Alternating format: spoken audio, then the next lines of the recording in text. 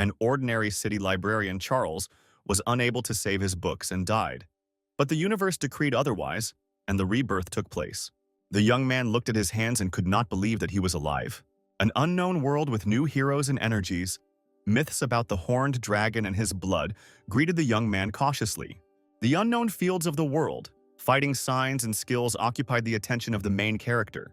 Transformation was the most valuable gift from the planet to the deceased teacher, who gave his life to save the book collection of the educational library.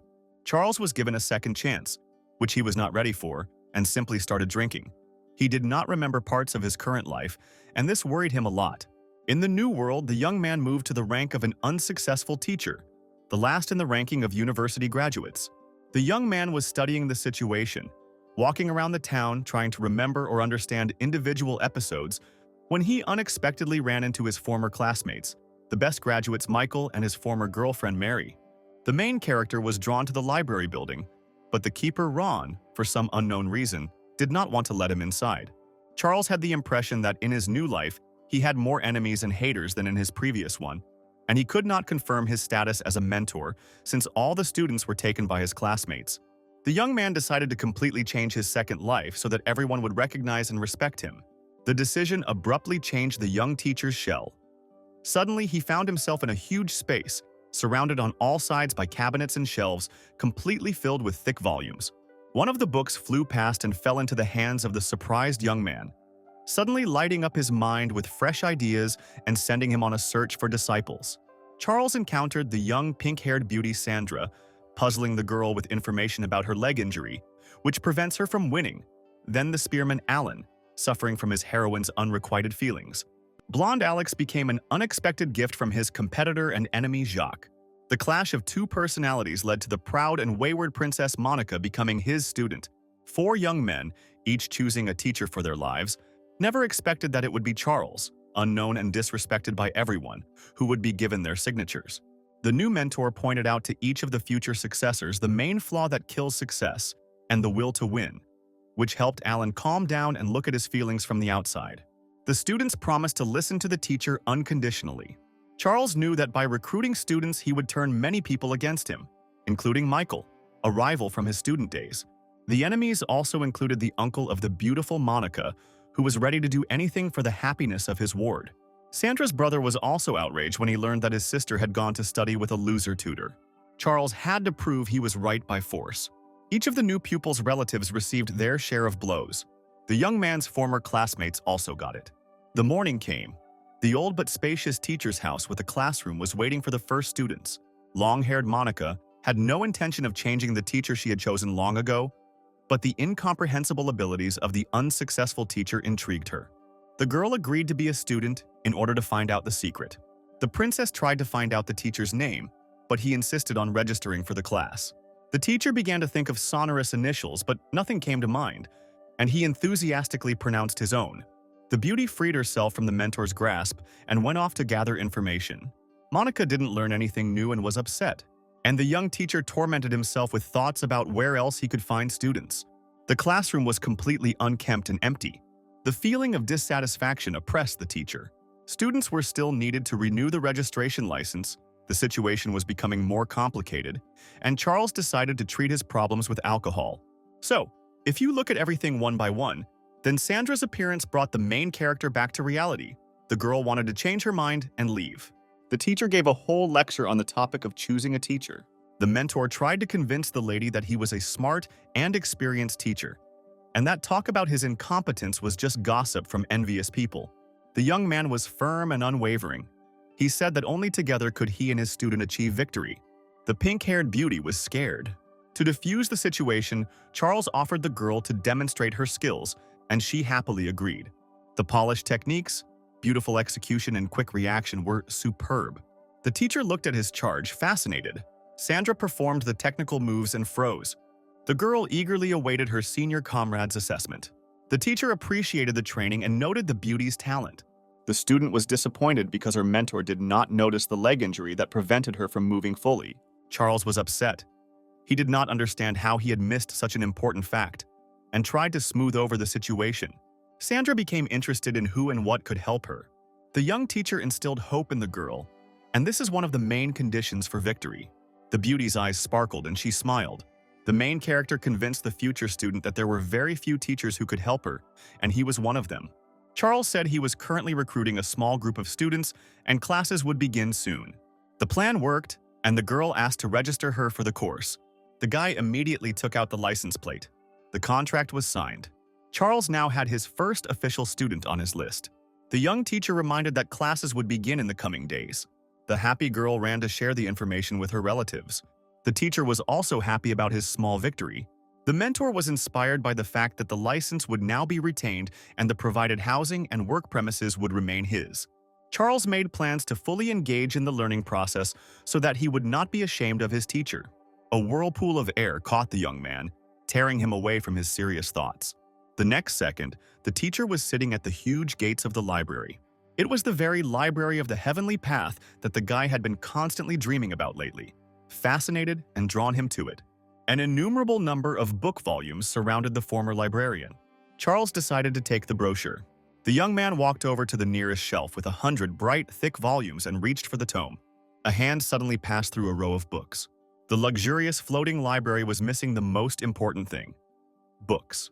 Returning to reality, the young man walked home and wondered if there could be any use for a heavenly repository of non-existent tomes. The new information tired Charles and he went to have a snack. It was not possible to reach the canteen calmly. Another former classmate, now a teacher with a high rating, Jacques, was on his way to meet. The colleague and a group of his newly recruited students greeted the loser with laughter and mockery. A classmate told the younger generation about his friend's 0 rating and had a great time.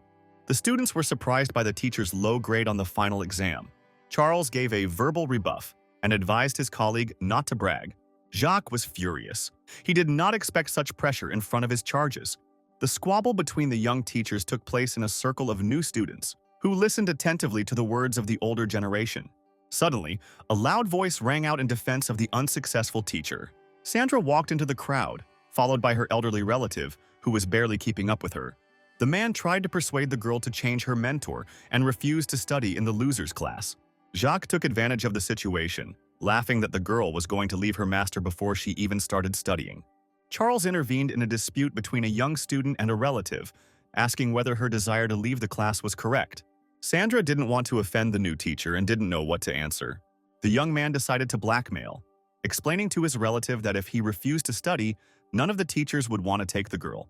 The main character was afraid of missing his only chance and tried to persuade the couple to change their minds. The malicious Jacques intervened in the conversation, declaring that he would be happy to take the girl to study with him. The young men had a quarrel and decided to hold an open competition among themselves to attract students. Jacques was confident in his abilities. Charles had no choice but to agree, so as not to lose his only ward. Students and teachers gathered in the schoolyard to watch the rare spectacle. According to the university rules, teachers had to exchange students and, after the test, show them the shortest path to progress. A little nervously, Sandra was the first to show her skills. The girl's blow was powerful enough to show the strength examiner on the screen, but the execution was lacking. Jacques assessed the student's strength and endurance and suggested the presence of an old leg injury, which was preventing her from improving her results. Charles was shocked. He did not understand how his opponent had easily completed the task. Having secluded himself with the pink-haired beauty, the new teacher gave her some tactical advice. The students watched in amazement as the girl's strike results doubled. A blonde guy named Alex, Jacques' student, approached the former librarian. The young mentor stopped the competition. He was trying to stall for time. The opponent and his protege stood in bewilderment. Charles decided to clarify his benefit from this dispute, since the option of reward in case of his victory had not been discussed in advance. The enemy stood in bewilderment and confusion. He did not even consider the thought of losing. Confident Jacques easily agreed to hand over his student, who tried to resist. The answer satisfied Charles and the competition continued. The blonde was inimitable. His movements and blows were precise and fast. The blow to the testing stone was swift. The unsuccessful teacher was confused. He did not know what to say and how to evaluate the student, realizing that his 0 rating was absolutely justified. Gradually, everything calmed down in Charles's mind, and the heavenly library floated before his eyes. One of the flying books landed right into the teacher's hands. The student's name was engraved on the cover. The main character instantly mastered the flow of information. Now he knew everything about his ward. The book fully described all the strengths and weaknesses of its hero. Charles replayed Alex's punch in his head again. The teacher understood the meaning and purpose of the Heavenly Library, which assessed a person and wrote down a detailed description with recommendations for eliminating existing flaws and problems. Only now did the former librarian appreciate what a gift life had given him. Charles was prevented from telling about his shortcomings by the laughter of his competitor, who could not believe in a loser. The other students supported their teacher with loud laughter. The young man refused to participate in the competition if they would not listen to him. The young man said that in that case, the result of the dispute would be cancelled. Shouts of support from the crowd diffused the situation. Charles suggested that the young man work with his left hand. Alex was the most surprised by the advice. Jacques smiled, celebrating the upcoming victory. The pupil gathered his strength and performed the strike. The control screen went dark, then showed a stunning result, exceeding the previous one by tens of times. The blonde's teacher looked at the numbers in complete amazement. All the spectators stood with the same look. They were very surprised. The student did not expect such power from his left hand. He had never used his left hand in combat. The competition ended with the librarian winning. Charles pulled out a second registration badge. For registration, blood from the future pupil was needed. Alex couldn't believe that he was simply given to someone else, because he had spent a long time choosing his mentor and preparing for his studies. The crowd began to disperse to their own affairs. Jacques grumbled and threatened to take revenge on his colleague. The agreement on the student's transfer to another class was ready for execution. The blonde had no choice but to confirm what had happened. Registration completed successfully. The entire university courtyard discussed the results of the competition. From class to class, from group to group, the rumors about the phenomenal abilities of the unsuccessful teacher spread. The beautiful Monica, who was sitting on the bench, was interested in the result of the fight. Deciding that it was just luck, the young student decided to conduct an investigation herself. Everyone around was talking about Alex's new strength figures. The princess decided to personally visit the teacher and find out how he managed to achieve such results and give her advice on how to improve her performance as well. Charles enjoyed the opening of the school and did not expect any guests. Monica behaved irritably and impudently from the doorway, which the librarian did not like at all. The teacher refused to listen to the girl and give recommendations. The mentor immediately didn't like the beauty's rudeness. The refusal enraged the girl even more. In exchange for information, Charles offered a place in his class, causing Monica to think. Two friends, who overheard the entire conversation from the street, were extremely surprised. The girls raced to tell Monica's relatives that she was planning to change teachers. The librarian pretended that he wasn't going to persuade the beauty if she didn't want to enroll in his class. The princess was completely enraged by the behavior of the new teacher, but she did not show it. The clash of the two elements continued. Charles continued to test the girl's patience. He offered to completely clean the school premises in exchange for registration. Monica had no choice but to agree. The mentor quietly celebrated his victory over the seething character of his new pupil. The girl took on the difficult task, as there was a lot of dust and dirt everywhere. A fire was boiling in the beauty's soul, and she promised to take revenge on the teacher. After a few hours, everything in the house was sparkling. Everything was clean and tidy. Charles was pleased and offered to sign the registration. The girl already dreamed of quickly becoming strong and destroying the self-confident teacher. The mentor invited Monica to show her skills. The girl happily responded to the request. The young man carefully studied the tactics of his new ward. The flow of the heavenly path has captured its master again. Charles stood in the middle of the library room and waited. The book with Monica's name was ready. The brochure described positive and negative traits, fighting style, and mistakes. The mentor studied the volume from beginning to end. Finally, the teacher came across the necessary information, revealing the girl's characteristics. While awaiting sentencing, the princess practiced her punches on the screen. The teacher praised the girl, saying that her strength was worthy of a lord's daughter. Monica asked to point out her shortcomings, hiding behind her back a crystal that records information. The girl hoped to use the magical recording against the teacher. The teacher's answer was stunning. The beauty couldn't believe it. According to the librarian, the lord's daughter was ill, which she categorically denied. The conversation dragged on, everyone insisting on their own. Monica insisted that she was perfectly fine. Charles reminded the student of the pain points that must often bother her. The teacher kept silent about the girl's less-than-angelic character and constant irritability. What was said shocked the student. Her teacher turned out to be right. The mentor was jubilant. He managed to tame Monica's tough temper. The pupil became thoughtful and asked if there was a solution to her problem. The teacher's experience grew in the girl's eyes instantly. She began to believe everything that was said and promised to come to classes. During the lessons, the mentor promised to teach her how to cope with her shortcomings. The information received was not for wide distribution, and the librarian reminded about the recording of the conversation. Monica was surprised by the teacher's knowledge. She did not want to reveal her secret and broke the crystal. The girl began to trust her mentor more and more. The teacher went to training, reminding the student once again about attending classes. Suddenly, an angry man appeared in the distance. It turned out to be Monica's uncle, who was extremely unhappy with the change of teacher and was eager to sort things out. The beauty was surprised by the sudden appearance of her relative and his mood. The uncle tried to convince the young man to exclude the girl from the lists, threatening to get the teacher fired. Monica's words discouraged him. She admitted that she had chosen the new teacher herself. The Lord's daughter insisted on her choice. The family quarrel was escalating. No one wanted to give in. The girl's relative was furious. The man did not calm down. He ordered his ward to be released and threatened to kill the teacher. Monica tried her best to calm her angry uncle. The girl took her relative by the hand and led him home. She had already begun to fear for her mentor, knowing the character of her relatives. The young man didn't understand anything. He was simply recruiting students. Where did such hatred from those around him come from? At this time, two of the teenager's friends were walking past the fence of Charles's school, talking loudly. The guy with the spear was clearly upset. He was denied enrollment in a class and had to wait for the next intake. The interlocutor tried to calm him down.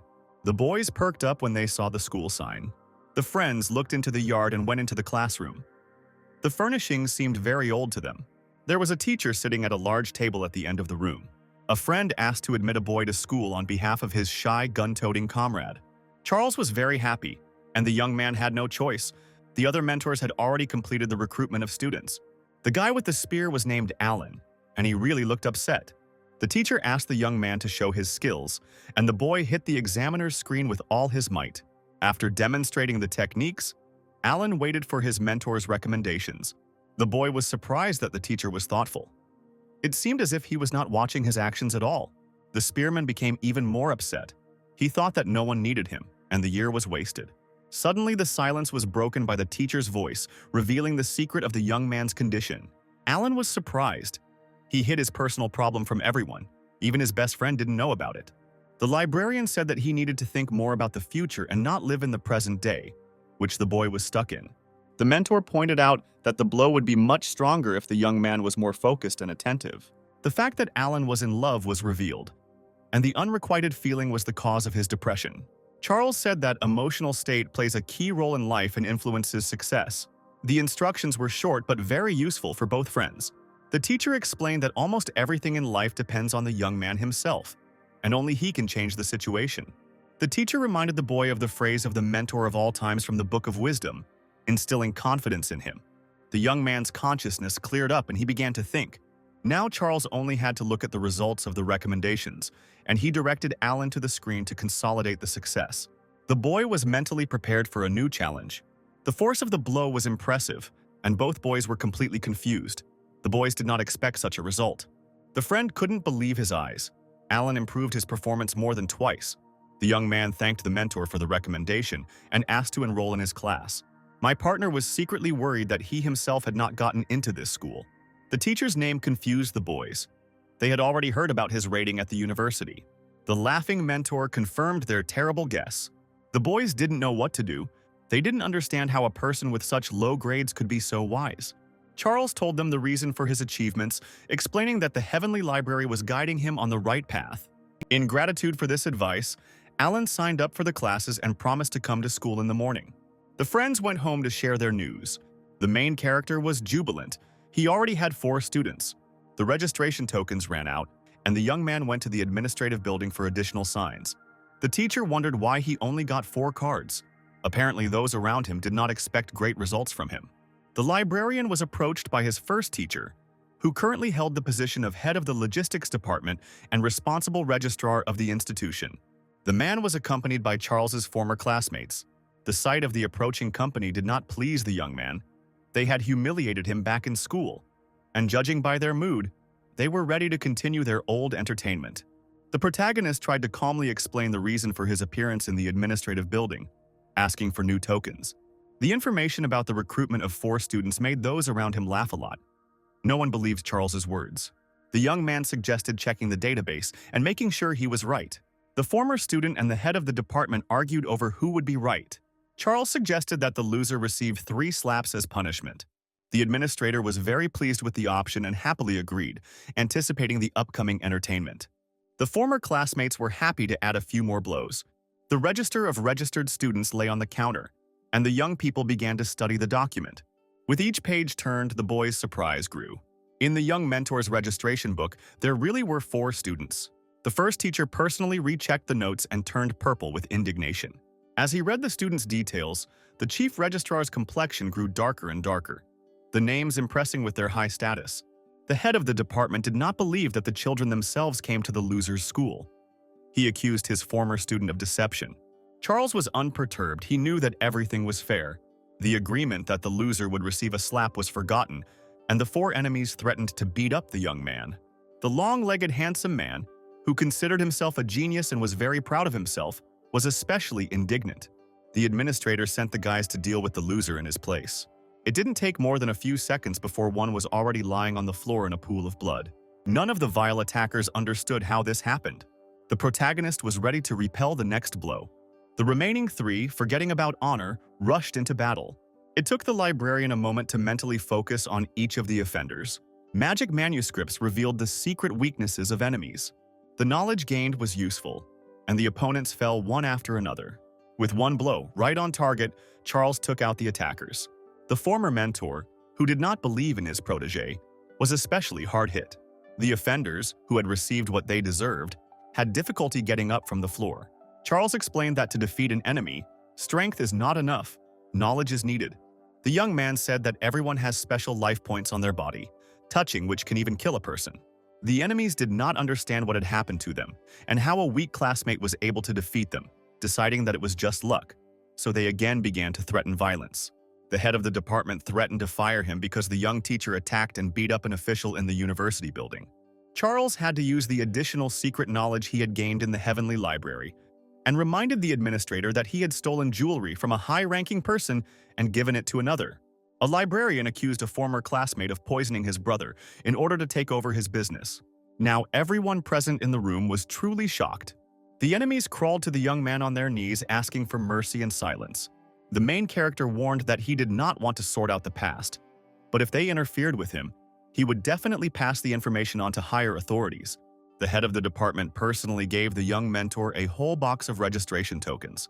Satisfied, Charles went to his school. The young man mentally thanked the library of the heavenly path, which once again saved his honor and life.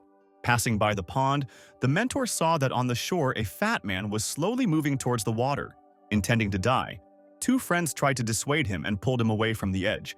The forces were unequal. The overweight teenager dragged his friends into the water. They could not cope with him. One of the friends grabbed hold of the other, and the chain moved confidently straight into the lake. The teacher did not want to interfere, but it was necessary to urgently rescue the rescuers. Now the fat man grabbed the mentor's leg and tried to continue his way to the water. He was upset and did not want to live. The delighted assistants raced to get away from their friend. Charles inquired about the reason for the boy's inappropriate behavior and learned that he had attended 10 schools and all the teachers had refused to register the boy. A conversation with an unknown mentor distracted the poor fellow from his stupid thoughts. The teacher suggested showing his skills and abilities. John, as the fat man was called, happily agreed. The guy's special feature was his stamina and endurance. He did not feel pain and had great strength, so he could boldly break bricks on his head and body.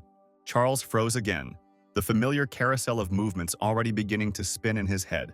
"Hello, library," thought the teacher, and began to wait for the treasured volume. The information from the book surprised the master. The young teacher learned that on the planet, everyone is born in a certain state. There are several classes of fighters and blood characteristics. The strength, skills, and abilities of the hero depend on this. Every fighter is born with certain skills. The magic crystal fighter is cold and calm as ice. The firefighter possesses the power of his element, is strong and fearless. The chief fighter is universal and has enormous energy, making them virtually invincible. In addition to the fighter's status, the fluid that flows through a person's vessels plays a big role. The blood can be ancient or new. This is one level. Of particular importance are hereditary and variable blood. This is the next step. The most powerful, invincible, and weapon-resistant blood type is a special type of ancient blood called the blood of the horned dragon, one of the best in terms of protection. And it was this blood that flowed through John's body. The teacher's eyes were shining with joy. Such a student is definitely needed on the team. The teacher suggested that the boy enroll in classes at the school. John couldn't believe his luck. It was necessary to draw up an agreement for registering a new student. The young man did not believe that he would study too. Charles's conversation with the student was interrupted by a phrase from a former classmate, now a successful teacher, Michael, walking along the alley along the shore with a young teacher, Mary, a former girlfriend of the librarian, and calling the couple standing there a dump with garbage. The girl looked closely at her old acquaintance. Charles and John were offended by this comparison. In the presence of a beautiful girl, the teacher behaved very demonstratively and rudely, trying to make a good impression on his companion. Charles did not remain in debt and parried his colleague's attack, saying that the unpleasant smell appeared only when new arrivals arrived. Michael was angry. He did not expect such a rebuff from the loser, and his companion appreciated the successful joke of her friend. The fight did not take place. The opponents resorted to verbal altercation. John heard a lot of unpleasant things about himself, although he had done nothing bad to Michael, and learned that he had ended up in the class of the most unlucky teacher. Charles was protective of his new student and his status. The arrogant teacher suggested that the girl quickly leave the interlocutors so as not to ruin her reputation, which the lady did not like at all. Mary approached her former friend, smiled and tried to support him, saying that she believed in his success. He just needed to not give up and work constantly. The young man thanked him for the advice and said that his new student was simply underestimated. In fact, he was a real fighter. Michael tried to object, but the young teacher wanted to continue the walk without her annoying companion, which greatly upset him. Left without a witness, both mentors began to sort things out. John took advantage of the situation and tried to escape from the loser teacher before he could register. The escape failed. Charles reminded the teenager where the school was and that classes would start the next day. The mentor has completed the process of registering a new student. The student hoped that if he missed classes, he would be expelled, to which the new teacher politely promised to drown him in the very pond with frogs, where the young man had so recently been heading. Only in the evening did the main character get home. Charles promised himself that he would become the best mentor for his students, but he doubted his own strength and experience. Classes will start the next day, and the teacher decided to systematize and repeat his knowledge. One of the teachings was the principle of 9 paths, which everyone studied and applied in training from childhood to old age. The protagonist's rank was low and remained at level 3 after his final exams, unlike the other teachers, which made him think about getting promoted. Charles decided to take advantage of the free evening and went to the main university temple of knowledge. The young mentor decided to combine the knowledge of 2 libraries, including the heavenly one. Ron, the library's keeper, sat on the threshold. The elder was very displeased with the visit of the late guest. The young teacher asked to be allowed to study books on martial arts. The university library was very large and contained hundreds of thousands of volumes. Charles found the right section and began leafing through the brochures one by one. The heavenly repository appeared in his head again. The new tome revealed a huge number of shortcomings of the most important combat skill. The young man was puzzled. The teacher looked through ancient manuscripts and modern theories. Charles tried to find a system that would help him correct the shortcomings of the teachings and help him choose the best ones. The bookshelves stood in dense, endless rows. The librarian could read an entire volume with one glance, identifying the most important points. The mountains of studied material grew with every minute. Time flew by unnoticed. The tired but pleased with himself young man left the building. The keeper was dissatisfied and surprised. He did not understand what the young man was doing in the library for so long, if he only moved books and did not make any notes. It was deep night when the teacher reached his workplace. The teacher tried to understand how the heavenly path could be used to change the system and fix the problems. The mentor was again transported to the ghostly book depository. The volumes studied by the young man flew in a circle, creating a single carousel. A large brochure fell into the boy's hands. Charles was amazed. All the information received that evening was systematized in a certain order, indicating shortcomings and describing recommendations for improvement. The book was a completely new teaching, previously unknown to anyone. The young man decided to call the new style the Heavenly Path, and this name immediately appeared on the cover. The next step was to understand the meaning and provisions of the concept. It seemed as if knowledge itself penetrated deep into the body. The The mentor focused completely on the theory and felt himself beginning to transform. Charles felt that his level of knowledge and protection, that is, his rank, had jumped from an average third to a high fifth. The young man tried to understand how perestroika happened. The young teacher realized that all the books he had studied in the evening, which were part of the generally accepted system, were concentrated into one, combining the best and correcting the shortcomings. The rules of life were such that in the existing teaching, there were 3 levels of chi energy, each including 5 levels and 4 sublevels. Charles realized that he had reached the highest level. It was necessary to check his guesses, and the teacher went to the power screen. The examination stone was ready to take the test. Gathering his energy, the young man made a throw. The force of the blow was extremely powerful. Not believing the result, the librarian doubted the equipment was working properly. Charles was a little scared by his new possibilities. The young man stood near the screen and noticed a shadow flashing in the darkness. The teacher went around the corner of his house and hid. The masked stranger held a dagger in his hands and crept up to the entrance of the building. Hearing sounds behind him, the man looked back. Charles realized that he had been noticed and that the fighter had come to sort things out with the owner of the house, that is, with him, and decided to play along, also calling himself the enemy of the owner. The stranger was full of anger and promised to deal with the stubborn teacher. The stranger suggested that the guy join forces and attack together, casually mentioning his name. The volume from the Heavenly Library was immediately nearby.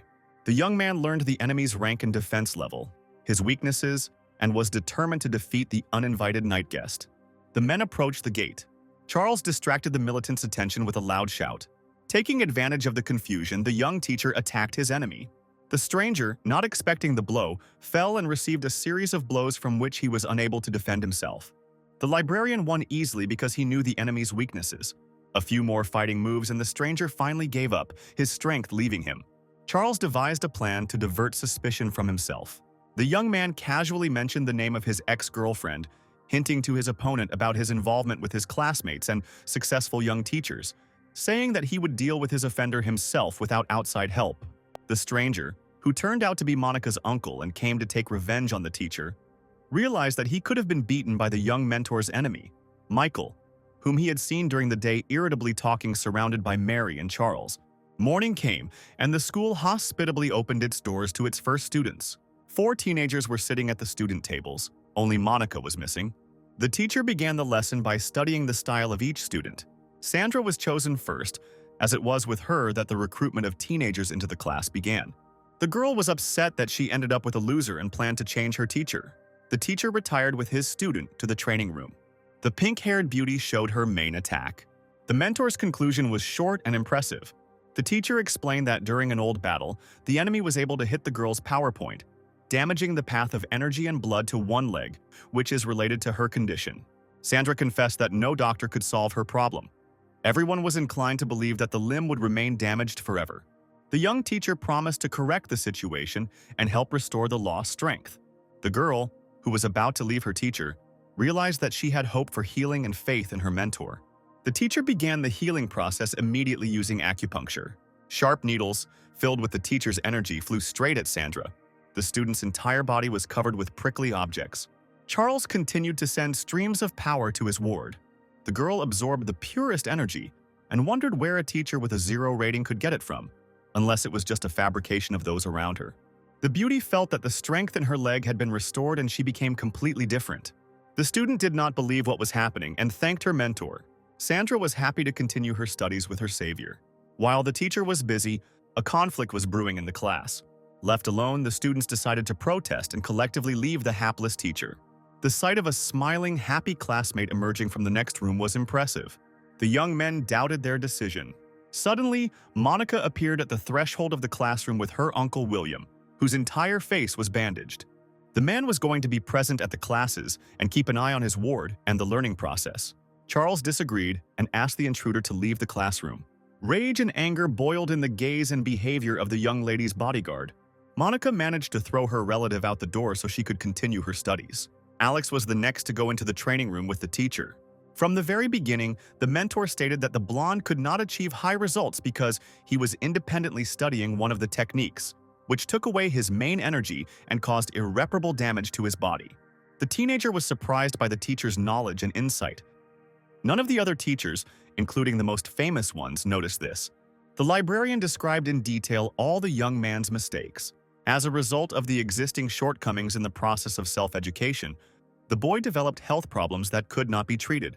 Charles addressed each problem and explained the ways to resolve it, indicating that only through this would healing occur. Inspired by new knowledge, the student was ready to continue his studies and listen to his mentor without question. The teacher promised to help me overcome my shortcomings and master new techniques. Another delighted student was on the librarian's team. The two remaining guys looked hopefully at Alex as he left the hall. The first phrases shocked the young men. The blonde had no intention of leaving school and steadfastly defended the teacher. Monica was third on the list of students tested. Charles revealed to the girl the secret of birth and possession of great life energy, promising to choose for her an individual style, taking into account her inner strength and to cope with the existing disease.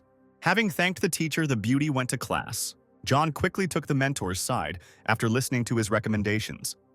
He had already managed to study the literature given by the teacher and did not know how to thank fate for meeting him. The fighting spirit of the young spearman was also broken instantly, as soon as the conversation turned to Alan's abilities and the possibility of changing his relationship with the stranger. All the students were eager to learn new knowledge and skills, and Charles continued the lesson. An unexpected kick knocked down the classroom door. The pupils looked around to see what had happened. A tall, stately young man stood on the threshold looking aggressive. It turned out that it was Sandra's older brother, a fourth-rank fighter. The teacher asked the imposter not to interfere with the lessons and to leave the school.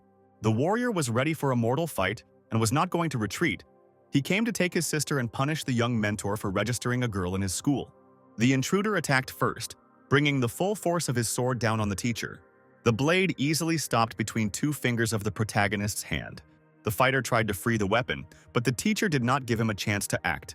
He held the blade firmly and with one movement of his hand sent the bully out of the gate. Uncle William heard the noise of the battle, looking out from behind the front door and rejoicing that the mentor would finally be punished. The warrior landed on the slightly opened door, crushing Monica's relative standing behind it. Groans and angry cries did not prevent the main character from continuing his lessons. The teacher easily dealt with the attacker, demonstrating his true strength. The students were shocked.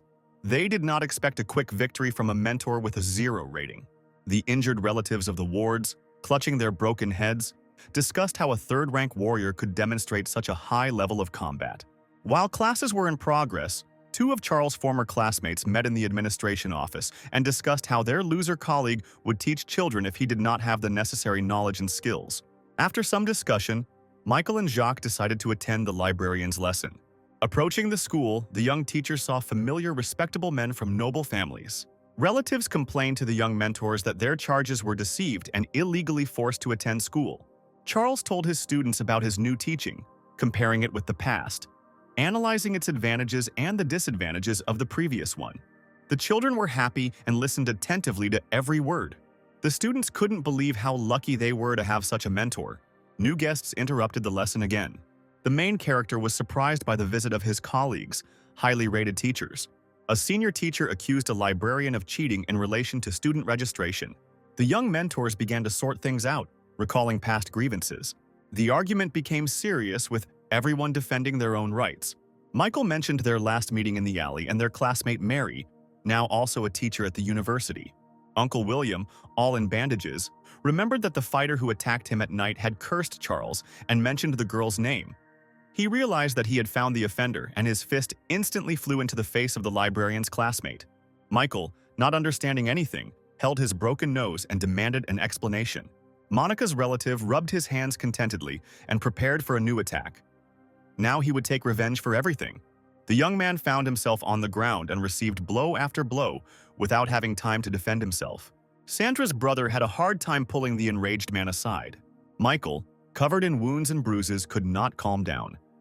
He did not understand why he was brutally beaten and what happened to the honorable citizen. The strangers left the school grounds. The classes ended and the satisfied students went home. Now they knew for sure that their teacher was the best. Monica asked her uncle what happened and why he beat the other mentor so badly. Sandra said goodbye to the teacher and also went to rest. Outside the school gates, the brother grabbed the girl by the hand and forcibly took her home. The man told his sister that she would no longer be studying in that class. The girl was surprised and upset by her brother's words. She happily waited for the next day to come to classes again. Humiliated and beaten, Michael walked with his friend to the office and plotted revenge. The boys could not understand the reason for William's anger. The classmates blamed Charles for everything, and each went their separate ways. A scandal awaited Sandra at home. The angry father scolded the girl and insisted that she leave the school of the hapless teacher. The head of the family promised to transfer the girl to another class. Numerous relatives supported their fellow and reproached the ward, who desperately and hopelessly tried to protect her mentor. The relatives did not calm down, not paying attention to the child's words. Sandra couldn't stand the pressure and forced everyone to shut up with her scream. The father told the girl that if she returned to school without his consent, he would not let her into the house again. Realizing that words were useless, the pink-haired beauty decided to show her strength in action by approaching the home power column. The double-legged kick broke all screen records. The relatives froze in amazement. They saw with their own eyes that the girl was healed and full of strength. The head of the family was the most surprised and delighted. He knew how many healers had tried to cure the child. The father began asking his daughter what they were doing in class, what they were studying, and gave Sandra advice not to leave the teacher. The day was hard for Charles. In the evening, he decided to continue studying literature and went to the university library again. He wanted to become the best teacher for his students, and for this he needed knowledge. Guardian Ron sat in his previous place and did not allow the young man to enter. The elder immediately let Mary, who had approached the library, into the hall. The young teacher was indignant because he also came for knowledge. The ex-girlfriend unexpectedly supported her colleague, and the guard had no choice but to let both visitors in. Paying no attention to his intercessor, Charles hurried to the books. The teacher did not expect such a zeal for knowledge. She hoped to communicate with the young man. The young mentor realized that there might not be a next time, so he had to have time to study all the available literature. Seeing her colleague engrossed in the volumes, Mary was tormented by the question of why the custodian did not want to let the teacher into the library. The girl decided to keep an eye on Charles and find out what he was planning to do here. The young man enthusiastically leafed through book after book, not paying attention to those around him and not noticing anything. It was night, and visitors did not leave the book depository building. Mary, not seeing anything reprehensible, also began to read. After analyzing the information obtained from the manuscripts, Charles realized that he had found a training method for Monica. The young man was surprised that several hours had passed, and his classmate had not yet left the reading room. On the way out, Ron stopped the young teacher. He didn't like the fact that Charles was just moving books around without delving into the essence and without taking notes. He didn't know that it took the young man just a few seconds to master the material. The elder was indignant, accusing the boy of laziness. The main character said goodbye and said that he would not return, since he had mastered all the literature available there. Mary, who came out after him, stopped the teacher. The girl wanted to test her colleague, who had not paid attention to her the whole evening, and asked him to explain an ancient recipe, deliberately changing the text. The main character pointed out the mistakes made by the teacher and the place where the necessary information could be read. The former classmate was extremely surprised. The answer was correct. Ron, who heard the young people's conversation, also decided to examine the young man. In response to the keeper's question, Charles not only gave a complete answer, but also expressed his own interpretation and drew conclusions. The test was passed with flying colors, and the young teacher breathed a sigh of relief. The custodian, who did not believe the accuracy of the young teacher's answer, went with the girl to the reading room to find the necessary volumes and make sure that the young man was right. The information he found completely shocked the elder. Mary caught up with her colleague and, as compensation for his mistrust, invited him to dinner. Hungry Charles couldn't resist the girl's offer. The classmates walked along the bamboo alleys to the city.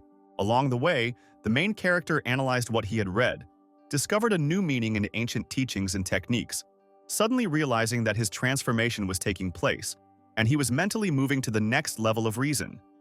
Mary also noticed the change in the young man. There was a beautiful restaurant in the center of the town, and the girl wanted to bring her colleague there. Charles was surprised. He had never been to such places. The couple who came in for dinner were seen by the young man's old enemies sitting at the table. Michael had repeatedly invited the beauty to his favorite establishment. She had always refused, and now she was going to the table with the loser.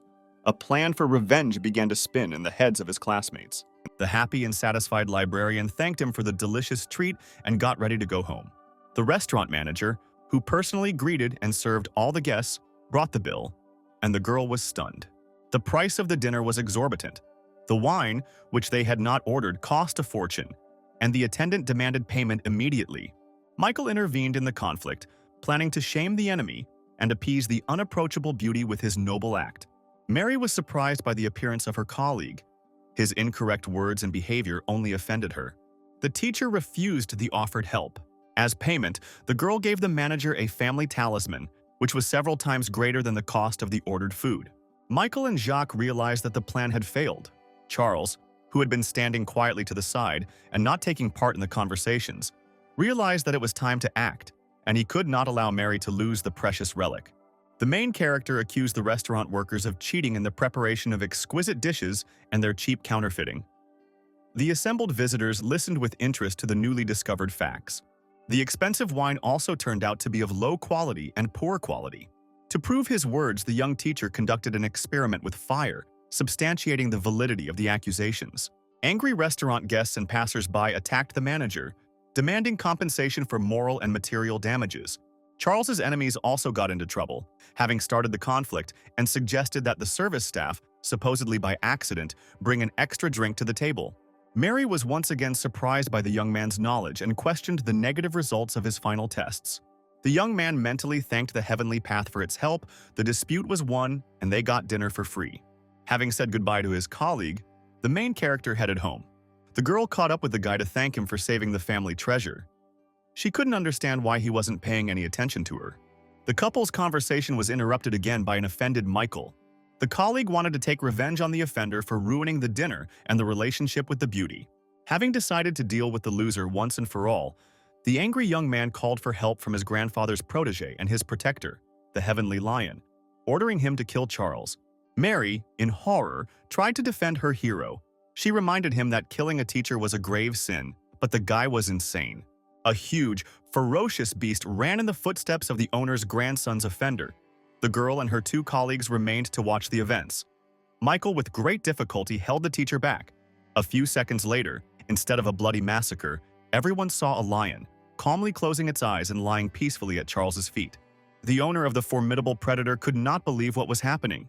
The beauty, realizing that she had become the cause of the showdown, no longer expected to see her former friend alive and could not understand how he dealt with the shaggy monster. At this time, the restaurant manager reported to Jack, the owner of the restaurant, about what had happened, trying to blame the people's mistrust and the bankruptcy of the establishment on the young, unknown teacher. The blow was deflected from him, and the owner of the establishment promised to find and destroy the offender.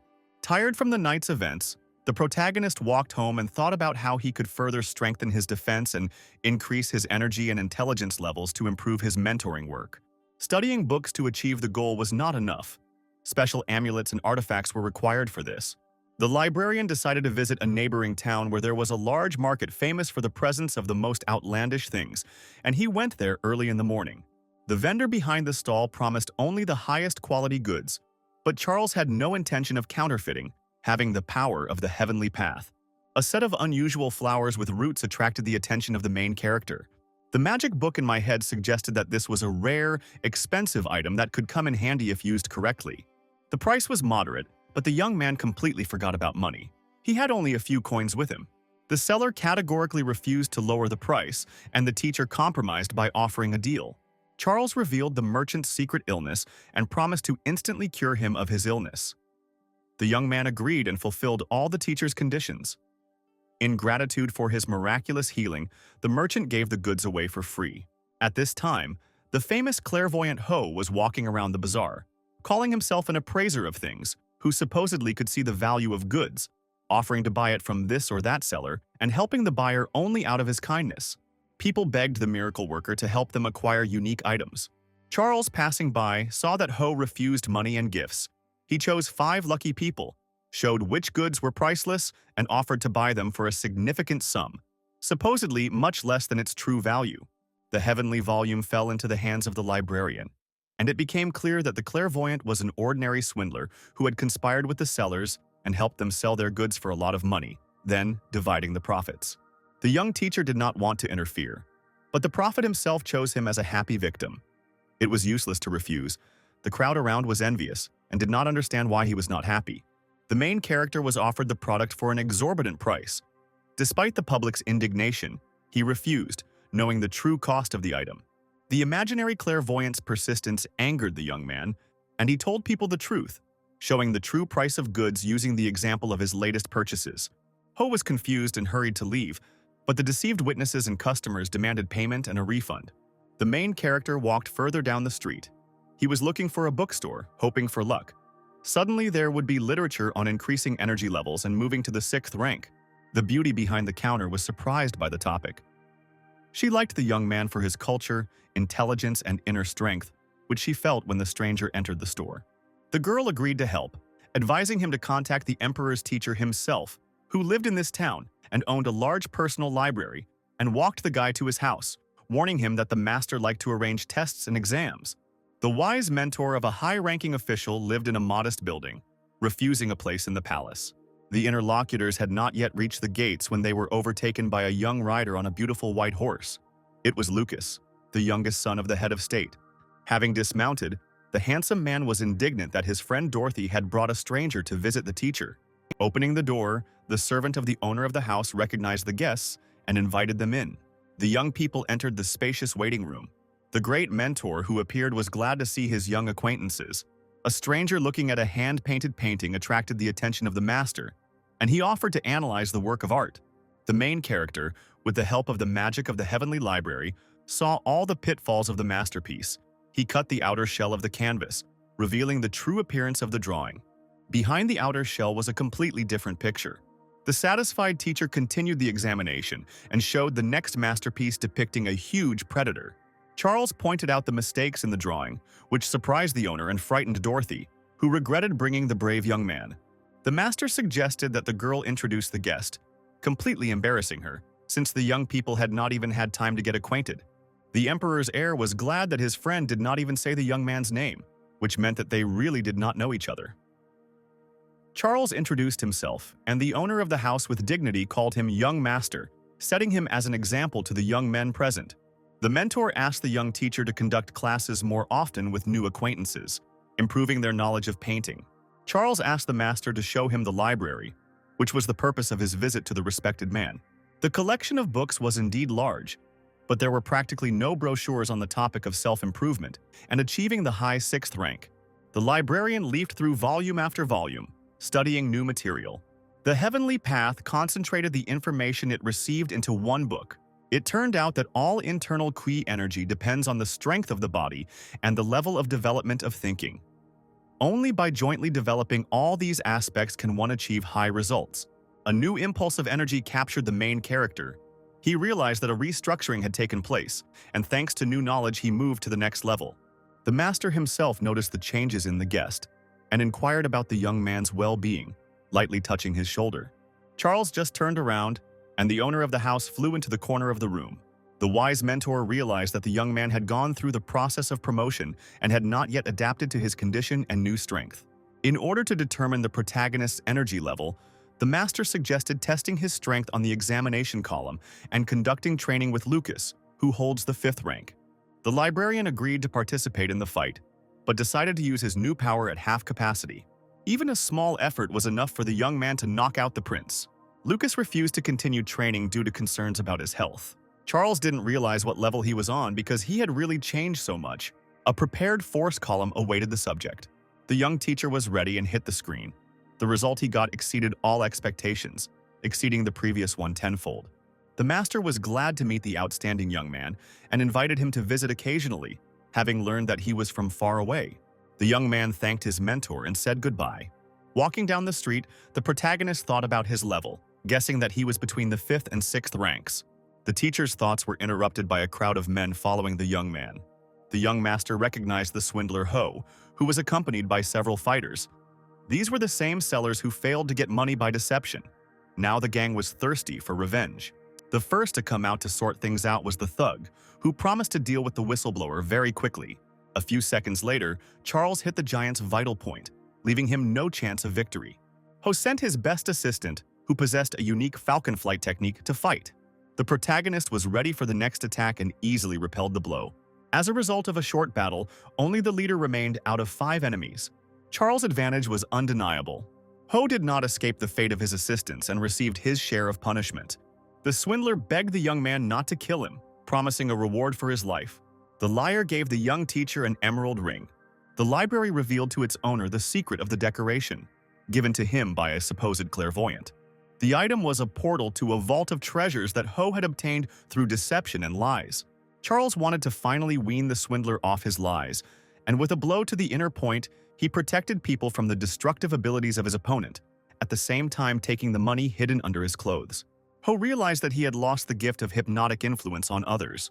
While Charles was traveling, improving himself and making new friends, his old enemy came to his grandfather, the director of the university, asking for help. Michael told the owner about the inadequate behavior of his predator, who did not listen to his grandson's order and did not protect him at the right moment. The young man asked a relative with high status for help in eliminating a competitor and driving him out of the city. He reported that his classmate Jacques was ready to write a complaint that his student was being forcibly kept in the school without giving him a choice. The grandson insisted on conducting an inspection of the unsuccessful teacher and his pupil. The grandfather was forced to agree and fulfill the request of his favorite. In the morning, Charles entered the gates of his native school. The young man was thoughtful and was making a plan for his next activities. Despite the early hour, all 5 students were in the classroom, waiting for their teacher. There were sparks in the pupils' eyes. They were glad that their teacher had returned. The first gift went to Monica. The teacher handed the girl a box with a bud and a root, explaining that she needed to prepare a decoction from this flower and take it according to the scheme in order to get rid of the congenital disease. All students received instructions with individual training plans, developed taking into account the skills and characteristics of each. The mentor allowed them to come up with a name for their tactics themselves, which particularly amazed the teenagers. It was the most valuable gift from the teacher. Before starting training, the students thanked the teacher. For a long time, Mary hesitated to meet Charles again and go to his school, not understanding why he himself did not show her signs of attention. The desire to see her former friend was stronger than her pride, and the girl went to visit. At the familiar gate, she met a man and was afraid for the young man. The brave girl asked the stranger who he was and what he was doing near the school. Monica's uncle, who was waiting for his charge at her direction, outside the school grounds, recognized the teacher. Having decided to take revenge for all the insults and wounds, William thought that he could easily deal with the beauty by attacking her. But the young lady turned out to be prepared, and the fight began. A satisfied Michael and his friend also went to the loser's school to report that the administration was calling him and his student for testing. The young men made plans for revenge and rejoiced in victory in advance. William's fight with the girl at the entrance gate made his colleagues stop. The man realized that the fight would not be as easy as expected. Mary knew the techniques and knew how to control her body. Michael rushed into battle to help his classmate. The battle between the men was fierce, with the young fighter taking the brunt. Monica's relative was angry. He was still weakened by previous battles and did not expect help from the girl, who took this as a special prank to attract her attention to the young man. William, having assessed the strength and fearing a simultaneous attack from several sides, retreated, finally knocking Michael out with one blow. Jacques tried to bring his injured friend back to his senses and support him. A disgruntled Charles appeared and asked what the uninvited guests were doing at the gates of his class. The loser's enemies informed him that the university administration had invited him and his student to the detector tower for immediate testing. The young teacher heard that there was a building where various checks were carried out, including monitoring the influence of the teacher on the will of the students, allowing one to find out their true relationship with each other, and to exclude the retention of a ward in the school against his will. The test subject was to be Alex, who had previously studied in Jacques' class. In the tower, while waiting for the inspection procedure, 2 elders of the school tried to understand what was happening and why Charles might have behaved inappropriately with the student. Mary went into the building with everyone else. She was very worried about the main character. She liked him. Jacques expressed his complaints to his opponent and asked for a trust level check. The university director announced the condition that the losing teacher would leave the city forever. Charles asked for the punishment to be increased by stripping the loser of his title of teacher and subjecting him to physical punishment in the form of lashes. The enemy agreed with the addition and was glad that all problems with his former loser colleague would be quickly resolved. The tower keeper invited the participants to the platform with a trust ball to conduct an exam. The ball automatically read the state, determined feelings, and the degree of trust between people. The first to come out were teacher Jacques and his former student Alex, whom he himself had given up after losing a bet to Charles. The young show-off was sure that the teenager would be on his side because he personally invited him and arranged for him to go to school. The examination screen was silent for a long time, then gave the result, which amazed everyone present. The student's level of trust was at a very low level. Charles was calm and ready for the challenge. The ball produced an instant result, recording record-high figures that even the most respected mentors had not achieved. While the losers were indignant, the tower elder assessed the result. The keeper of the trust ball saw the student's sincere look, his confidence and respect for the teacher. The appearance of a guest prevented the trust test from being concluded. The elders were surprised by the appearance of a high-ranking person. Sandra's father entered the tower, looking for his daughter's mentor. The young teacher was no less surprised than his older colleagues. Charles was even more surprised by the behavior of the man who knelt before him and asked to accept his son into the class. The university director was discouraged. The young man had already been studying at his school for several years. Charles's refusal shocked everyone. The elder suggested keeping the student if the transfer did not take place, especially since the young teacher was of a lower rank and less strong. The high-ranking official countered by saying that the young teacher was able to parry his son's sword strike with 2 fingers, indicating a high level of training. Alex was an eyewitness and confirmed what was said. Nobody believed what was happening. The heated argument of those present was interrupted by the visit of the next guest. The prince entered the tower and greeted Master Charles, whom he had been looking for when he stopped in the small town for the day. The emperor's son promised the director, who was outraged by the young teacher's high title, the death penalty if he continued his speech. The elder was frightened. He did not understand where the loser got such connections from. Sandra's father asked the mentor again to take his son into training. Charles was very tired of everything that was happening. He suggested that the results of the detector be announced and the sentence for the loser be confirmed. It turned out that this exam cannot revoke a teacher's license. A special document that has the right to do so is needed. The servant interrupted the summing up for the 3rd time and announced the arrival of the next guest. A smiling Dorothy walked through the door, having decided to stop by to see a new acquaintance on the way, and who, in addition to working in a bookstore, turned out to be an assistant to the chief secretary, having arrived in town on business matters. The girl greeted the young master and the others present. It turned out that the position of the young lady allowed her to prepare a document revoking the license. Everything worked out well for Charles, who told the new guests about what was happening in the tower. Jacques was devastated. He understood that without the status of a teacher, he was of no use to anyone. Mary could not understand how such a respected person and competent teacher failed the final exam, received a negative grade, a low level, and a negative review. The prince and his young friend confirmed that the rank of the young master exceeded the level of everyone present.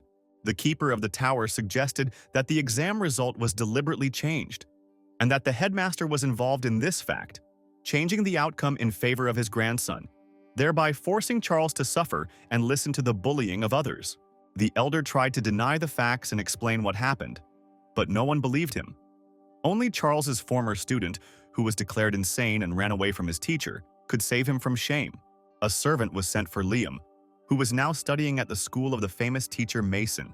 The student arrived promptly and was ready to answer all questions. The director began to ask the guy about his previous mentor and everything that happened. Charles confirmed the young man's words about his teaching methods, which led to Liam losing his mind.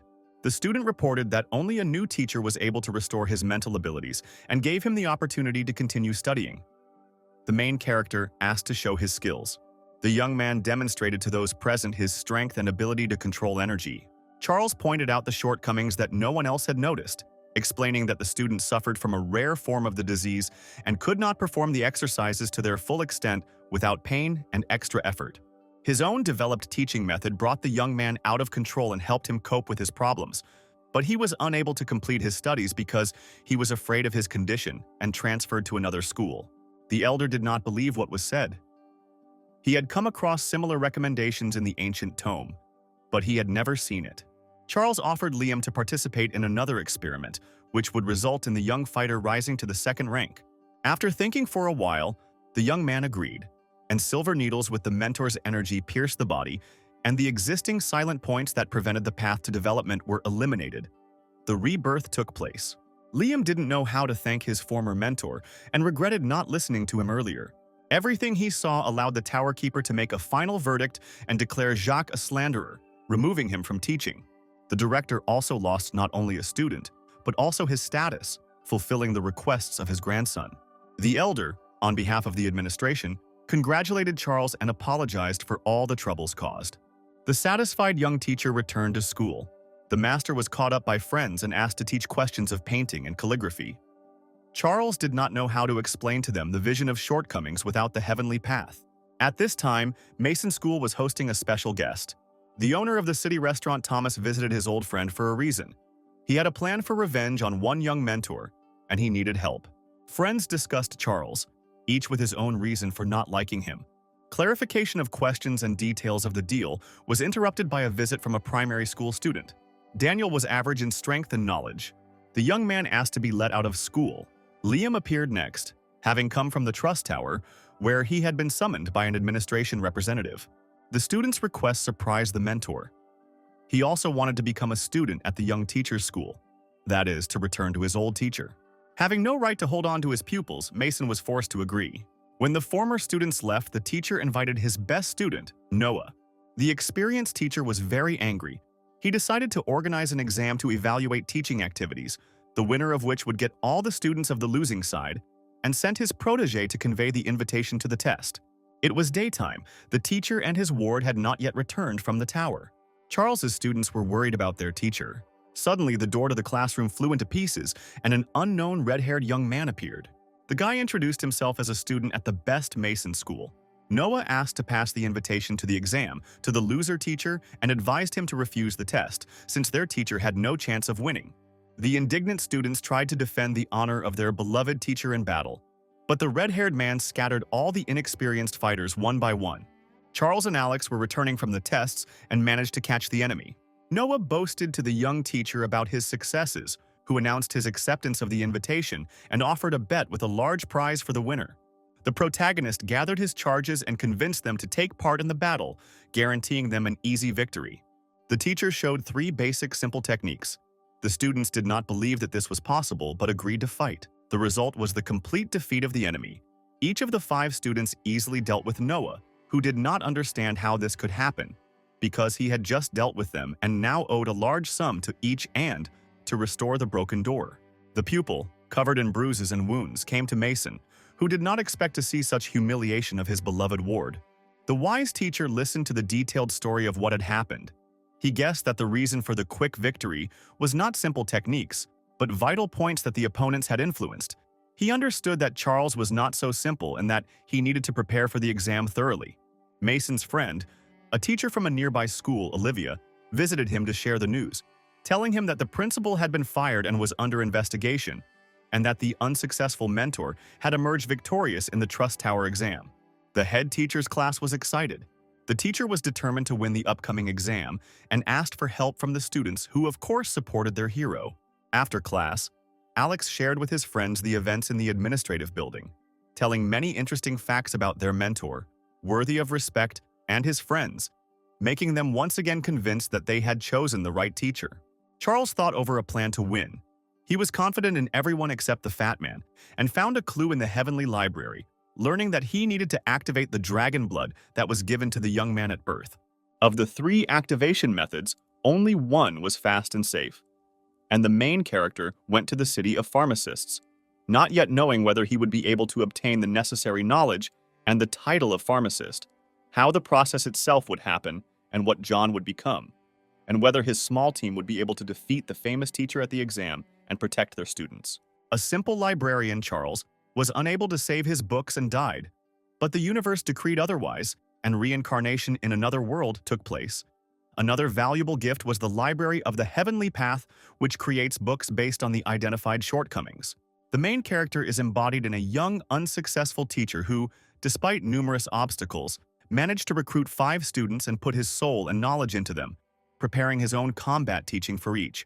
The unexpected victories and successes of the young mentor did not give rest to the famous teachers, and the best of them, Mason, sent his student with an invitation to a competition of students to assess the level of training and knowledge of the teacher, giving a 2-week period for preparation. Charles had selected individual training methods for his 2 young fighters. There was little time left. It was urgent to find a way to activate the hereditary blood of the horned dragon for John, the young man who was the least prepared for martial arts. The Celestial Library offered several options for solving the problem. The safest was the use of special herbs and pills, but this required money and the knowledge of alchemist pharmacists. The young teacher had no money, and he went to the Pharmacists Guild to look for special literature to help his charges. The assistant pharmacist said that access to book volumes was closed to a simple mentor. Only pharmacists could use special scientific volumes, and Charles had no choice but to study a new profile. Sweet Gloria, who dreams of getting the title of a pharmacist's apprentice and is temporarily working in her uncle's house of knowledge, explained to the stranger that it is necessary to study a huge amount of literature on chemistry, herbs, and technology in order to pass the exam in her specialty. The young teacher was ready to immediately acquire new knowledge, which excited the girl, who had been studying these subjects for several years. Charles was persistent and persuaded the beauty to take him to the owner of the local library. Gloria's uncle was more welcoming and provided his literature to the young man. The owner of the training materials said that the exam for a pharmacist apprentice includes practical and theoretical questions. The main character enthusiastically began studying new topics that he had not even known about before, and time flew by. Finally, all the volumes were read. A certain scheme was forming in his head, and the young man was ready for the tests. The young man said goodbye to his new acquaintances, who were surprised by the guest's behavior, who enthusiastically and quickly leafed through one book after another. Charles arrived for the exam. 3 candidates for the title of apprentice pharmacist were already sitting at the tables, all waiting for the teachers. At the appointed time, the chief pharmacist appeared with his assistant, who distributed tasks. It was necessary to answer theoretical questions and describe the plant provided in the practical part. There were many questions the young man set about solving them. He had to solve 100% of the tasks. The Library of the Heavenly Path did not fail. All the new knowledge just put into it was united into one volume. Charles began the exam with great enthusiasm, and his pen could not keep up with his master. Chief Pharmacist William was surprised by the quick response of the unknown young man, who was the first to submit all the written assignments. The high level of preparation and the correctness of the solutions puzzled the examiner. The questions were difficult, and he did not believe that this was possible. The subjects anxiously awaited the results of the test. For those who passed the first stage, the practical part awaited. 3 people passed the theoretical questions, including Charles. It was time to test the young men's knowledge of plants. The main character got a very rare specimen of a medicinal flower, but the Heavenly Path quickly determined its type and characteristics. The task was completed. Charles was greatly surprised when the examiners reported that he had failed the practical and had not passed the test. The young man insisted on reviewing the results and proved his case. The famous pharmacists were amazed and admitted their defeat. The main character was given a special token and the title of apprentice pharmacist. The leading specialists were surprised that the young man took his status calmly and asked for access to specialized literature available only to pharmacists. To gain full access, Charles was willing to pass the next exam, which was an interview with all the top alchemist experts in the state. The chief pharmacist and his colleague were simply shocked. They did not expect such impudence from the young man. It was practically impossible for even experienced specialists to pass this level. The young man convinced his mentors to start preparing for the next exam and went to improve his theoretical knowledge. All the printed materials in the pharmacist's library collection were mastered within a day. The assistant sent by the pharmacist to supervise the young man saw only mountains of books, leafed through at speed in a few minutes. In the evening, tired from new knowledge and impressions, Charles went to the hostel to rest. While the young mentor was mastering a new profession to help his students, one of them, proud Monica, was talking with her uncle, who categorically objected to her teacher. The patron saw the plant in the hands of his ward and was confused when he learned that it was given to the girl by the young teacher he hated. It was a rare specimen of medicinal herb, the cost of which was very high even for noble persons. Monica's uncle knew the properties of this plant, but had never seen this miracle before, and even he did not have the money to buy it. The young lady said that the mentor had identified her problems, which were the incorrect distribution of energy, as a result of which her health and fighting ability were deteriorating day by day, and a decoction of a rare plant was supposed to help restore her strength. Having learned the cost, the girl decided, together with her uncle, to immediately thank her teacher, who went to the city of pharmacists for additional knowledge. The inspired relatives immediately headed to the Pharmacists Guild. Upon arrival, Monica learned from a girl in the small library that her mentor was taking an exam to confirm his status as a pharmacist's apprentice. The princess's uncle was surprised. He understood how much a specialist in the pharmaceutical business must know and be able to do. Gloria told her guests that Charles had prepared quickly and was determined to succeed, which she doubted, as the exam was extremely difficult. Two young men who came out of the testing hall disproved all doubts and confirmed that their competitor had successfully passed the theory and practice. Monica asked if her teacher would be free soon. Gloria was extremely surprised to learn that the young man was a martial arts teacher and had his own class. The young men who failed the exam said that Charles had agreed to an interview with the country's oldest and most famous alchemist. The beauty was amazed that her mentor, whom no one appreciated, was ready to do anything to help his students. The girls were very excited, realizing that the upcoming test would be extremely difficult. One of the examinees said that the interview itself with celebrities is very tricky, and in case of failure or refusal of Charles, he will have to pay a fabulous amount of money as compensation. Monica calculated in her head how much her medicinal flower cost and how much the exam would cost, and was ready to burst into tears. At this time, Charles, unaware of how close one of his protégés was, who was one of the reasons for his interest in alchemy, had finished studying all the available literature and was getting ready to rest. The excited and nervous chief pharmacists were waiting for the young man at the exit. Charles reassured the pharmacists that the interview would take place, and he was ready for the meeting. Not believing the guy's words, the scientists were shocked by his calmness. Charles said goodbye and went to rest, awaiting the arrival of the eminent examiners. At the entrance to the dormitory, a student rushed to the mentor, who was not expecting anything, with words of gratitude and respect. Charles tried to calm the girl down, explaining that it was his duty. Monica's uncle, who had been standing to the side, joined his ward and warmly thanked the young man for caring for the girl. The young teacher was surprised by the changes in the behavior of the previously disobedient and aggressive student and her patron, who had repeatedly attempted on his life. Charles once again told the girl that his students were very important to him, and he tried to do everything he could for them. The Library of the Heavenly Path continued its work, preparing new information based on the knowledge gained. The next volume, including pharmaceuticals, was ready. Monica's uncle offered to partially compensate for the cost of the medicinal plant given to his ward by offering Charles almost all of his savings. The young mentor refused financial support, remembering that he got the flower thanks to his own knowledge and the help of the Heavenly Library, that is, practically for free. The teacher thanked the girl's relative and promised to continue to take care of her. It was time to return home and wait for the call for an interview. Charles's soul was uneasy because of the large sum of money offered to him for the service. After a short rest, the teacher planned to leave the city. He needed to continue teaching his students. There was little time left before the professional test. Monica's uncle was surprised by the young teacher's behavior. He was grateful to him for the girl and was ready to come to his aid. The beauty told her guardian that Charles was constantly being doubted and attacked by former classmates and colleagues, and had recently successfully passed the tower of tests. Monica's high-status relative promised to support her mentor. At home, the night passed quickly. Charles hardly slept, sorting out the knowledge he had received. Fresh thoughts and ideas were spinning in the teacher's head. The results of the training were not long in coming. New strong bursts of energy filled the young man's body in a stream. In the morning, Charles's longtime student, who had been frightened by his teacher's methods in the past and gone to the famous mentor Mason, realizing his mistake after the Tower of Trials, came to the teacher with two friends with a request to be enrolled in the class. The young teacher understood why his successful colleague was offended and challenged the school to a competition to assess professional skills. Offended for his reputation, new students were allowed to attend classes. Charles began the lesson with new knowledge and techniques that he had recently acquired and developed. The newly arrived young fighters were surprised. They had never been given information at such a level. It was a modern, simple, but effective presentation of combat techniques and energy flows. Time flew by while studying.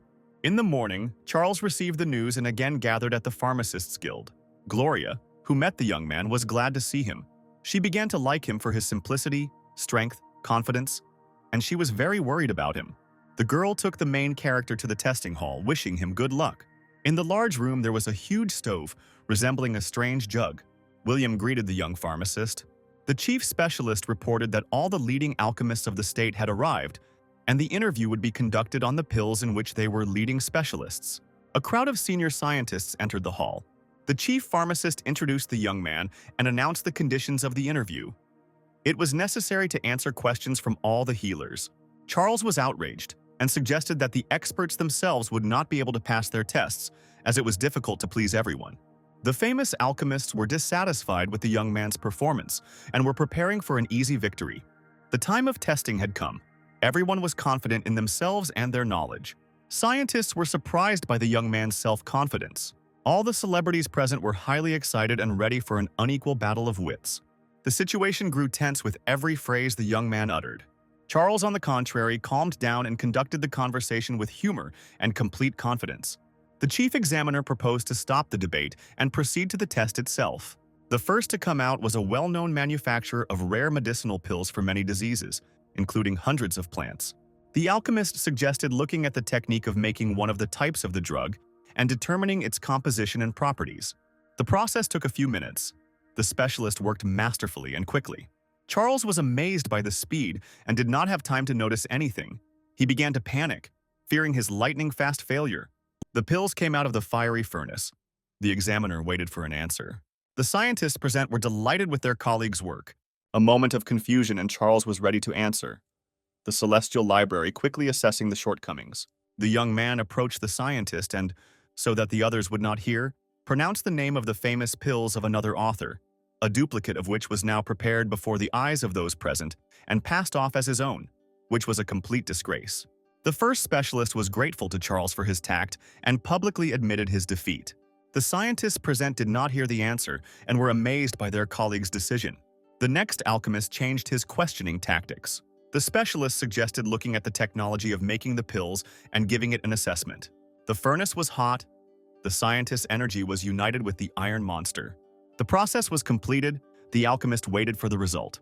For Charles, finding the flaws was the easiest thing to do, since that was what the Heavenly Library was all about. The young man focused on the manufacturing process itself, including the temperature regime, which was not taken into account when using different herbal infusions. The leading alchemist didn't even think about the temperature nuances and was shocked. Then, the main character paid attention to the unit itself. The furnace was outdated and had defects that affected the technological aspects. The Council of Elder Alchemists listened with bated breath to the previously unknown information. None of them knew about such subtleties. Charles continued his scathing speech by explaining that the composition of the fuel also affects the properties of the pills. All of the above-mentioned shortcomings in the technological process completely changed the properties of the drug and could lead to unpredictable consequences. It was difficult for the famous alchemist to admit that the unknown young man was right. The composition of the resulting pill was also fully criticized by the protagonist. The herbs included in the medicine being prepared were incompatible, and for this reason could cause harm rather than benefit to the patient. This was Charles' next victory. Shocked scientists did not believe what was happening. The oldest specialist made a lot of mistakes. The upset famous pharmacist was the most upset of all. He had dedicated his whole life to pills, but it turned out that he was wrong. The scientists were worried, but it was decided to continue the test. Two pharmacists offered to evaluate the quality of the pills they had prepared, concerned about their poor effectiveness. Everyone tried to solve their personal issue, forgetting about the exam. The analysis of the composition of the drugs was disappointing. Instead of peace of mind, they provoked aggression and attacks of loss of self-control. The volume of the Heavenly Library revealed the flaws of each potion. The scientists were amazed by the discoveries and depressed. The Council of Famous Pharmacists was shocked by the young man's knowledge and objective assessment of their work. One of the most ancient alchemists tried to restore the damaged reputation. Charles answered the questions asked with confidence. The protagonist pointed out the examiner's mistake, the influence of his personal attitude and family problems on his work, which negatively affects the properties of the drugs. The honorary badge of the first-star alchemist pharmacist was a well-deserved reward. The scientists admitted their defeat. Charles was not interested in the high rank. He immediately asked to use the elite professional library, which is what the status of apothecary was for. William took his new friend and colleague to the book depository. The number of volumes impressed even the main character. The young man gathered his strength and began to master the new literature. The ancient manuscripts contained many answers to questions of interest. Charles rushed between the shelves, grabbing more and more books, trying to understand the problems of his students. The young mentor found ways to correct Monica's energy and activate John's ancestral blood, which was worth passing all the exams for. The Library of the Heavenly Path quickly absorbed all the information received, preparing its own unique book. Now Charles knew exactly what his charges needed and went to William. The young man asked the chief pharmacist to buy 3 pills and 2 types of herbs. The specialist's answer shocked the teacher. Delivery times were up to 10 days, and the price was exorbitant even for eminent high-ranking officials. A decision had to be made. There was no time to think. Charles agreed to William's condition and set about making quick money. The idea came quickly and needed to be implemented. Thus, the young mentor Charles became the great Grandmaster Ian, performing miracles of foresight and healing, who came to the neighboring town for a few days. Having studied the situation in advance, the young man found a smart guy, Kevin, who was renting out a decent house to a bankrupt gentleman. Having appreciated the skill of the young realtor, the main character went to look at the premises. The buildings were impressive, spacious, and looked quite expensive. Charles introduced himself as a famous gentleman and ordered that servants be found immediately. The house was completely ready for occupancy. The yard was huge. The initial price was too high, but the young teacher was happy with the location of the building. By revealing Kevin's secrets, we were able to reduce the price by a third to the amount originally set by the former owner. The guy was shocked by the information known to the stranger, so he decided to obey the master in everything. The main character offered the young man to become his personal servant, quickly hire staff for service, allocating the required amount of money for expenses. Kevin realized that the new owner was smart and agreed to his proposal. The servant's next order was to spread the rumor of the arrival of a famous Grand Master traveler in the city. Kevin easily parted with his previous job and began to carry out the instructions of his master. The transformation was not easy for Charles. He was tired. It was time to return to the students, and the main character hurried home. In the schoolyard, a group of students were actively discussing some news. Alex handed the teacher a list of future opponents participating in the upcoming tests. Charles assessed the balance of power. Mason foresaw all the weaknesses of his charges and wisely selected an opponent for each. The forces turned out to be unequal. The teacher was determined to earn money and save the honor of his school by going to the neighboring town again.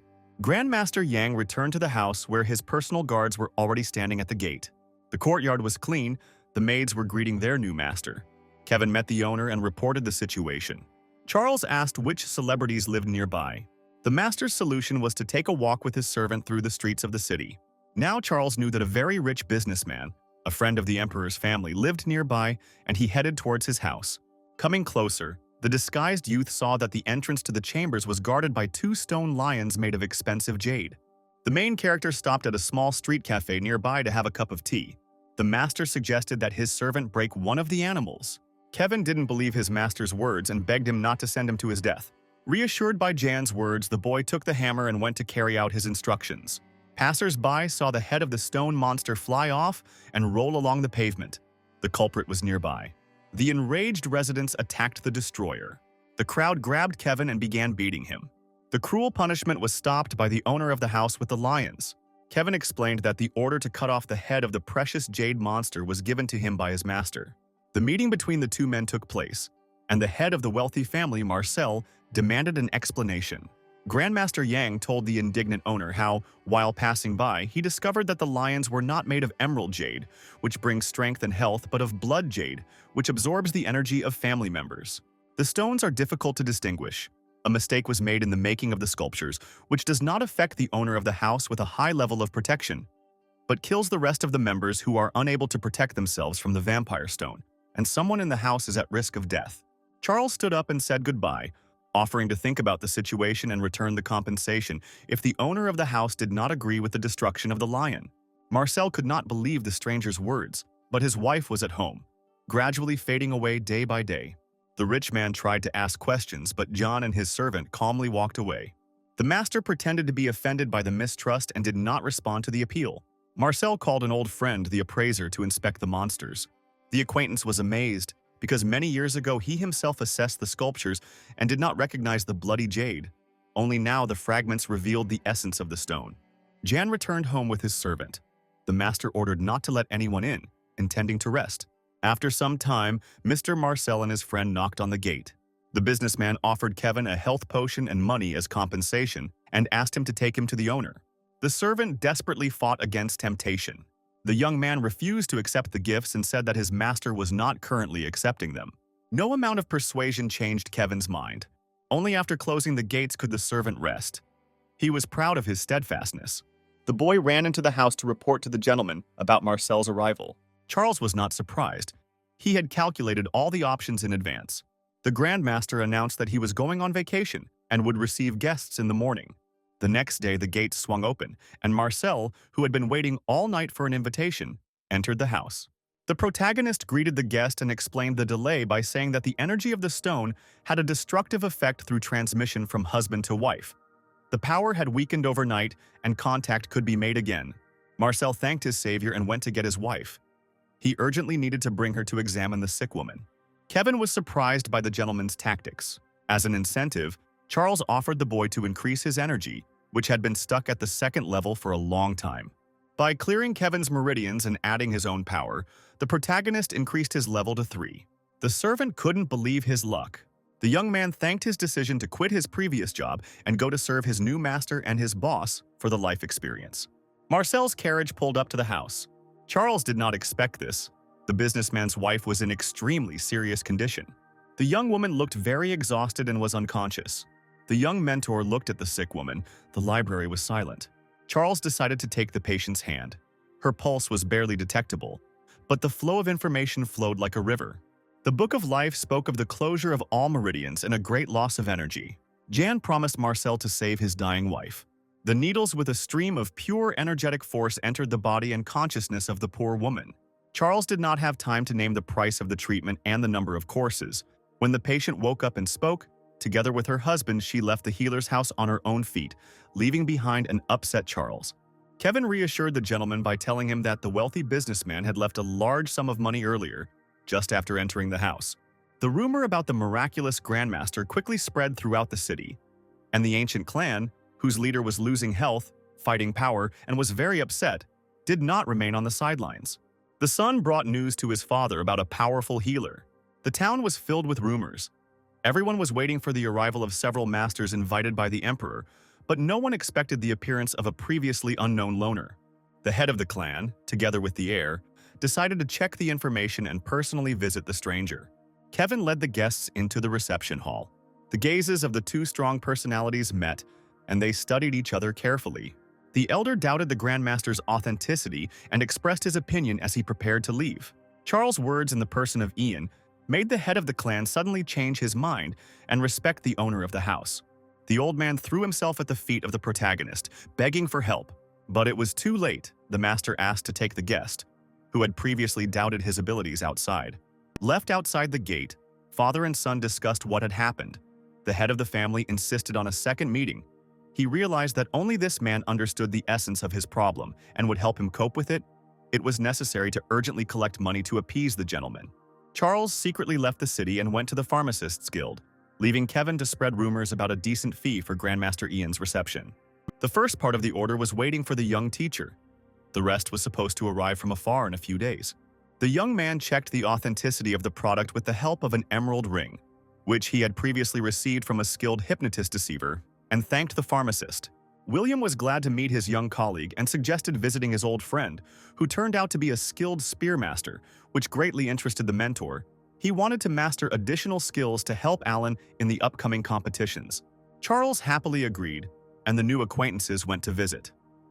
The famous teacher was very surprised by the young teacher's attempts to quickly learn an unknown technique, because such a thing takes many years to be dedicated to. The young man asked the master to study his home library on martial arts and the use of sharp weapons. The old friends were peacefully drinking tea in the courtyard while their young friend was reading literature, when a fiery spear of enormous energy flew out of the house. The owner of the house rushed into the building to figure out who was the source of what happened. Charles stood among the bookshelves, somewhat surprised. The circumstances suggested that it was his submission. The young man asked to show him some practical combat techniques, surprising the master even more. The energy of the fire spear flew ahead of Charles with beastly power, and the teacher was able to extinguish the charge with great difficulty and remain unharmed. Now the young student acted as a teacher and told the old master the secrets of wielding a spear. William's friend insisted on paying for the lesson, and Charles unexpectedly received the money. The mentor was pleased with the visit. The new information could be very useful to Alan. Upon returning to school, the young teacher learned from John that 3 of his students had decided to defend the honor of their teacher and would fight with the wards of his colleague Ray, the prize being capsules of quick health. Monica, Alex, and Alan were preparing for battle. Taking advantage of Charles's absence, his competitor put all his students, more than 40 in number, against the trio. The young mentor arrived just in time. Alan had already defeated 6, and his strength was running out. Having suggested replacing all the students with 1 Ray before the decisive battle, Charles gave advice to the young spearman, discreetly patting him on the shoulder and injecting him with a charge of energy and newly acquired knowledge. A single blow was needed to win. Alan completed the task. The enemy was defeated with an instant throw of a weapon with a devastating charge of energy. Ray's students couldn't understand how a first-year student could defeat their formidable mentor. The prize was in the hands of Charles's students, but the teacher explained that the medicines won were of invisible harm and destroyed them. The satisfied students celebrated a small victory. It was time to temporarily leave school and transform into John again. The main character was ready to receive the head of the clan and invited him and his son into the house. Charles uncovered the secret of an elder who, many years ago, using ancient techniques to enhance his fighting ability, drank the blood of a white wolf. But something was done incorrectly. The leader gradually turned into a werewolf, losing strength. The Grandmaster was ready to correct old mistakes and help restore lost energy. The fiery needles saved the father of the ancient clan from slow death. The miracle worker's next visitor was a local blacksmith, to whom the head recommended a previously unknown specialist. The city's gunsmith complained to John about the loss of the ability to make unique combat items, which now completely lacked energy. The blacksmith showed his latest work. The sword was absolutely lifeless. The protagonist examined the weapon, telling its owner that a change in diet would rid him of the problem. The man could not believe the simplicity of the solution and thanked his spiritual savior for a long time. Charles was very tired of his new role, but the money he earned was very much needed to pay for the order. The main character dreamed of the Library of the Heavenly Path. A golden book with empty pages was flying around. The young man realized that in this copy he would have to fill in the information himself. The next day, the long-awaited event happened. Charles was given access to the closed library collection of the Emperor himself. The time spent in the book storage opened up additional meridians and pathways for the flow of pure energy to the protagonist. At this time, having returned from long trips, the head of state became interested in rumors about the appearance of Grandmaster Yan. Specialists in this field collected information from eyewitnesses in order to understand what was happening and verify the information. The emperor decided to invite the stranger to the palace, but the courtier reported that Yang had left the city and the time of his return was unknown. While rumors of magical healing and fixing the problems of famous citizens were circulating around the settlement, the exhausted protagonist spent the 5th day studying the endless volumes of the head of state's book repository. There was only one shelf left with information on poisons. Having mastered the entire famous library, a tired Charles, trying not to fall asleep after several days, went home. He needed to have time to supervise the students and have a good rest before returning to the performance of the duties of Grandmaster. 2 thieves of valuables were walking around the city, recently returned from other kingdoms, picking up another victim's house. They remembered that a rich merchant had previously lived nearby, from whom they had already committed theft, then distributing jewelry and money to the poor. Approaching the familiar building, the robbers were surprised by the huge line of high-ranking people wanting to get inside. Hiding around the corner, the robbers tried to understand the reason for the people's incomprehensible interest. The emperor himself was among those standing at the gate. 3 famous grandmasters from other cities were also hurrying towards the house. Kevin, who opened the gate, was taken aback. He had never seen so many celebrities. The servant said that the master had gone on a trip for a few days and would receive everyone upon arrival. The appearance of the main character was unexpected. The joyful young man told his master what distinguished guests were waiting for him. Charles greeted his dear guests who had been waiting for him for a long time. The disguised young mentor invited the head of state and 3 grandmasters into the house. At first, the main character invited his colleagues to express their problems. Each of the great masters spoke about his request and asked for help. One of the desires was to move to a higher level, which could not be achieved for several decades. Charles promised to help everyone, but asked for unquestioning obedience, which greatly surprised the experts. The owner of the house invited servants into the hall with sticks and a large bag. A bag was placed over the master's head. Mr. Yang ordered the fighters to beat the defenseless man standing in front of them. Rage and anger played their role, giving impetus to powerful energy to reach a new level. The main character explained that weakness, uncertainty, and timidity prevented him from realizing his plans, and only a strong emotion could help. The great grandmaster thanked his savior. The elder scientists had never seen such methods and were shocked. The emperor's request was to restore the strength and health of a dying elder of the state, whom no one could help. Charles asked in return for 1,000 books on energy levels. The distinguished visitors left, leaving a ring as payment. The great value of the gift was access to a storehouse of rare materials, plants, and equipment. Kevin informed the gentleman that those who had signed up for the appointment had paid in advance, an amount that was significantly higher than what was required for the pills and herbs ordered for the students. Charles's competitor, the famous teacher Mason, also learned about the all-powerful Grandmaster and decided to visit the miracle worker with his brother and colleague Franklin, hoping to receive the blessing of the Great Master and become his student. Having earned the required amount, Charles went to the city of pharmacists to collect his order. William introduced the young pharmacist to the chief alchemist of the state, Jackson, who had learned of the results of the interview about the pills and was sent by the center for a control test, simultaneously delivering the long-awaited medicinal goods.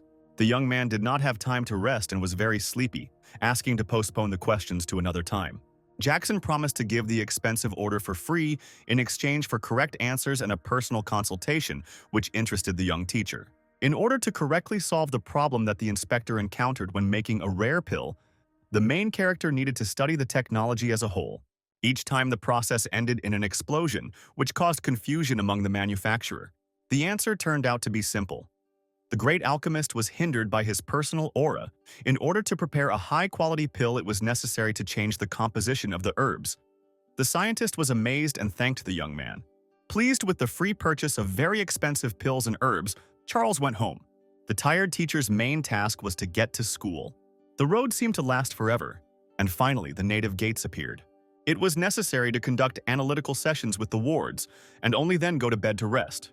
The mentor gave Monica a pill that would transform her energy and told her how to use it. John received a potion that activated his ancient ancestral blood. Sandra received individual methods of training their abilities and further recovery of the body to strengthen her legs and Alex's arms. The students were grateful to their teacher. The spearmen did not stand aside either. Alan received a decoction of special herbs to activate internal energy. The young students were amazed by their teacher's act of caring for them and vowed to win the upcoming test. That same day, Monica returned home to use the treasured pill, at which time her uncle received news from his brother, the girl's father, in which he reported his imminent return and order of a rare, extremely expensive medicine for his beloved daughter, controlling her energy. The beauty showed the guardian Charles' gift. The man already knew the price of this pill and was shocked. It was exactly what the head of the family was looking for his child. The girl went to her private quarters to perform the healing ritual that her mentor had told her about. John also did not wait long and decided to use the medicinal drug. Charles warned the young man that he needed to apply the liquid to his skin several times a day and rub the potion in.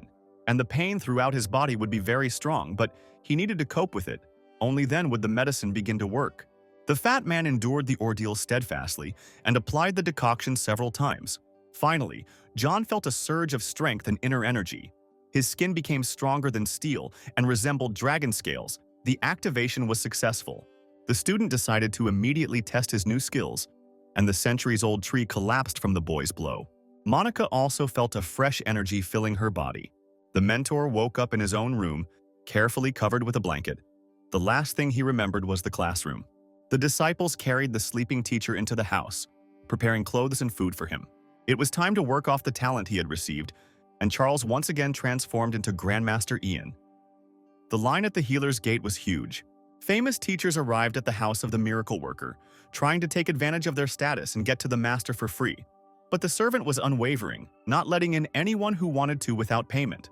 The protagonist warned Kevin that he was planning to leave the city soon and would only accept those who had already signed up and paid money. Suddenly, the emperor appeared in the reception hall. It was necessary to urgently take care of the elder's health. The men secretly left Yan's residence and went to the palace. Using the flying steps technique allowed us to arrive at the location quickly. The chief invited the great master to enter. The dying old man was in the main chambers. He was very weak and practically could not speak. 3 grandmasters were nearby. They used all their knowledge, but there was no result. The elder of the state was dying. To prepare the solution, the main character had to render the old man unconscious, then restore his strength to be able to determine the force of the blow. This could only be done with poison, but throughout the country these specialists were outlawed and no one knew them. The Celestial Library was nearby again and immediately collected the necessary information. Charles immediately mastered the new knowledge and was ready to act. The master was determined. He knew that everything would turn out right. The alchemist began mixing the necessary ingredients. The emperor was frightened by the use of poisonous substances. The elder couldn't resist. although his gaze spoke of displeasure, but the poison was poured into his mouth. After a few seconds, the old man, who had been lying motionless, sat up and began to loudly complain. The drug's duration of action was short, and Yang offered to restore the venerable gentleman's vitality, demanding unquestioning obedience for this. The astonished emperor followed the protagonist's instructions. After some time, magnificent young dancers appeared in the chambers, music began to play, and the old man was firmly held with ropes. The desire to live aroused a powerful flow of energy, and strength returned to the previously flabby, lifeless body. In front of the surprised emperor and grandmaster stood a slender, healthy man. The elder thanked the protagonist for returning from the other world. Jan had to leave, but the butler informed the head of state about the arrival of his old acquaintances, young teachers from a neighboring city, and the young man asked to stay to find out the reason for their visit to the high-ranking official. Mason and his brother greeted the emperor. The teachers asked to borrow a large sum of money to pay for the reception of the grandmaster, who had arrived in the city for a few days. The protagonist, who was sitting aside, entered the conversation, saying that he had heard information about the celebrity's imminent departure and the lack of an appointment. The young people insisted on receiving the money, thanked him, promised to repay the debt, and left the palace, heading towards the already familiar queue, the impudent stranger pursuing them. The brothers approached the famous gentleman's servant, but he refused to take the money, since the registration for the reception was complete. The strange stranger walked past the indignant teachers and entered the gate. Kevin said that this was his master. The young people were amazed beyond measure. Charles was preoccupied with the new problem, studying a book on poisons. He realized that this component was also present in his body, without understanding how and when the poisoning could have occurred. The substance inside him was probably from a past life and was currently being neutralized by pure energy, but it could start acting at any moment. The three grandmasters decided to make good use of their journey and explore all aspects of life in the neighboring towns, in search of new students. Rumors led them to Charles's school. They already knew about the upcoming teacher evaluation competition. The great masters looked into the courtyard. Two guys were discussing their mentor's lecture and sharing their impressions. In the far corner of the courtyard, a fat student was successfully conquering the rock of knowledge. Having climbed the fence, the elders saw the beauty training. She was magnificent and agile. The movements were precise and hit the target. The scientists also saw a spearman, whose posture alone spoke of his great abilities and concentration. The young man held his weapon confidently and was one with it. The great grandmasters were amazed by what they saw. Harmony, strength, and positive energy reigned in the schoolyard. Every student was busy and focused. The main character was not destined to go home. On the way, he was met by old friends Dorothy and Lucas, who were looking for him to deliver an invitation to the anniversary of the oldest master of tea ceremonies, Mr. William. Charles had no choice but to agree and go to meet the noble and respected gentleman, in whose courtyard many distinguished guests had already gathered. The grandson of the hero of the day, Stephen, was surprised by the appearance in the house of a stranger about whom he had heard only bad news, whose rating and level spoke of the low status of the young teacher. The emperor's famous teacher entered the guest hall and turned out to be Mason's father. The great master greeted Charles and was glad to see him again. The teacher's brothers approached Stephen. They were related and were among those invited to the anniversary. Mason's displeasure knew no bounds when he saw his competitor. The verbal squabbles between the young mentors were interrupted by the appearance of famous grandmasters. The elders happily greeted the protagonist, who was not officially acquainted with them, and was surprised by the warm words. Charles' colleague greeted the grandmasters. At this celebration, he was to accept the status of a disciple of one of them. The head of the house invited close and dear guests to his ceremony. The head of state's chief mentor joined the friends. Grandmaster William loved to ask questions and decided to give the young people a test. Mason and Charles took part in the erudition competition. The main character was at a tea ceremony for the first time. This topic was unfamiliar to him.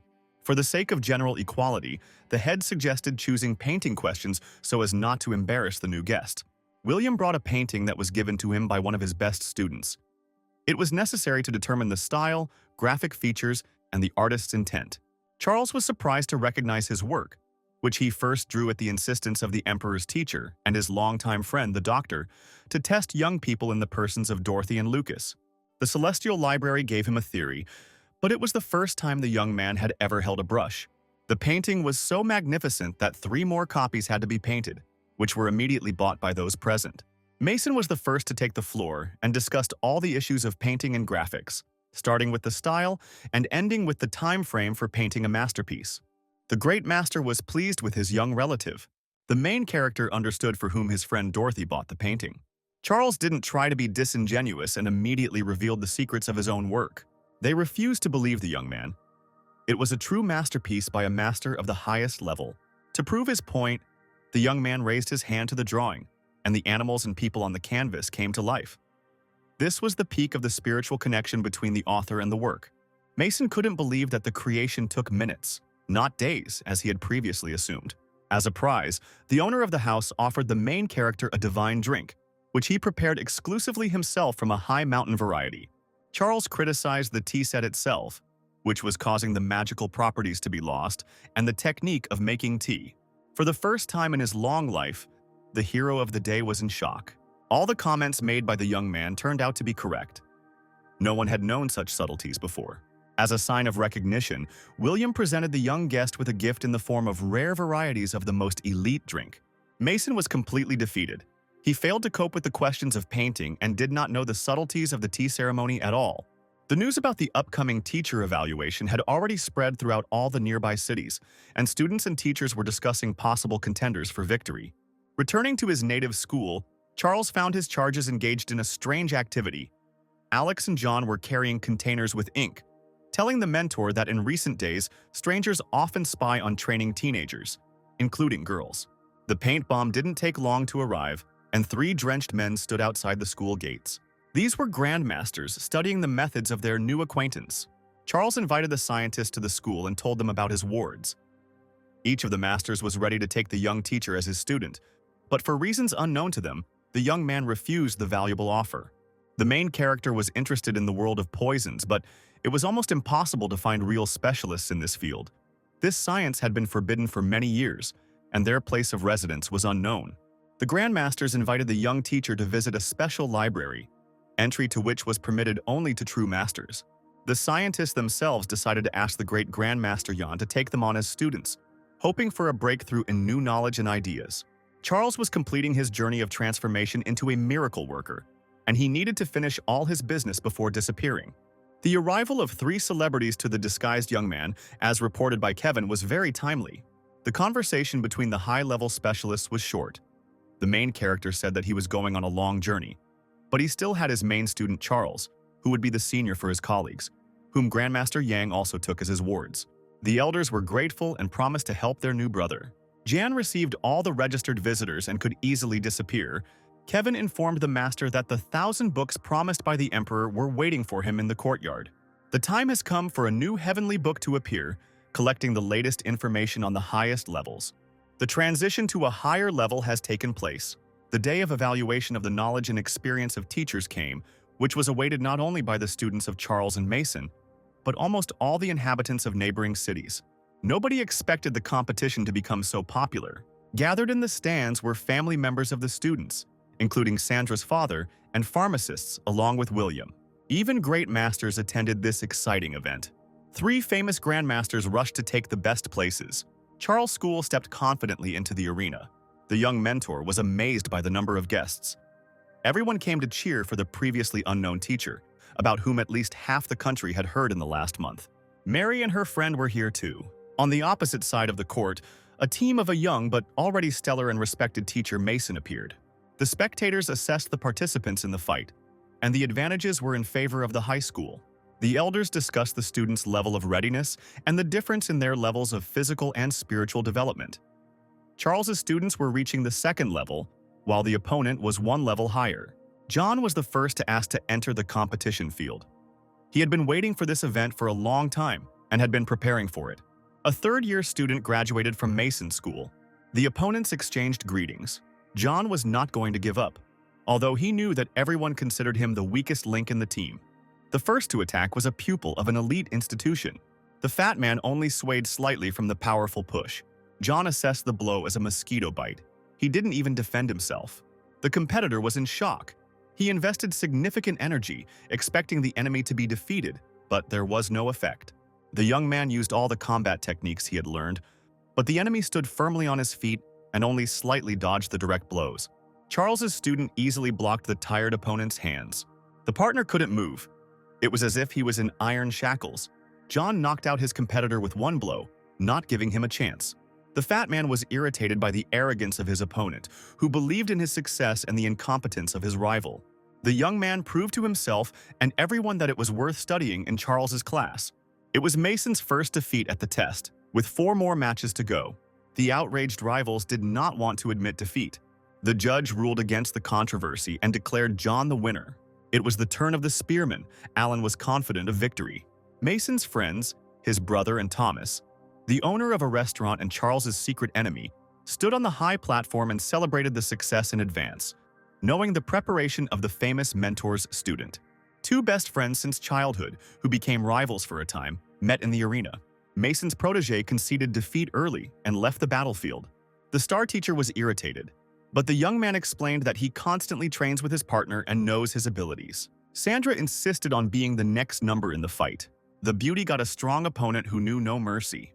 The young man attacked swiftly, instantly knocking down the timid girl with his blow and celebrating his success. The joy of victory was short-lived. The faces of the mentor and friends became blurry. Their cries were indistinct. It was unclear what was happening. Then the competitor saw his rival standing in front of him, and for some unknown reason he was lying on both shoulder blades. Mason's student attempted to get up and continue the competition. Sandra easily avoided close combat, moving quickly around the arena. Seizing the moment, the girl dealt her opponent a crushing blow with her right leg, although everyone present knew the story of the child with a severe, incurable injury. Mason's pupil was angry and tried to respond with a counter hook, but missed. The pink-haired beauty was lightning fast at a distance of several meters. This was a previously unknown method of movement that she had mastered in recent days. The young man did not give up and tried to win back. He expected a quick victory, but the fight dragged on. Sandra once again surprised the crowd, including her father, by delivering a powerful kick with her right leg. The enemy could not hold out and was defeated. As he fell, Mason's student made a sneaky move, grabbing the girl and pulling her down with him. The referee was forced to call it a draw. The spectators were outraged. They did not expect such nastiness. It was an unfair outcome of the fight. Sandra was very upset. Her friends tried to calm her down. Charles praised the upset girl. He noticed his own lack of training, paying attention to technique. He did not pay attention to her lack of confidence. This needed to be worked on in the future. It was Alex's turn to show off his martial arts. Mason had studied the problems of each of his competitors' students in advance and knew that the blonde had weak hand strength, so he fielded a hand-to-hand fighter. The fight began with a swift attack from Charles's student. The Iron Fist, as the opponent was called, was ready to defend himself. The fight was intense. The forces were approximately equal. Both students were well prepared. But Alex struck more often and faster, his hands flying from all sides, which was a surprise for the opponent, who knew the weakness of his competitor. The blonde's next attack followed, and a powerful blow with his right hand found its target. The force of the blow was great, and the young man with steel hands was unable to stay on his feet. It was a complete victory for Charles's school. Mason's student refused to continue the fight, worrying about his health. The judge announced the score as 3 wins and 1 draw in favor of the young coach. Charles congratulated the students and thanked them for their support. For his sake, the students were ready to seriously develop and defend the honor of their class. The star teacher was very upset and invited his opponent to a personal duel. But Charles's students challenged the teacher to a fight, and they were ready to defend their respected mentor at the cost of their own lives. No one had seen anything like this before, and the eldest of the grandmasters, Ron, was the most shocked by the teenager's resilience. A golden book from the Heavenly Library appeared before Charles, and it had only 1 page in it. Mason accepted the challenge of the young fighters. He was not going to give up. John was the first to enter the battle, but the star teacher was able to dodge the powerful onslaught at the last moment and stay on his feet. The fat man was pleased and ready for a new offensive. The team of students went on the offensive as a whole. The students attacked the offender from all sides. Alan was preparing his signature ice arrow strike, which his mentor had passed on to him. Mason understood why his spearman refused to fight, as he knew his friend's abilities and was barely able to dodge the formidable weapon. Sandra was irresistible, hovering over her opponent and landing blow after blow. Now the famous teacher understood why his students were unable to win. The competitors' students were significantly superior to them. It's time to show your abilities through an experienced mentor. Charles's students had a hard time dealing with the renowned fighter. Mason used higher-level techniques that the beginners could not handle. Monica entered the fight using her new skills and energy flows. She was very determined. The famous teacher was amazed by the beauty's hidden abilities. Charles's students knew they were weaker than their opponents, but they were not about to give up. Mason parried blow after blow. Suddenly, Fat John captured the enemy in a steel ring. Now it was possible to attack without hindrance, attacking from all sides. The teacher tried to free himself, but he couldn't loosen the grip. This was a tactical move by the students' team. The students continued to demonstrate their abilities. Monica practiced new skills and expertise. The fight stopped unexpectedly. Charles stopped the students who were carried away by the fight. The young mentor ordered John to let go of the enemy. The teacher analyzed the tactical techniques of his students and pointed out the mistakes made that prevented them from achieving the final victory. Charles was unhappy with the team's poor performance. There were many shortcomings. Having finished analyzing the fight, the teacher allowed the students to continue the fight. The students were surprised by the new opportunity to attack. The emperor's teacher, who was also the father of the star teacher, stood up for Mason and was extremely dissatisfied with the behavior of his adult son. Charles agreed with the decision of the great master. He asked the elders to take his competitor as a student, given his great desire and abilities. Grandmaster Ron gave his consent. Mason thanked the teacher. The teacher confessed that before the fight he gave his students illegal pills and asked renowned scientists to remove toxins from the bodies of his charges to avoid serious health consequences. The grandmasters were unable to help the teenagers. Charles promised to take care of the problem. The competition judge announced the final result. He had never seen such an interesting assessment in his many years of practice. That same day, Charles's schoolyard was filled with people wanting to attend his classes. The young mentor met with the grandmasters, who offered the young man to choose a mentor in order to later receive the status of a great scientist. The main character was interested in where he could learn about poisons and pass the exam for the corresponding title. Ron handed Charles a tester token for the spiritual level, without which the knowledge test was impossible. The wisest one told where the tests were taking place. To do this, one had to go to a city on the border of a neighboring kingdom. The mini-examiner's screen turned out to be blank, which surprised the young man very much. A golden book appeared before Charles's eyes, and he needed to study it. But the beautiful volume was practically empty, just one page, which appeared after the students won the knowledge assessment. The main character decided to go on a journey. The students were very happy and asked the teacher to take them with him. They really wanted to visit other places. It was time to finish the transformations. Mr. Yang said goodbye to the servant, paying Kevin for the work and advising him to take up further training. Charles was returning home late in the evening. He could not accept everyone who wanted to come to school, so he promised to give a group lecture for a large audience. It was necessary to prepare materials. The topic of the lesson was interesting and included information on the basics of training and combat techniques, without which growth and development of skills was impossible. After the lecture, which was attended by all who wanted to attend, the grandmasters met the young teacher and thanked him for the simplicity of the report and the accessibility of the interesting material. The main character said that he was going to the city of scientists and asked Ron to accompany his students there. Having completed all his business, the main character set off on a long journey. It was difficult to get into the place where the specialists lived. It was carefully hidden, but Mary volunteered to accompany her old friend and introduce him to the one who knew the way to the Cave of Poisons. The road was long, so the young people decided to use special flying animals and headed to the city of Tamers. For this, they had to climb the mountains. On a mountain forest path, the couple was met by a young man who introduced himself as the prince of a neighboring kingdom, Jacques, who was studying the animal world and preparing for an exam in taming. A young man with security was heading there and suggested that everyone go together. In order to continue on his way, the eminent person had to complete the task of taming a wild beast for which he had now set a trap.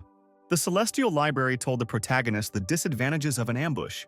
Jacques did not want to listen to the advice of his new fellow traveler, who was completely unfamiliar with the life of animals. A golden beauty, a saber-toothed puma, appeared from the thicket of the forest. The archers prepared to direct the predator into the trap. The beast did not expect the attack and began to get angry. The prince activated the animal path control levels. The beast fell right into an invisible cage, but the defense didn't work and the predator was ready to settle accounts with the people. The guards rushed to help their master, but the puma's strength was enormous. The shaggy monster approached Charles with his companion, and the young man tried to calm him down. Realizing that words had no effect, the protagonist resorted to brute force.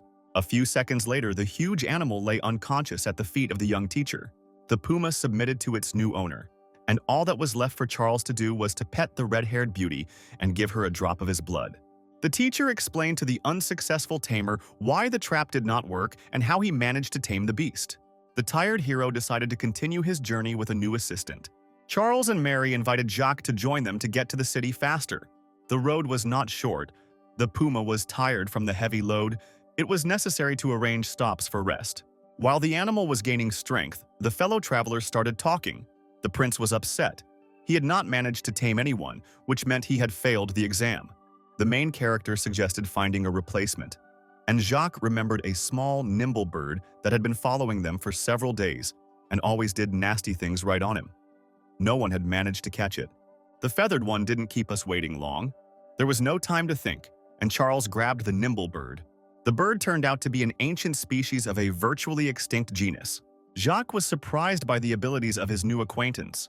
The small bird categorically refused to obey anyone, which angered Charles, and he offered the bird two options. It had to choose to obey the prince or become dinner for the puma. The deal was made, Jacques acquired a tamed living creature, and everyone set off on their journey. The city of Tamers was located high in the mountains and consisted of several levels. People lived in ordinary houses, and animals and birds were given special places. Flying animals were kept under special control and had a price, and exams were held in the animal hall. Along the way, Jacques met his competitor, a prince from a neighboring kingdom who also arrived for the test. On the stone parade ground, another person wishing to become a tamer was waiting for his new acquaintances. A representative of another kingdom descended into the hall on a large eagle. The girl was so charming that the boys stopped their verbal debates and discussions of her abilities and shortcomings. The huge bird behaved very quietly and obeyed its mistress unquestioningly. The future tamers stood waiting for the examiners. Charles and his friend watched the events from the side. Finally, one of the mentors entered the hall and explained that the level of the tamed animal must be equal to or higher than that of the tamer, and the level of trust must correspond to the required indicators. The prince who tamed the wolf received high praise and level. The next heir to the throne could also boast of his result. The princess received a higher score for taming a huge, high-ranking bird. It was Jacques' turn, his little bird rapidly circling in the air. The examiner could not believe that this small specimen was worthy of evaluation and shamefully threw out its owner. The master was angry and did not want to listen to excuses. Charles stood up for his fellow traveler, accusing his mentor of ignorance for failing to recognize the category and level of the bird. At this time, the chief tamer entered the hall with his assistants. The senior specialist tried to sort out the dispute. The main character indignantly proved that Jacques was right. Charles spoke about the little beauty, specifying that it was a rare specimen of a very ancient lineage, and accused the examiner of lacking professionalism and desire to understand the situation. The inspecting handler tried to justify himself and apologize. The second stage of the exam was coming up, and the main character wished success to his new acquaintance. The princess, a girl named Emily, was amazed by Charles's knowledge and taming of a wild puma. The obedience and trust level test was successful. The chief examiner was surprised by the high score. Jacques told how his companion was able to cope with a large predator and a cute bird. The master of the hall told the main character that he would be able to pass the exam to become a beast tamer himself. Emily tried to ask Mary about Charles's sudden success, to find out if he had been involved in taming before, but the teacher's friend said that there was no such profession in their town. The protagonist agreed to take the exam, but asked to use the local library on animal taming. The library turned out to be huge, and Charles was at a loss. There was little time. It was necessary to find a quick way to study the numerous literature. The method was found, and the Celestial Library instantly produced the result. Charles was ready for the tests, and to speed up the process, he asked for the exam to be conducted in the form of an interview. Having answered the questions quickly and correctly, the main character proceeded to the second stage. It was necessary to tame an animal of a higher rank. In order not to waste time searching, the young man offered to tame the golden eagle that belonged to Emily, promising him a promotion. The bird turned out to be very smart, and the end result of the unexpected meeting with Jacques was that the young teacher received the title of Tamer of the First Star. The handsome eagle received a promotion and became subordinate to Charles, upsetting Emily. Now it was necessary to obtain permission to use the flying animal and move on further on our journey. The only free animal was a tiger-headed predator with huge wings, but its health condition was alarming. Veterinarians could not make a diagnosis, and the animal was on the verge of death. The shaggy monster didn't let anyone near him. Charles took over the duties of a doctor and concluded that it was necessary to urgently make a pill from special herbs. The only first-level alchemist was the already familiar Emily, but she still didn't know how to make drugs. There was no choice. The girl had to agree. The main character convinced her that he would explain the technology step by step. She just had to strictly follow his orders. The oven was ready to go and the process began. The princess deftly worked her hands, listening to instructions, periodically doubting the competence of her mentor. The equipment was getting hotter and hotter and was ready to explode. The result of doubts and untimely introduction of the plant was an explosion. Charles stood between Emily and the stove. The girl was not hurt. Tamers and friends rushed to find out what had happened and what kind of help was needed. The princess thanked her savior. She was excited and upset, worried that the result did not work out. But the main character was holding in his hands a precious pill, which he managed to snatch from the oven at the last moment. The winged beauty was healthy again. Emily tried to ask her new acquaintance about alchemy, but the young man suggested postponing the conversation. It was time to get ready for the journey. The princess offered to show the way to the city of poison masters, and the teacher happily agreed. As a token of gratitude, the chief trainer allowed the use of the tiger-headed beast. It was time for Mary to go home, and Charles and Emily hurried to the mysterious city. The flight was short. The village among the mountain cliffs seemed small and cozy. Unpleasant news awaited the guests upon arrival. The poison master, the only person with access to the cave, was seriously ill, and the princess suggested that her new acquaintance take care of his treatment. Charles had to agree. It was his last hope, but he decided to change his appearance. Emily was surprised by the boy's transformation. The young men entered Master Sullivan's yard. The girl convinced the manager that she had brought a doctor to examine the patient, and they were allowed into the house. The patient's appearance was terrible. The old man practically did not speak and moved around in a wheelchair with outside help. The protagonist quickly determined the cause of the poison master's grave condition. The toxicology specialists had an agreement. In the event of failure to fulfill the terms of which, or the death of the senior, the subordinate would slowly die from a deadly worm that destroys the person from the inside. Sullivan confirmed the young man's words. His mentor died unexpectedly, which activated a terrible mechanism. Charles began to heal, trying to drive out the tormentor with streams of his energy. Only after numerous acupunctures of the entire body was it possible to cope with the difficult task. The worm was very aggressive and did not want to leave the victim's body. The life of the poison master was saved. He began to thank the unknown healer, but the elder was still very weak and asked the young man to help him recover. As a token of gratitude, the manager offered the protagonist a visit to a library with books on poisons. The courses of maintenance therapy were successful, and the patient recovered completely. A grateful Sullivan told Charles about the Cave of Poisons, the keeper of which suddenly died, leaving no successor. Now 3 candidates are fighting for the high post and accepting no one. The main character asked the master to take him to the Hall of Poisons. The study of literature passed quickly. The young teacher was ready to set out. The only way to get there was to introduce himself as an envoy from the central headquarters to appoint a new keeper of the cave. The road was among the mountain peaks. On the route, there were numerous huge worms and various insects. Sullivan told the secret of a secret place. It was the birthplace of the magical Red Lotus. Finally, the entrance appeared, the very sight of which with a huge evil spider indicated that the heroes were on the right path. The guests were met by 2 guards. They were surprised that the master had brought a stranger. Charles had to force security to call the hall representatives. The sounds of the struggle brought out the senior toxicologist, who was informed that a messenger from the center had arrived. The black-eyed man did not believe the young man and demanded proof. 3 deputy custodians followed, each of whom dreamed of taking the vacant position of chief specialist. Charles took the initiative and, as a representative of the headquarters, sent the healers to prepare for the tests, based on the results of which an appointment to a position would be made. The protagonist set aside 2 hours for preparation, asking to be accompanied to the library to wait. The black-eyed caretaker showed the young man the way to the treasured book depository. Charles had not expected to gain access to the volumes so easily. While the young man was studying literature, Master Sullivan was interrogated. The elder said that the representative appeared unexpectedly, cured him of a deadly worm, and ordered him to be taken to the Cave of Poisons. Suddenly, a guard ran into the hall and announced the arrival of another envoy from the center. Sullivan was extremely frightened. He understood that the hour of reckoning had come, and he could not escape. A high-ranking representative of the headquarters presented his badge confirming his status. Warren's task when he arrived was to appoint a new chief keeper and collect the lotus seeds, which ripened once a year. An unsuspecting Charles emerged from the library doors, ready to take the exam. Warren suddenly attacked the imposter. The protagonist did not lose his head. He said that he was sent to supervise the appointment and laid out all the information about the envoy. The headquarters representative was surprised by the awareness. He completely obeyed his senior in status.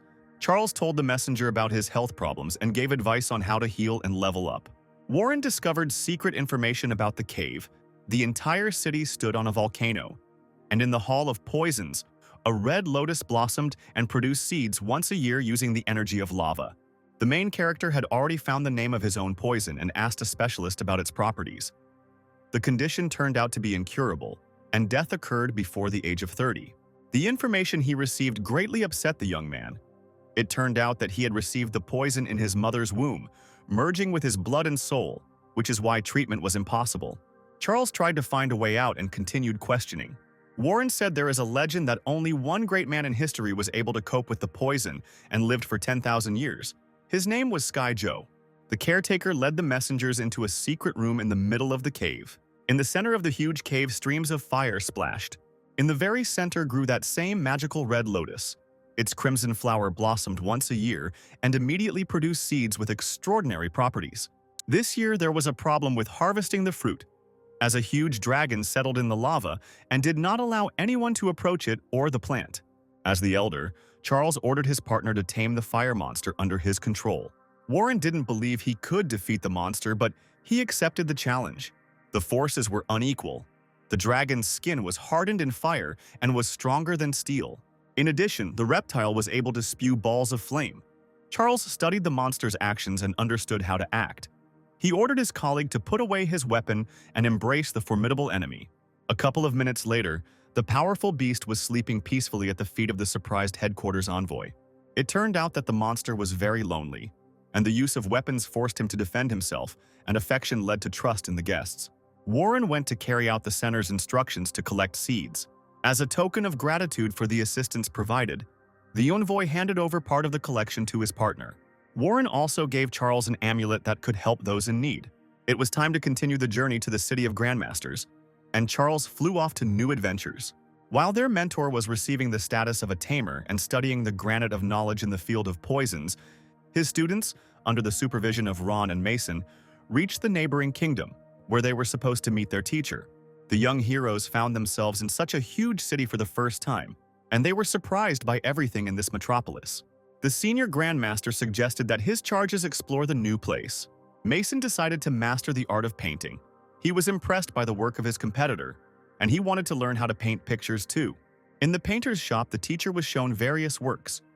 It turned out that Charles had arrived earlier and had already visited this place, leaving new masterpieces. At this time, the main character was also exploring the city, not yet knowing about the arrival of his charges. He had already visited several interesting places and was satisfied, feeling another increase in level after the previous events.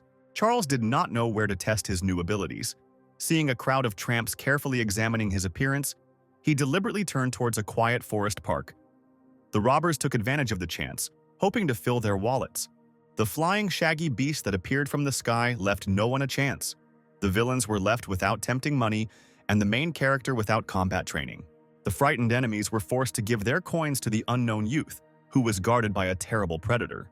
The main character went through the air for a further walk through the forest thicket. His attention was drawn to a fighter who was trying to tame a large, ferocious bear. The young teacher became intrigued by the battle between man and beast and landed nearby to continue observing and intervene if necessary, transforming into Ian again. The bear turned out to be stronger, and the young man had to come to the aid of the stranger, advising him on taming tactics. The man thanked him for the advice and again began to tame the shaggy predator. A small pill helped the animal enter a state of calm and relieve aggression. The bear recognized his master, and the unknown gentleman, at his request, was honored to become the mentor's student, introducing himself as Franklin. Excited by the flow of new information, the students entered the artist's shop. The students were surprised that their teacher had already been here and had successfully passed the exam. Now his works were the decoration of the hall. The place to live had been prepared in advance by the devoted Kevin, and the protagonist met his young charges and their escorts at the entrance gate of the ordered house. The whole team entered the yard. It was time to rest. Charles decided not to waste time and went to a special city complex to fulfill the main purpose of visiting a distant kingdom and pass the exam for a grandmaster. In the main building, a symposium of students and their mentors was being held. Charles was surprised by the large number of people from different countries. On the stage stood an ambitious young man named Thomas, who successfully passed the exam and received the title of Grandmaster for the first time. Next, the main character's old friend Emily was invited onto the stage, and she was also awarded the title of Grandmaster of the First Star. The young man was surprised because they had recently parted ways in the city of Tamers. Roy, who came up later, told Charles the procedure for passing the exams. The event that was happening now was already the result of the tests.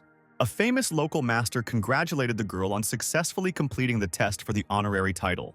When asked about her success, Emily mentioned Charles' help in completing her alchemy internship, seeing him in the room among the many guests. The protagonist asked to take the Grandmaster exam, providing the alchemist's badge and the apprentice's token. The students who came wished success to the mentor, who was preparing for the first stage. The first task was to control and evaluate the technological process of preparing the pill. Charles went into the testing room. The first thing the young man saw was a small metal cauldron. The robot pharmacist has prepared a set of herbs to get started. Having quickly fired up the stove, the mechanical assistant deftly mixed the ingredients, and in a minute, the pill was ready. The students watched the teacher's answers on the screen with delight. Emily and the alchemist examiner were amazed at the accuracy of the results. Charles did not make a single mistake, and the number of points exceeded all previously received. Word of the young teacher's excellent results spread very quickly. The chief alchemist of the center was completing the process of internal improvement. A servant who ran in screaming interrupted his master's important mission. The supreme pharmacist immediately went to the center to meet the genius. In the courtyard, specialists from the Pharmacists Guild discussed the results of the testing. Already familiar, Jackson suggested that his colleagues meet with the new alchemist. Charles stood at the exit of the first room, not understanding whether he had managed to pass the test. The pharmacists were surprised to see the protagonist. Jackson remembered their previous meeting.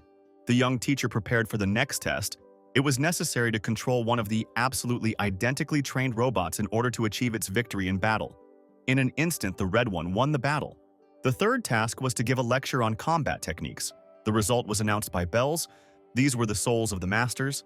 The more often they rang, the higher the score. Previously, the maximum result was 4 times. The book from the podium was generated randomly. It was impossible to know the task in advance. Charles was given a difficult version of one of the rarely used techniques, but he did a great job. The bells rang without stopping, leaving the examiners in complete shock, something that had never happened before in the history of the exam. The highest score had previously been achieved by an ancient famous martial artist whose statue was nearby. But even then there were only 4 hits. Charles tried to continue the lecture, but he was very disturbed by extraneous loud sounds. The exam was passed. While those gathered were discussing the previously unseen results, the main character entered the next room, without knowing the rules of the test and greatly frightening the commission. There were 2 rooms behind the door. For the first star you had to get into the left one. In the other there was a robot fighter killer, so the test subject might not return alive. Lightning and energy discharges flashed behind the metal door. Everyone stood in great tension, hoping for Charles's success. Not expecting a trick, the main character entered the first room, where he was immediately attacked by a robot, having destroyed which the young man faced another, stronger steel opponent. The fight was not easy, but the man won. The senior overseer of the Grandmaster Complex decided to notify his superior about the outstanding achievements of one of the students taking the 1-star exam. Franklin, the chief master, was relaxing, having fun with his new shaggy friend. When Charles left the ill-fated room, a large number of specialists of different levels, including top stars, had gathered in the hall. Before everyone's eyes, the main character's energy potential increased. To complete the exam, it was necessary to have a student with a high status.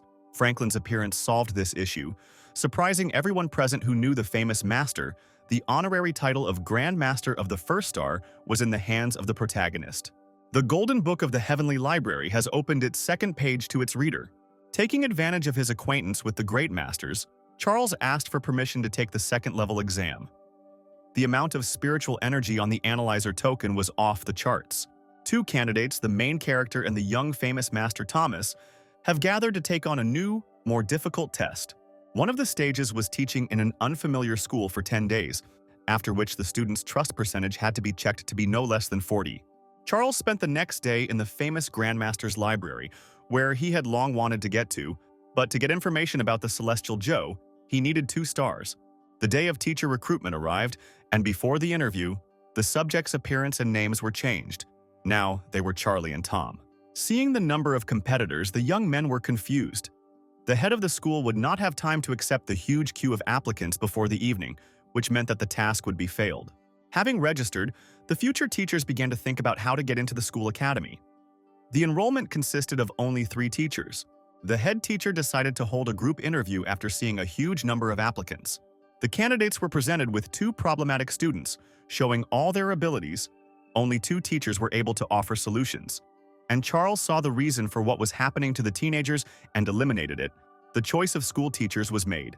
At this time, the class was waiting for its new teacher. The bully, Jessica, dreamed of a distant famous teacher from another kingdom named Charles, rumors of whom reached her. Having learned that the choice fell on an unknown teacher, the girl decided to organize a general strike against him. The beauty gathered her classmates and told them the plan to fight the stranger. They had to act correctly and carefully. The school leader's speech was interrupted by a new teacher, who suggested that the girl leave the class and not attend his lessons. Friends stood up for their friend, but the mentor was firm in his decision. He didn't need a rebel. Charles's students were unaware of his important assignment and were bored. So Ron suggested that they visit the largest school academy in the state, where he often lectured. Charlie began his introduction to the class by studying the abilities of his charges, giving them advice on correcting their deficiencies. The students were surprised by his accuracy and insight. Classmates were pleased with the first results.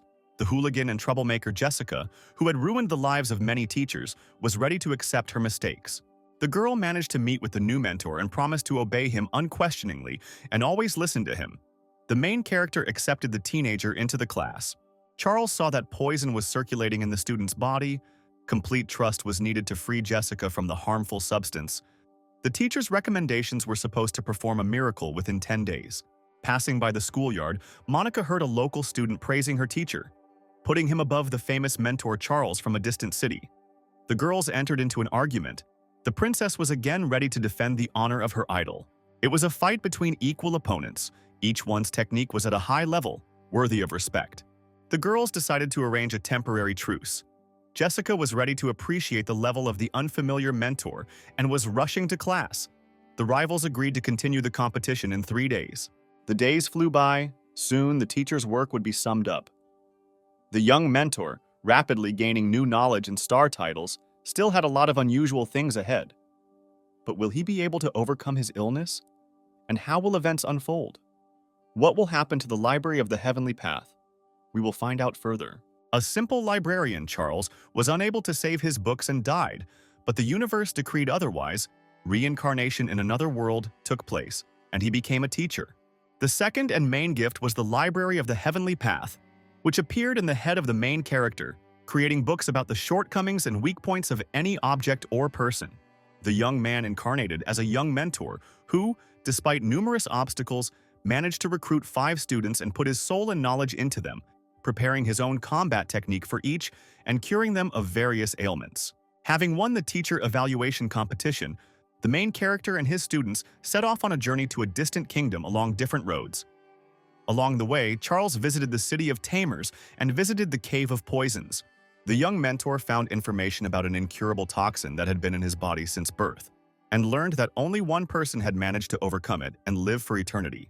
Along the way, Charles met the heirs of several kingdoms, including Princess Emily, who had a star as an alchemist and animal tamer. The pages of the Golden Book of the Heavenly Library were gradually filled up. These were the pages of the life and successes of the teacher and his students. The main purpose of the trip was the city of Grandmasters and the exam to obtain the title. Having passed the first star level with colossal success, Charles and his competitor Thomas set their sights on the second step. The main condition for receiving the next star was to win the trust of the students of the local school academy, for which the applicants' appearance and names were changed. Charlie and Tom began working in the classrooms. From the first day, the mentor took care of the problems of his charges, helping them to restore energy or increase their level.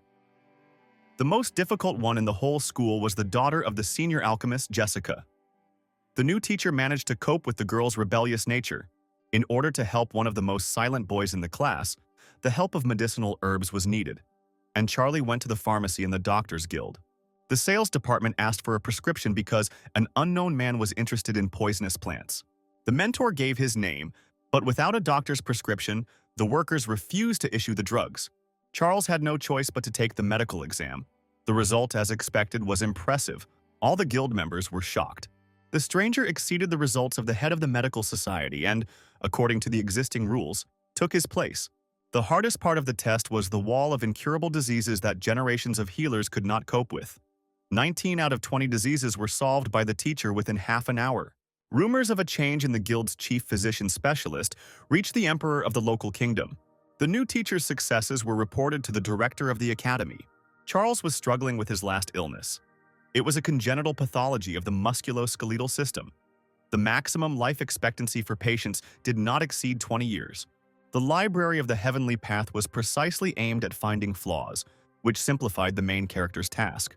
The chief healer came to the head of one of the distant kingdoms of the Alliance. Princess Elizabeth suffered from a congenital disease and was bedridden. For 19 years, no specialist could cure the girl. The beauty had only about a year to live. The healer suggested trying a healing method suggested on the wall the day before by an unknown master. The father and daughter no longer had a choice. The treatment process took place. The girl was able to stand on her feet for the first time, which made the loving head of the family incredibly happy. Muscle strength and energy in the arms and legs returned to normal.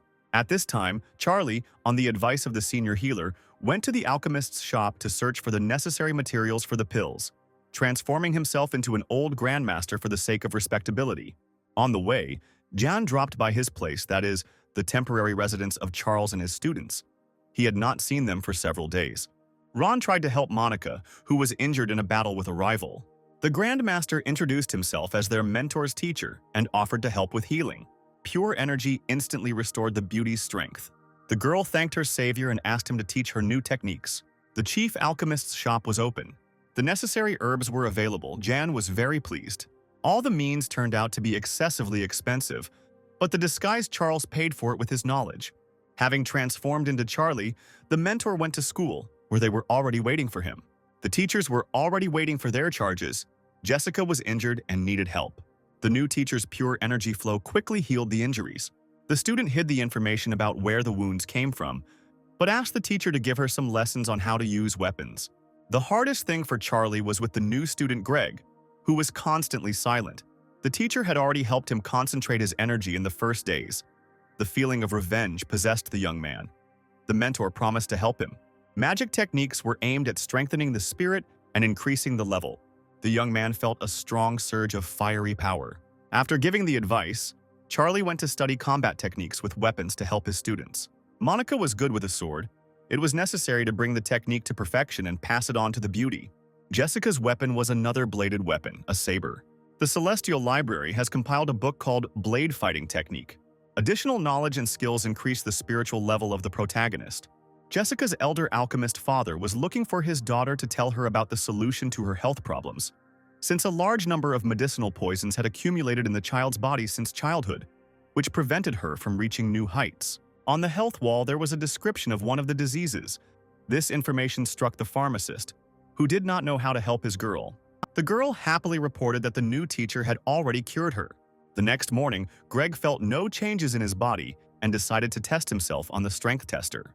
The figures doubled and made the young man very happy. As a token of gratitude, the student told his mentor what had been troubling him for more than 2 years. The young man said that he was from a noble family. He had an older, beautiful sister, smart and talented, who was predicted to have a great future. The girl refused to marry one prince, and the next day all the members of the family, and there were more than 100 of them, were killed. The 15-year-old boy was left all alone. All this time he was accumulating strength and thirsting for revenge. Charlie listened carefully to the story and advised him to concentrate on training using a new method developed especially for Greg. The young man did not want to involve the teacher in the showdown and hid the name of the enemy. Next, the main character met with Jessica and handed her the saber combat instructions.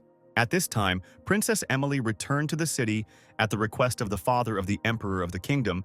Having heard about the successes of the unknown teacher, she went to the academy to meet him. The ruler of the state personally decided to visit the school and invite the mentor to visit. He needed the help of a healer. In honor of their acquaintance, the emperor presented the protagonist with a spiritual stone, which was considered the main currency among the nobility and was a very rare specimen, with the help of which one could significantly increase internal potentials. Charlie promised to come by and quickly left the yard. Other urgent matters awaited him. The eminent person became very interested in the teacher and his abilities, asking her daughter to be with him more often and pay attention to him. The kingdom needed strong, talented people. Charles, in the person of Jan, hurried to his student Monica to pass on to her the technique of sword fighting. Kevin entered and announced the arrival of Jessica's father's guest. The pharmacist expressed gratitude to the girl's mentor's teacher for the miraculous healing. It was time to visit the Grandmaster's library. In Jan's status, he could use more specialized materials. The main character found information about the Heavenly Joe, who defeated the intrauterine poison. After reading the book of the Heavenly Library, Charles came to the conclusion that in order to fight, it is necessary to move to the highest level, which can be helped by spiritual technique. It's time to use the Spirit Stone. But the changes were not as significant as the young man expected. There was very little energy. The next day, the emperor received an envoy from a neighboring state. The esteemed gentleman brought Prince Davis, the youngest son of his friend from the ancient family of kings, to propose marriage. Emily did not like the potential groom's capricious nature, and she offered a deal.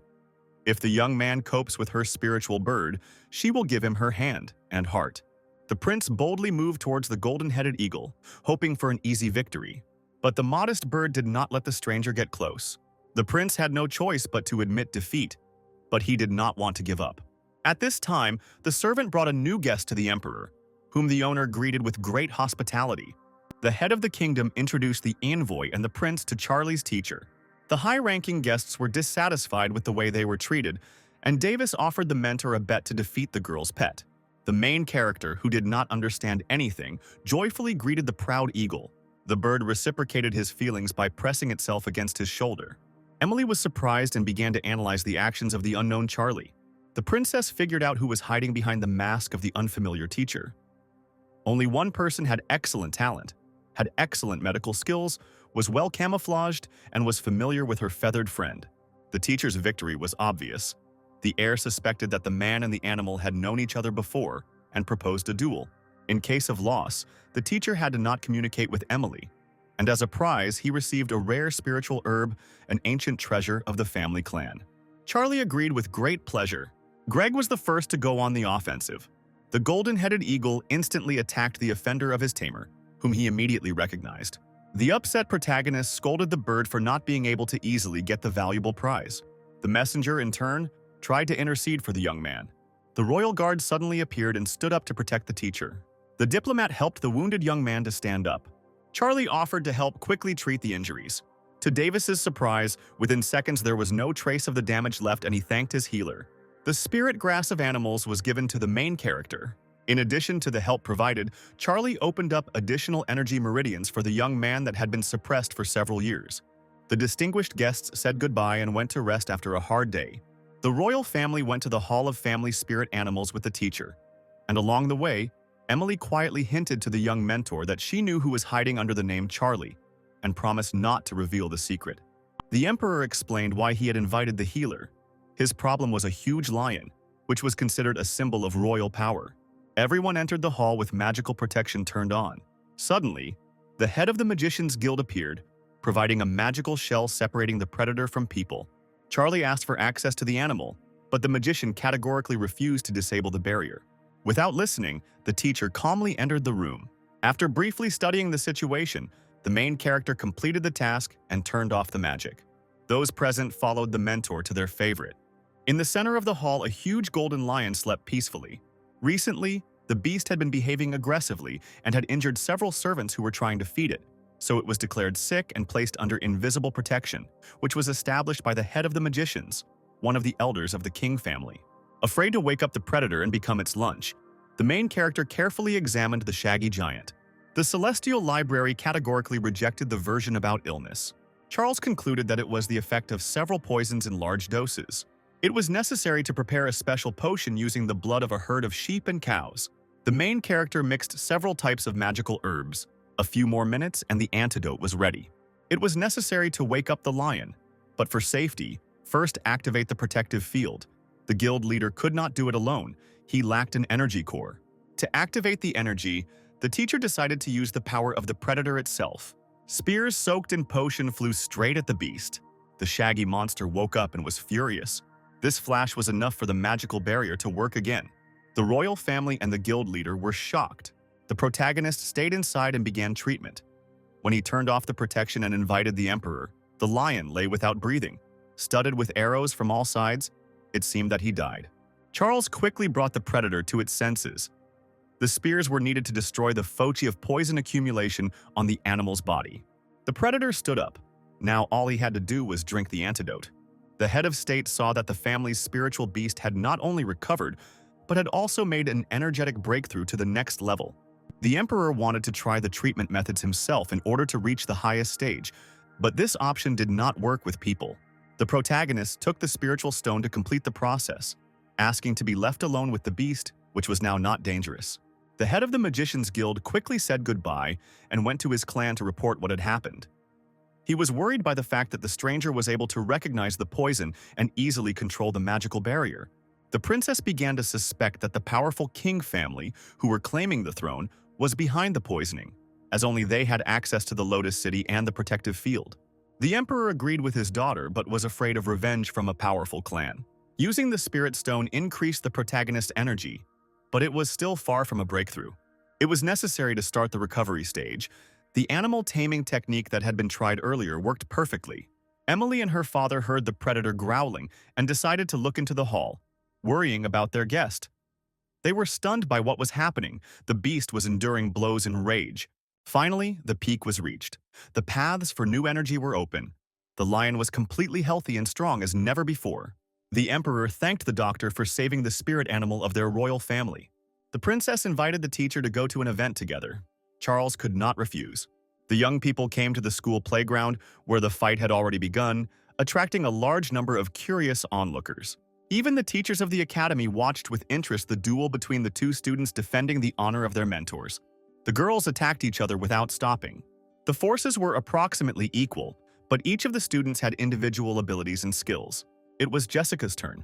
Her saber aimed at her opponent with a fiery beam. The school director himself was amazed. This technique was an indicator of the highest level of proficiency in bladed weapons. Monica was not inferior in her techniques. The cold flow of the sword was perfect.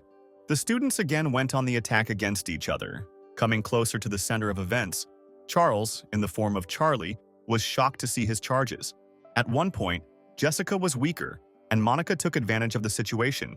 She was ready to finish the blow, but the mentor suddenly appeared and with a slight movement turned the sword to the side. The teacher ordered the girls to stop fighting.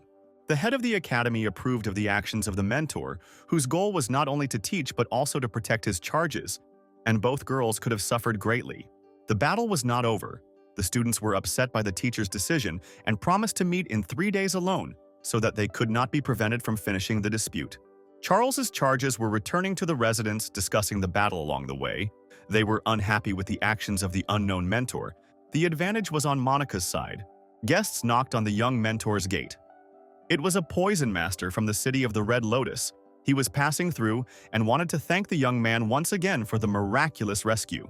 Kevin, who opened the gate, was surprised by the old man's embrace and remembered that the gentleman had said that he had once used his appearance, telling the venerable guest about it.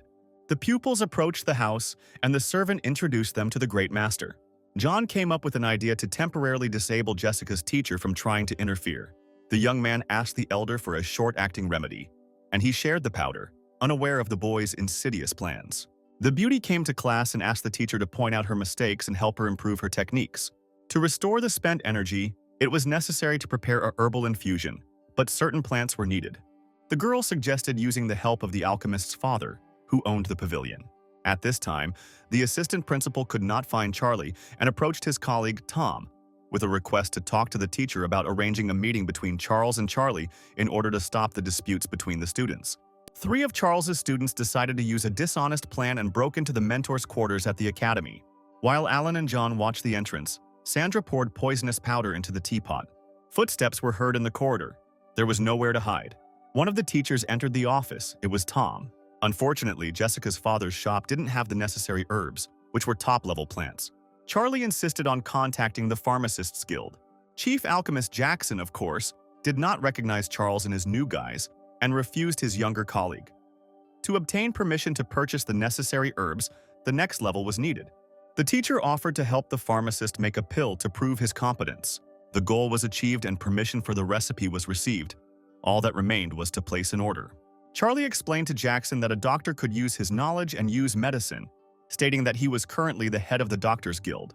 To speed up the request, you could use a fast connection. The teacher wrote on the screen the ingredients needed to make the pill. There was a commotion at the headquarters of the Alchemists Guild. A request for rare herbs came from the royal capital, marked urgent. The center was irritated by the impudence and increased the price of the goods. Now it amounted to 3 spirit stones. This was a huge cost. Hearing the indignant cries of his subordinates, the chairman of the association intervened in the matter. The chief alchemist decided to prove that those on the other side of the screen were unworthy of receiving the valuable cargo and suggested asking a control question. The deputy head sent a complex task that he himself had been working on for the past month. The answer came almost without delay. The alchemist was shocked when he read the solution. It was absurd. But the oldest specialist confirmed the correctness.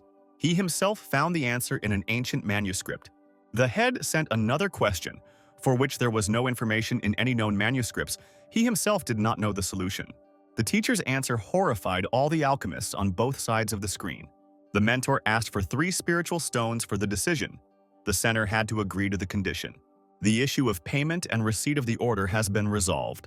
The wisest alchemist received the answer and sent his best specialist to the city to get acquainted with the new genius. All that was left was to wait for the arrival of the necessary herbs, which could take up to 2 weeks, which upset Charlie. In order not to waste time, the teacher suggested that the girl's father begin preparations and collect all the available ingredients. The mentor suggested that the headquarters send questions in exchange for stones, but the screen remained silent. It was time to prepare the pill. Charlie was in charge of the process. The pharmacist decided to use protective clothing. He had never made medicine of this level. The other alchemists watched closely from afar.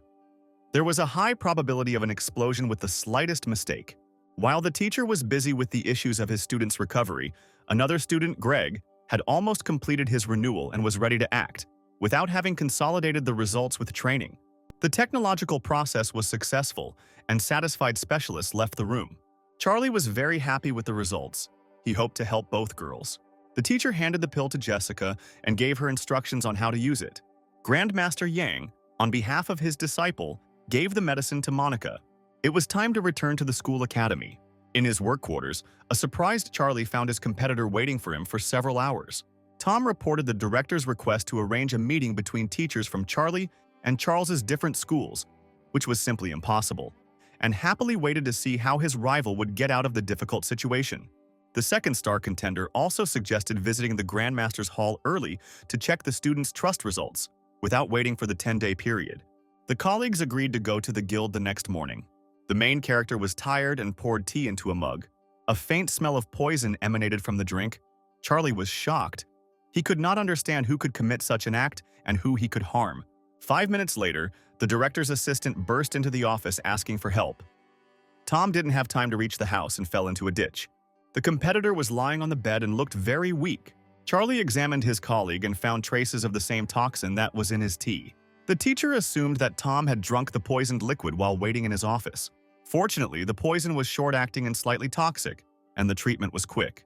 The teacher left his partner to rest until the morning under the supervision of an assistant. The main character was walking home and wondering who could have added the potion to his teapot. There was no one in the apartment, and Charlie decided to engage in internal self-improvement. Spiritual energy merged with physical energy. The feeling of flight did not leave the young mentor. The Grandmasters Guild brought together the top experts. Scholars discussed questions about successors. Recently, there were fewer and fewer high-class students. A statue of the ancient master Confucius, who created the guild and the new teaching, stood at the entrance. The protagonist was pleased with the result. He felt the growth of spiritual power, but he was still far from reaching the maximum rank. The eye of insight was opened to the youth, through which he could learn the true essence of things, their advantages and disadvantages, without resorting to the help of the heavenly library. In a dream, an unfamiliar old man came to Charles and offered to become his student. The young teacher was confused and refused. In the morning, the craftsman noticed cracks on the ancient sculpture. The Doctors Guild held a meeting to legitimize the status of its new head. Doctors were puzzled as to how an unknown teacher could easily pass the exam and answer questions on the wall of thoughts with previously incurable diseases. At school, Charlie met his student. She was fully recovered and ready for difficult training. On the other side of the capital city, two brothers met in a cozy restaurant in the morning. Davis came to a quiet place to relax and calm his nerves. Harris was here almost every day. The young men did not communicate often, but now they started talking. The younger one was having a hard time dealing with the princess's refusal to marry him. The elder left the hall for a few minutes. No one saw the stranger who followed him like a shadow into the sanitary room. Harris saw the surveillance and was scared. He did not understand who could dare. Because he was the eldest heir of the powerful king family, considered higher in status than the royal family. The unknown man did not speak and silently attacked the young man. Considering the high level of rank, the eminent person was not very afraid of combat techniques. But the unknown person surpassed the heir's level and fought to the death. Harris was hit with lightning-fast punches one after another. The young man realized that he was losing. A little more, and victory would be with the stranger. The strength of the eldest son of the head of the kings was running out. Harris gathered his last energy and took out a family heirloom that could cause a powerful energy charge, instantly restore strength, and destroy everything in the area. The magic box was activated. The stranger realized that he needed to leave immediately, leaving his revenge for next time. A magical explosion occurred in the restaurant, partially destroying the walls. Information about the use of the ancient relic instantly reached the head of the family. Upon learning of the location of the disaster, the elder king went to the establishment. Harris lay unconscious and bleeding on the floor with no one nearby. Charlie enjoyed lecturing to the entire class, and his classes were attended by available teachers and masters. After the lesson, Emily invited the teacher to the royal library, which he had long dreamed of visiting. At this time, the unknown fighter who attacked the heir of the kings was running away from pursuit. The nearest place to hide was the royal palace. The father and the princess were discussing issues of protecting the state and confronting powerful clans when they learned of an attack on a young man from a noble family. It was this family that was the most powerful competitor. All its members possessed magic and the art of poisons and had the support of higher powers. The daughter of the head of Charlotte was married to the crown prince from a neighboring kingdom. The servant reported the arrival of one of the king elders with a detachment of guards. The uninvited guest demanded that the criminal hiding in the palace be handed over. The emperor denied any involvement in the attack or any connection with the fighter. A representative of the ancient family reported that a rare animal search engine found traces and brought guards. The emperor was forced to let the warriors in. The fugitive saw an open door and disappeared into the building. Having closed the entrance, the young man looked around and looked around. He was in a library and felt the presence of a person. Charlie was surprised when his student ran into the royal library. Greg asked for forgiveness from his respected mentor, admitting that he had not listened to him and had begun to take revenge before he had completed his improvement. The head of the royal family and a detachment of the King clan approached the library and demanded that the criminal come out. Greg had no choice but to follow their orders and defend himself. The advantage was on the side of the clan representative. The young man was injured. All that was left was to arrest the culprit, but unexpectedly the main character stood up for the young man. Charlie examined the student, helping him recover quickly. The emperor introduced him to everyone as the head of the medical guild. Greg thanked him for the support, but he didn't want to drag his mentor into a personal dispute. One of the elders of the King family ordered that the criminal who attacked the heir be handed over to him. The mentor had no intention of following instructions and was ready to protect his student. King attacked first, confident in his strength and counting on quick success. The seemingly modest teacher gave a worthy rebuff.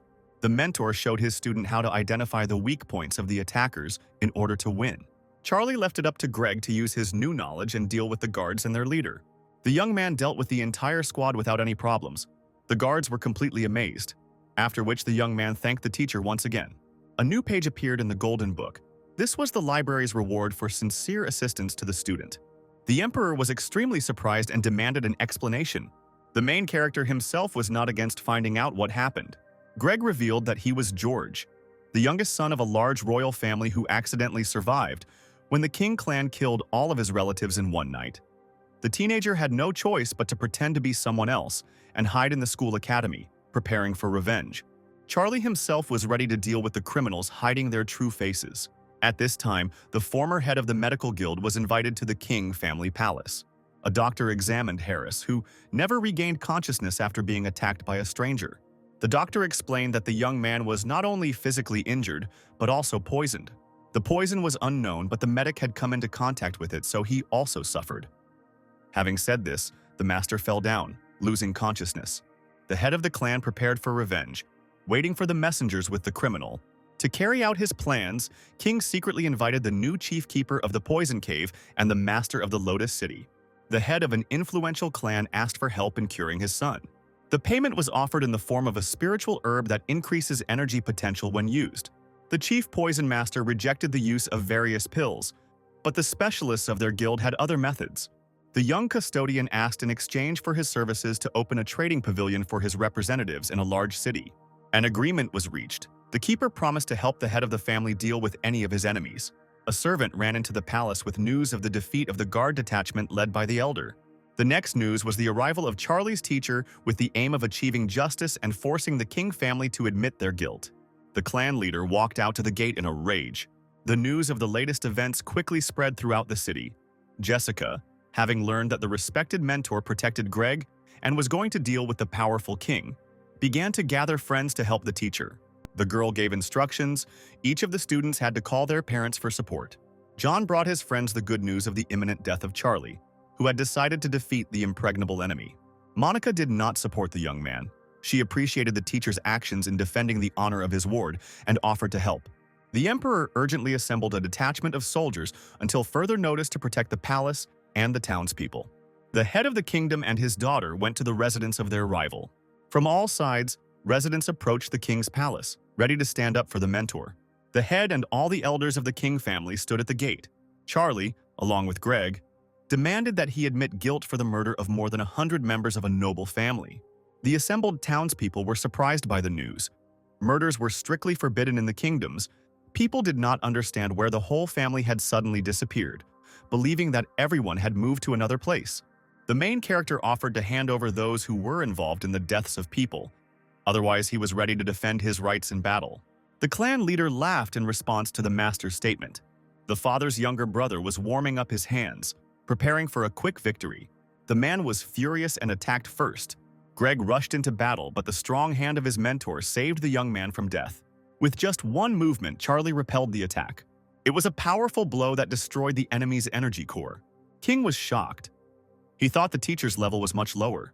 In front of the astonished crowd, the spiritual energy of the protagonist raised him to a new level.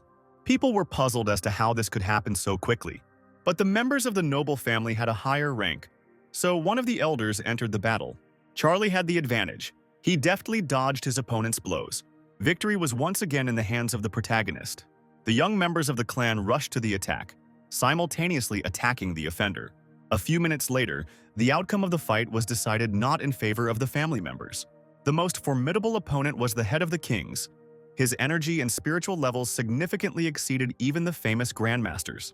It was necessary to study the shortcomings of your main enemy. Both fighters turned out to be strong, but the main character was more agile and dodged attacks at the last moment. Charlie seemed to read his opponent's thoughts and calmly dodged the blows. The mentor's fighting technique was magnificent. The director of the academy was delighted no less than the emperor. King saw that he was losing and drew his blade. Charlie asked Monica to throw him the sword.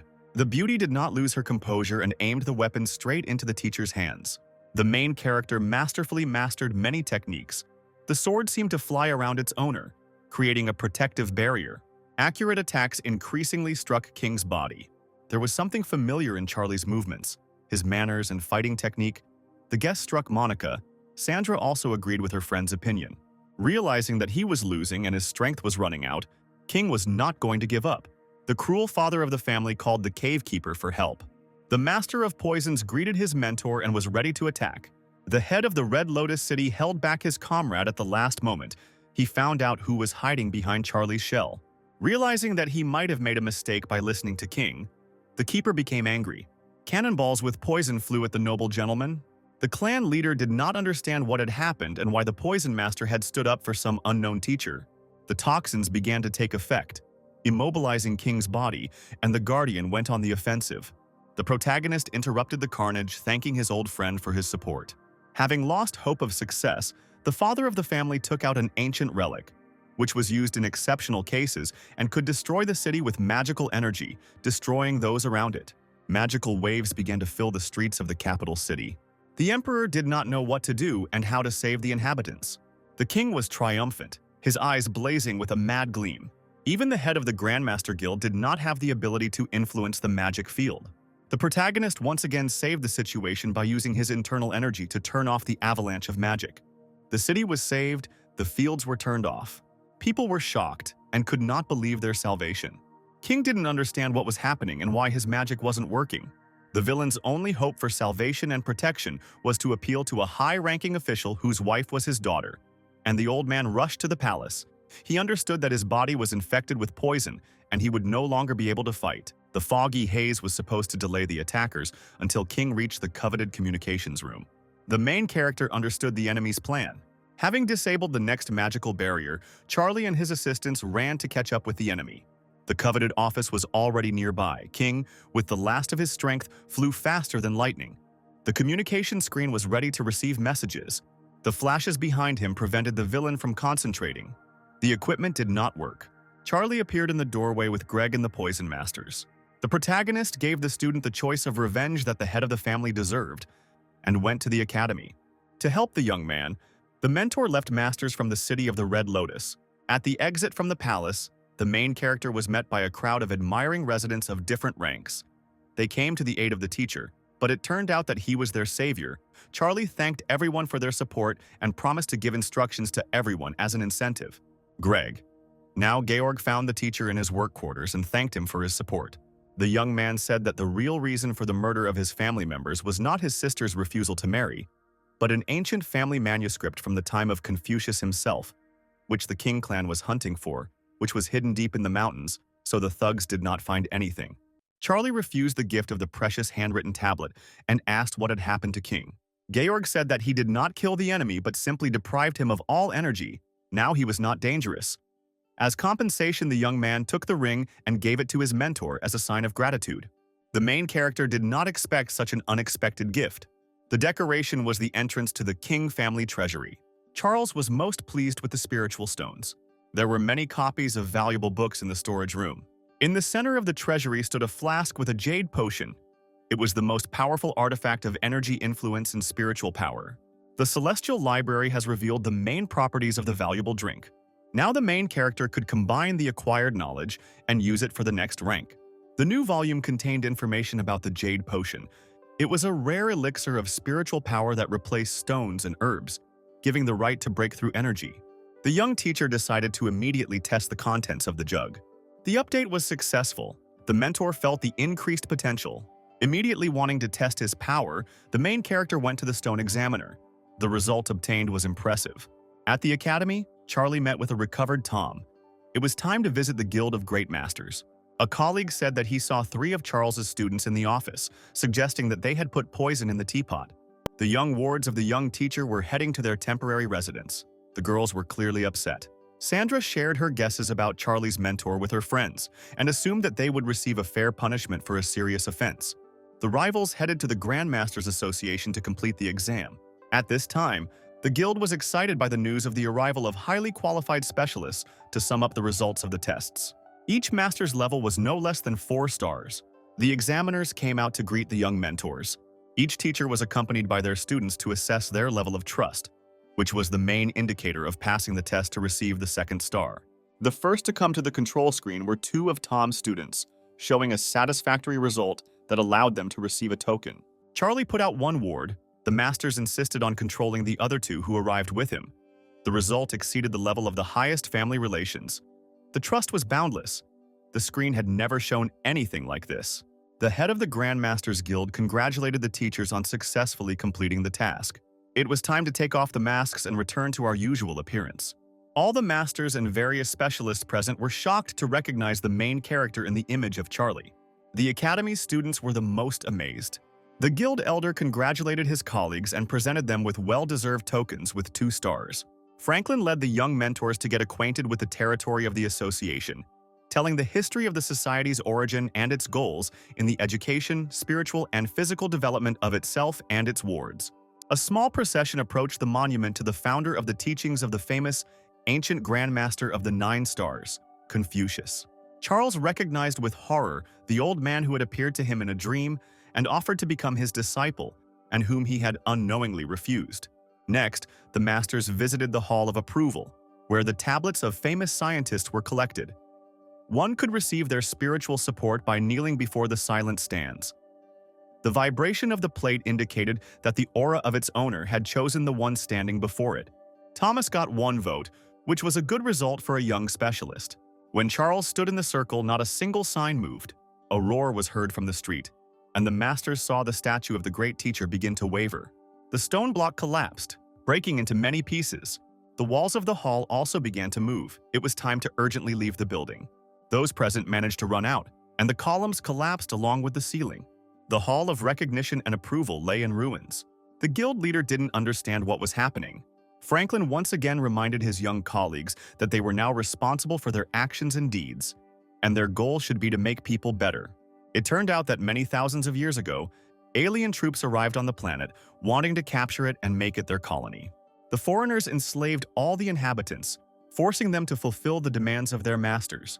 Thanks to Confucius, an army was created that supported the teachings of the supreme teacher and defeated the enemies. At this time, there was an extraordinary meeting in the Hall of Grandmasters. Experts discussed the problem of the fall of the statue and the destruction of one of the famous halls with tablets. These events indicated that a genius had appeared who had received the recognition of his ancestors and had refused Confucius himself. Guests from the distant center were glad to meet young specialists.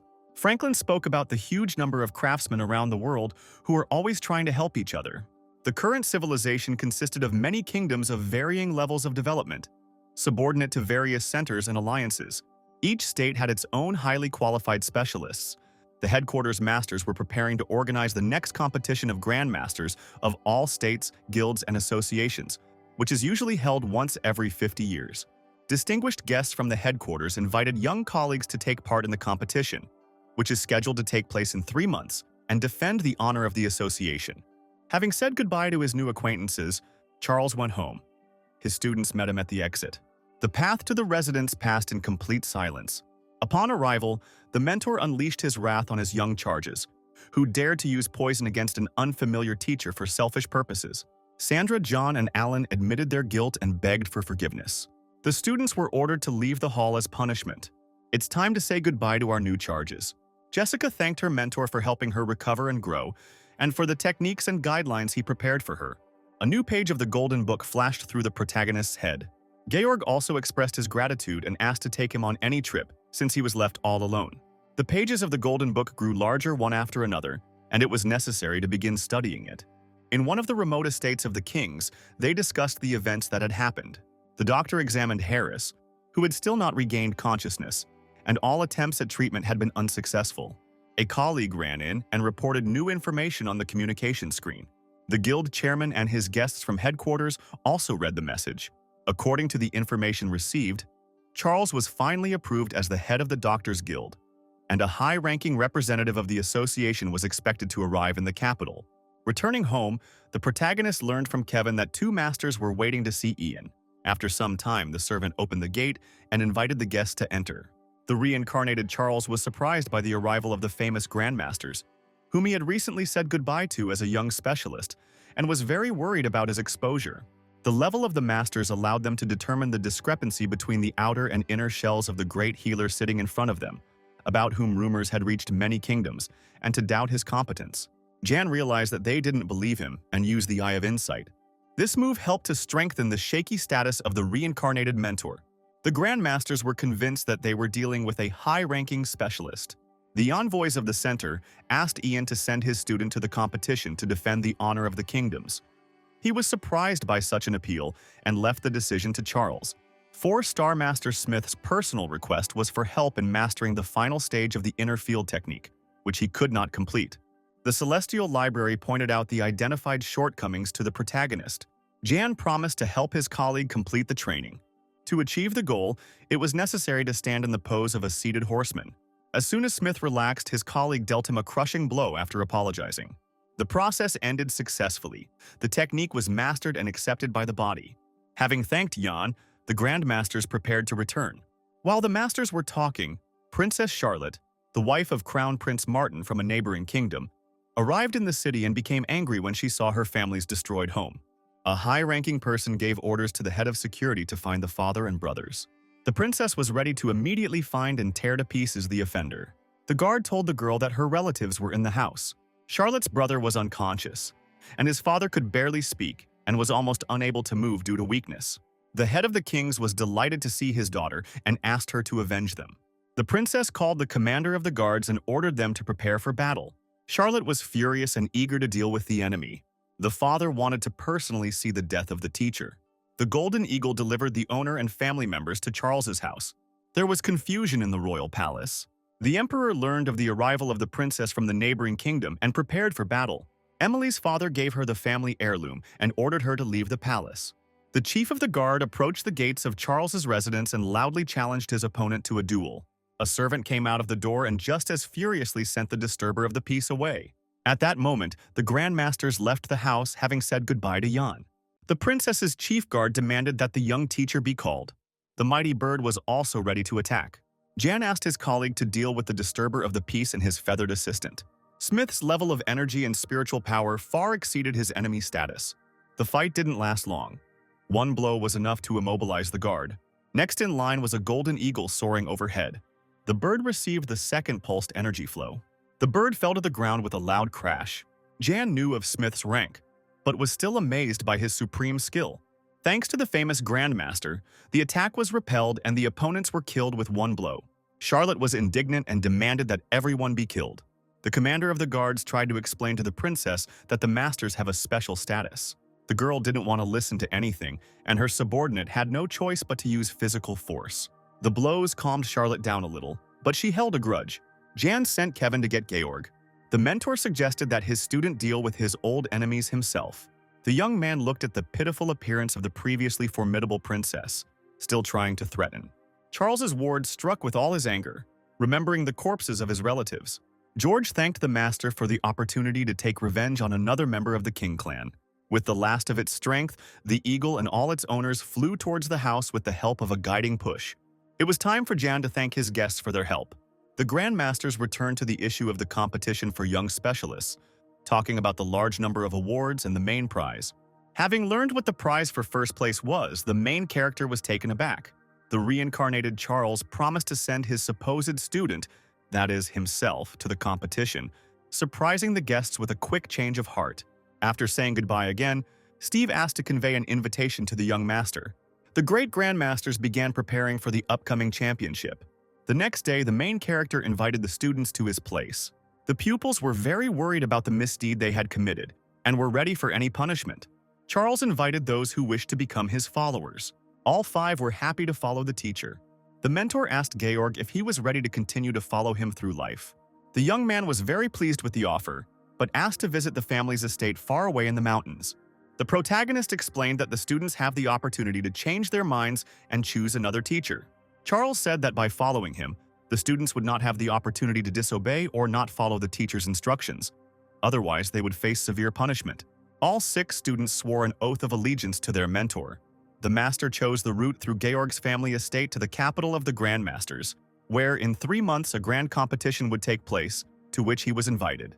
Charlotte returned to her kingdom. The princess asked her husband to take revenge for her humiliation and for his family. Prince Martin was very angry. He understood what consequences a war with the great Grandmasters could lead to. Charlotte shared with her husband secret information about why the entire noble family of George, one of the main contenders for the throne, was killed. It was an ancient and powerful clan that saved a saint in ancient times. In gratitude, the great lord presented the family with a valuable manuscript containing the writings of Confucius himself. The princess explained that the ancient document would be a pass for their state into an alliance of large kingdoms, and the young prince was deliberately left alive, since nothing of value could be found in the palace, and now George is heading to the mountains to his father's old estate. Martin understood his wife's thoughts and began to make a cunning plan. Meanwhile, a small detachment led by the main character with winged assistants climbed high into the mountains and should have already been near the country family residence of the young man.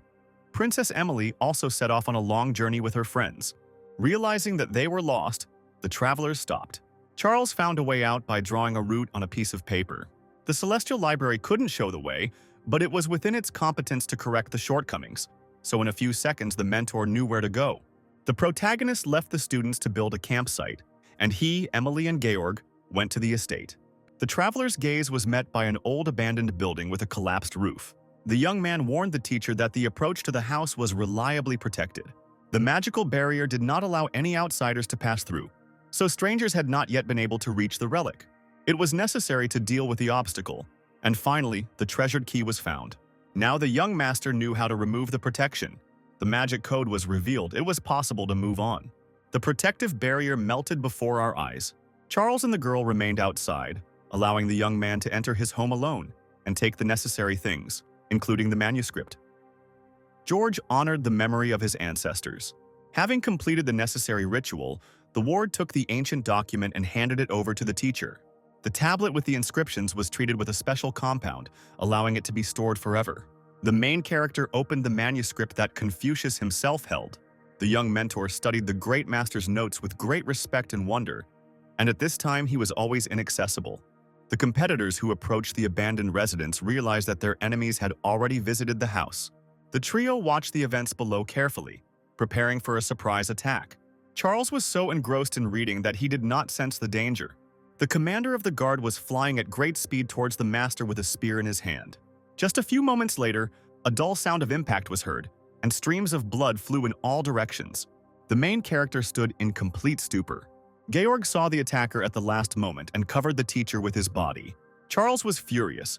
The heavenly library suggested a battle strategy. A huge column of energy rose up and flew towards the enemy. The chief of security had never encountered such a weapon before. The stream of fire engulfed the guard in an instant. Trees were collapsing and fiery flames were flying around. The prince and Charlotte were unable to stay on their feet. Martin became frightened and rushed into the thicket, leaving the princess alone. Charles had no intention of letting his enemies go. A bolt of fire flew after the prince, swallowing up a frightened Charlotte in its path. Martin was in despair, and a servant arrived and managed to put the master on a huge bird, thereby saving him from the teacher's revenge. The main character promised to kill the prince. Having lost a huge amount of energy, Charles fell to the ground unconscious. After some time, the teacher tried to open his eyes and there were worried students standing around. Georg was lying nearby. He had lost a lot of blood and was unconscious. The wound was deep and the teacher began to treat it. Knowledge of medicine was not enough, and the young master turned to the heavenly library for help. The students watched their master's actions with bated breath. The internal organs damaged by the spear gradually healed and the bleeding stopped. The treatment was successful, but Georg was still unconscious. The main character swore to take revenge on the prince for his student. Emily tried to dissuade the master from hasty actions, explaining that Martin had a whole kingdom with an army behind him, and he should soon take his place on the throne.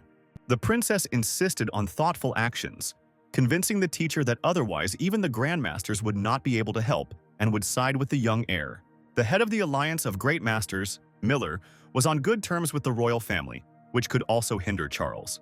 The protagonist decided to start his revenge plan by visiting the Grandmaster Society to convince them to side with him. The hike continued, and along the way, the teacher decided to look for additional energy sources. The city of Tamers was the next stop for the small detachment. Charles gave Kevin the order to look for a place to rest, and he himself went with the princess to the Hall of Animals. The taming of an unknown, high-ranking wild beast was to take place in the arena. There were many people willing to come out to fight, as the management of the hall promised a good prize. Suddenly, the attention of those present was drawn to the sound of a bell, announcing that someone wanted to undergo a series of tests, which included successively taming a group of animals with increasing levels. The prize would be the blood of a spirit beast. The surprised tamers rushed to see the spectacle. The deputies of the head of the hall were eagerly awaiting the appearance of the daredevil. The main character calmly entered the arena. 5 huge wolves with sparkling eyes did not keep us waiting. The animals attacked first, hoping to tear their victim to pieces instantly. Having killed the leader of the pack, Charles convinced the others to surrender. The senior tamer was surprised by the battle tactics. It was a completely new method that proved its effectiveness. The teacher calmly released the wolves into the pen. The director of the animal hall and his assistant also watched the fight. The chief tamer also noticed the young stranger's clever move, which hit the wild beast in the life zone, temporarily immobilizing it. Next, 3 huge tigers jumped into the arena. None of those present understood what had happened, but a few seconds later the predators were lying with their paws up, The second round was also in Charles's favor. Next, two giant bears were released from the cage. One paw of each of them was larger than the young tamer. After a while, the shaggy monsters were flying all over the stage in the deft hands of the mentor. Such a swift victory had never been seen in the entire history of the animal hall. The management was shocked. All those present were also surprised by the unknown techniques. The scary bears couldn't move, the stage was passed. The final rank was to win a fight with a gorilla. The monkey was extremely aggressive. It seemed that just one blow would leave nothing left of the main character. The director went to give the order to turn on the protection to save the tamer, but the assistant stopped him. In the arena, the gorilla hugged his new owner and smiled. In the end, all tests were passed without casualties. The upset leader gave Charles the well-deserved prize, a drop of the spirit beast's blood. The reward was valuable and equal to 10 stones. The protagonist said that he needed another 20 drops, and he was ready to undergo the complex test the same number of times. The director of the animal hall was very worried about his animals, so he looked for all sorts of tricks to refuse the young man. The assistant saved the situation by offering his senior colleague a desperate solution. Charles was asked to tame a recently captured nightmare beast whose level was undetectable. The price was a fabulous sum of 30 drops of blood, and the main character happily agreed. The master asked for a short break and to be given the opportunity to study the literature available in the local library, surprising his opponents with such a desire. The book depository contained not only textbooks on taming, but also ancient manuscripts on the study of animals. Information on their voices was valuable. The Celestial Library has collected the information together. Charles almost lost all his energy when he tried to pronounce the hieroglyph. The next day, the main character and the hall's management went to the cage with the unseen beast. The director said that it took a long time to find this animal. It had not been possible to catch it for a long time, and large sums of money had been spent on it. The huge, shaggy stranger with golden fur, horns, and a tail with a fluffy tuft, more like a dragon, was nicknamed the Beast of Nightmares. The animal slept peacefully in the cage, not paying attention to the arrivals. Charles tried to pronounce the sounds he had learned earlier, but since there was no description of their meaning anywhere, the teacher acted at random. After the first roar, the beast woke up and looked at the people in surprise. The second sound was longer. Suddenly, the predator became aggressive. It seemed that he was about to destroy the cage. The director ran to turn on the protective barrier. Charles continued the experiment and made a third sound. Something incredible happened. The huge monster turned into an obedient, furry animal. The young tamer completed the task and demanded a reward. The head of the hall had no choice but to fulfill his promise. Charles ordered the dragon to listen to his new masters and said goodbye to his astonished tamers. While the young master was earning the blood of the spirit animal, Kevin, on his instructions, accompanied by the senior tamer, went to the poison hall. The travelers arrived at their destination, where they were clearly not expected. A guard suddenly appeared and asked the strangers about the purpose of their visit. Jan's servant demanded to be taken to the head, saying that he was his relative. As proof, the young man presented an emerald token. The guard knew who the item belonged to and led the uninvited guests into the residence. In the main hall, Senior Staff Specialist Warren was talking with the head of the Poison Hall and the Alliance representative. Sharp sounds from the corridor interrupted the conversation. An indignant Kevin demanded to be allowed to see his relative. Even the tamer was horrified by the impudent behavior of his fellow traveler. Jan's servant was very persistent. He strictly followed his master's instructions. Warren, surprised by the appearance of a familiar face, since Charles was in the guise of Kevin when they met, tried to calm the chief manager of the Poison Hall and the senior envoy of the Alliance. The elders listened to the uninvited guest, who practically demanded that they go to the capital of the kingdom to help the Grandmaster and his disciple. Warren did not understand why his colleague in poisons had changed so much. The behavior of the servant Yang was extremely impulsive. Having received the coveted prizes for taming animals, Charles began to restore his inner spiritual field. The director of the Animal Hall, in gratitude for his help, gave the main character a magic pill from his collection. When Emily walked in on Charles, she couldn't believe how quickly he had managed to complete the next breakthrough. The princess said that the head of the Grandmaster Society had recently become even closer to the royal family and was a friend of Prince Martin. The main character was not afraid of Miller's power and thirsted for revenge. Charles was ready for battle and set off for the capital. Leaving the students in a secluded place, the teacher and the girl on his winged friend arrived in the center of the kingdom. Almost simultaneously with the main character, the supreme representatives of the Hall of Poisons came to the city, accompanied by Kevin. Along the way, The servant told his new acquaintances about the virtues of his master. The Grand Master Elder and his assistant visited Martin to inform him that teacher Charles had arrived in the capital. Miller ordered his colleague to meet the uninvited guests. The senior Grand Master stood on the porch of the palace, so he saw from afar the flying tiger-headed predator with Charles on his back, ordering the junior youth to turn back and return home. The young master had no intention of retreating. He sent the winged predator with the princess into hiding and went to the palace gates. The level of spiritual energy and skill of Miller's assistant reached its maximum. It was almost impossible to defeat him. But Charles was ready to remove any obstacles that prevented him from reaching the prince. The great Grandmaster and the heir were shocked by the young man's sudden victory. Martin ordered his army to defend the residence of the future king. Miller went out to meet with the master, sending the heir to urgently prepare the right of accession to the throne, since it would be more difficult for Charles to kill Martin in the status of head of state. The chief Grandmaster ordered the guards to step aside and walked towards the young mentor.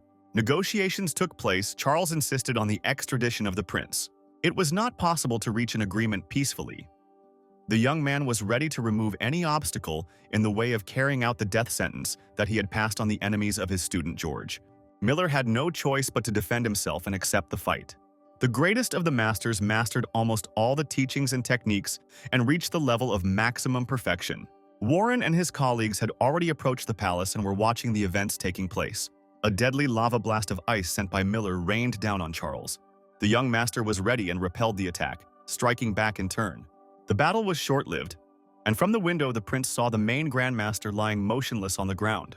Martin ordered the army to advance and kill the youth, and he himself hurried to the royal hall. Guards surrounded the main character from all sides. Then, a shocking picture appeared before the eyes of the surprised specialists. Charles was standing in the middle of the courtyard and giving a lecture. About 100 armed warriors peacefully settled around and listened to the teacher with fascination. Warren remembered that he once came across a manuscript about Confucius, who was also able to talk down a huge group of enemies. According to legend, the great master began to speak, and after a few minutes the demons attacked each other, unable to resist. Enraged by the disobedience of the soldiers, the prince tried to command the army. The outraged guards refused to obey the heir. Charles finished his speech. Those who heard his speech became his students and could not harm their mentor. The young man asked the detachment to part and led him into the palace. The ceremony was not yet complete, and the prince was very frightened. Martin seized the emerald jade box, the symbol of royal power, and declared himself emperor. Since all the rules of coronation were violated, the Supreme Alliance refused to recognize Martin as the ruler of the state. The prince could not believe his failure. The failed heir tried to defend himself with the help of the symbol of supreme power. Martin's skill level was high, and the prince was also very hopeful of the ancient relic's help, so he attacked first. Kevin didn't understand how some box could harm the master. The Alliance representative was horrified to hear that this jade item activates energy capable of destroying an entire kingdom. It has not been used for several thousand years, so it has accumulated enormous potential. But nothing terrible happened. The emerald box did not work. The elders of the Poison Hall present were surprised. The energy activation did not work. Charles approached the prince, who was disappointed with his failure. But Martin did not give up hope of winning and attacked his opponent. The main character easily repelled the attack. Having finally realized his helplessness and the approach of death, the heir to the throne called for help from family representatives. The Alliance's envoy saw for the first time the ancient royal dragon, information about which he had only heard about in legends. Then, from the depths of the palace gates, an old man appeared.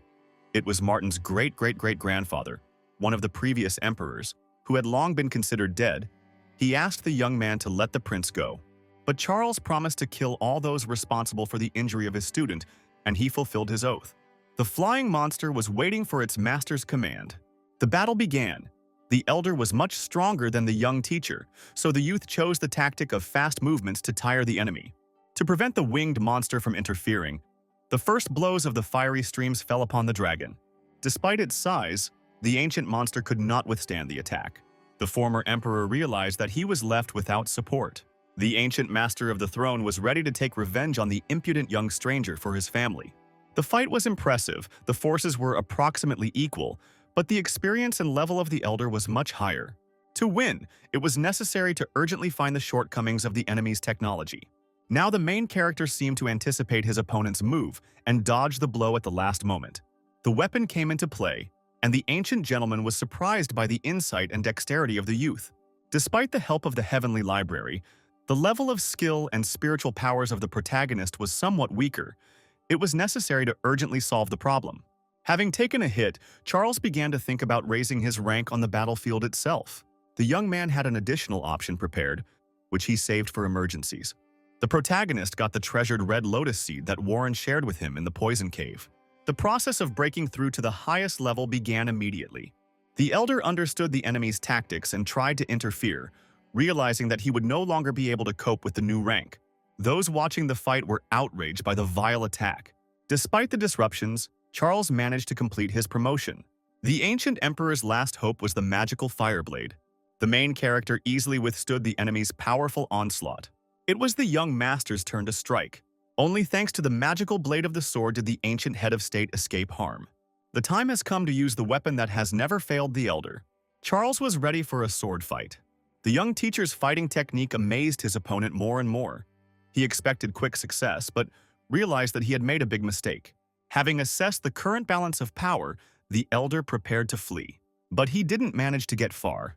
The fireball caught up with the former emperor at the palace wall. Only now the protagonist realized how tired he was. The young man thanked the representative of the alliance for the timely support, because if Martin had received the status of king, killing him would have been a big problem, entailing consequences for the entire state. The envoy said that he had only hastened the answer, since the coronation ceremony that had taken place was in fact invalid, considering it payment for one deed done earlier by Charles. The mentor was extremely surprised to learn that a girl was hiding in the guise of an alliance employee. It was the same Elizabeth, who had less than a year to live. But by solving the problem of previously incurable diseases, the young teacher brought her back to life.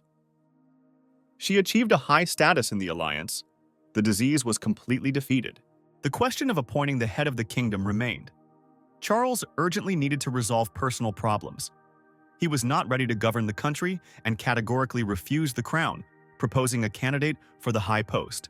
The master gave a signal, and the flying beast with Princess Emily landed nearby. A royal girl with the status of a master and stars in several specialties was worthy of the throne. But it turned out that the rank of the heiress to the crown was lower than required for complete subordination of the subjects. So the main character decided to help and shared another lotus seed. Charles helped make the breakthrough, and Emily could take on the title with dignity. The princess's level has reached the level required for her future status. The girl thanked the master. She could not believe what was happening. The enemies were defeated, and she became the queen of a state neighboring hers. The young teacher decided to consolidate his status and went to the ancient dragon that served as the spiritual beast of the kings. The protagonist ordered the animal to obey Emily. The formidable dragon drank a drop of the girl's blood. Now he was obliged to protect her and listen to her instructions. In a distant neighboring state, the emperor received news from a messenger that his daughter, together with Charles, had reached the hostile capital. He was very worried about his princess. The news that the main character not only defeated all opponents but also helped Emily ascend to the throne shocked the king. Classes were in progress in the Grandmaster's Hall. The lecture was given by one of the elders of the association, a renowned 5-star master. The news that someone was trying to seize power in the guild made him laugh. The Grandmaster, with the help of his famous 4-star colleagues, reliably protected the center. The assistant informed his master that the unknown person had solved all the problems and passed the set traps. Charles needed help, and he turned to the head of the Grandmasters, who should have known everything. The main character was worried about the loss of consciousness. Elder Miller said that somewhere far away there are guardians of souls who possess the secrets of controlling someone else's consciousness. They can control someone else's consciousness and create puppets with a living inner world. Having learned that such a curiosity could be purchased at a large auction market in a neighboring state, Charles headed there.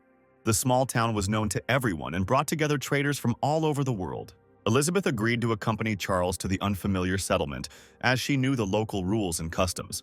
The girl found almost no heart-to-heart information. Kevin happily agreed to accompany the young master.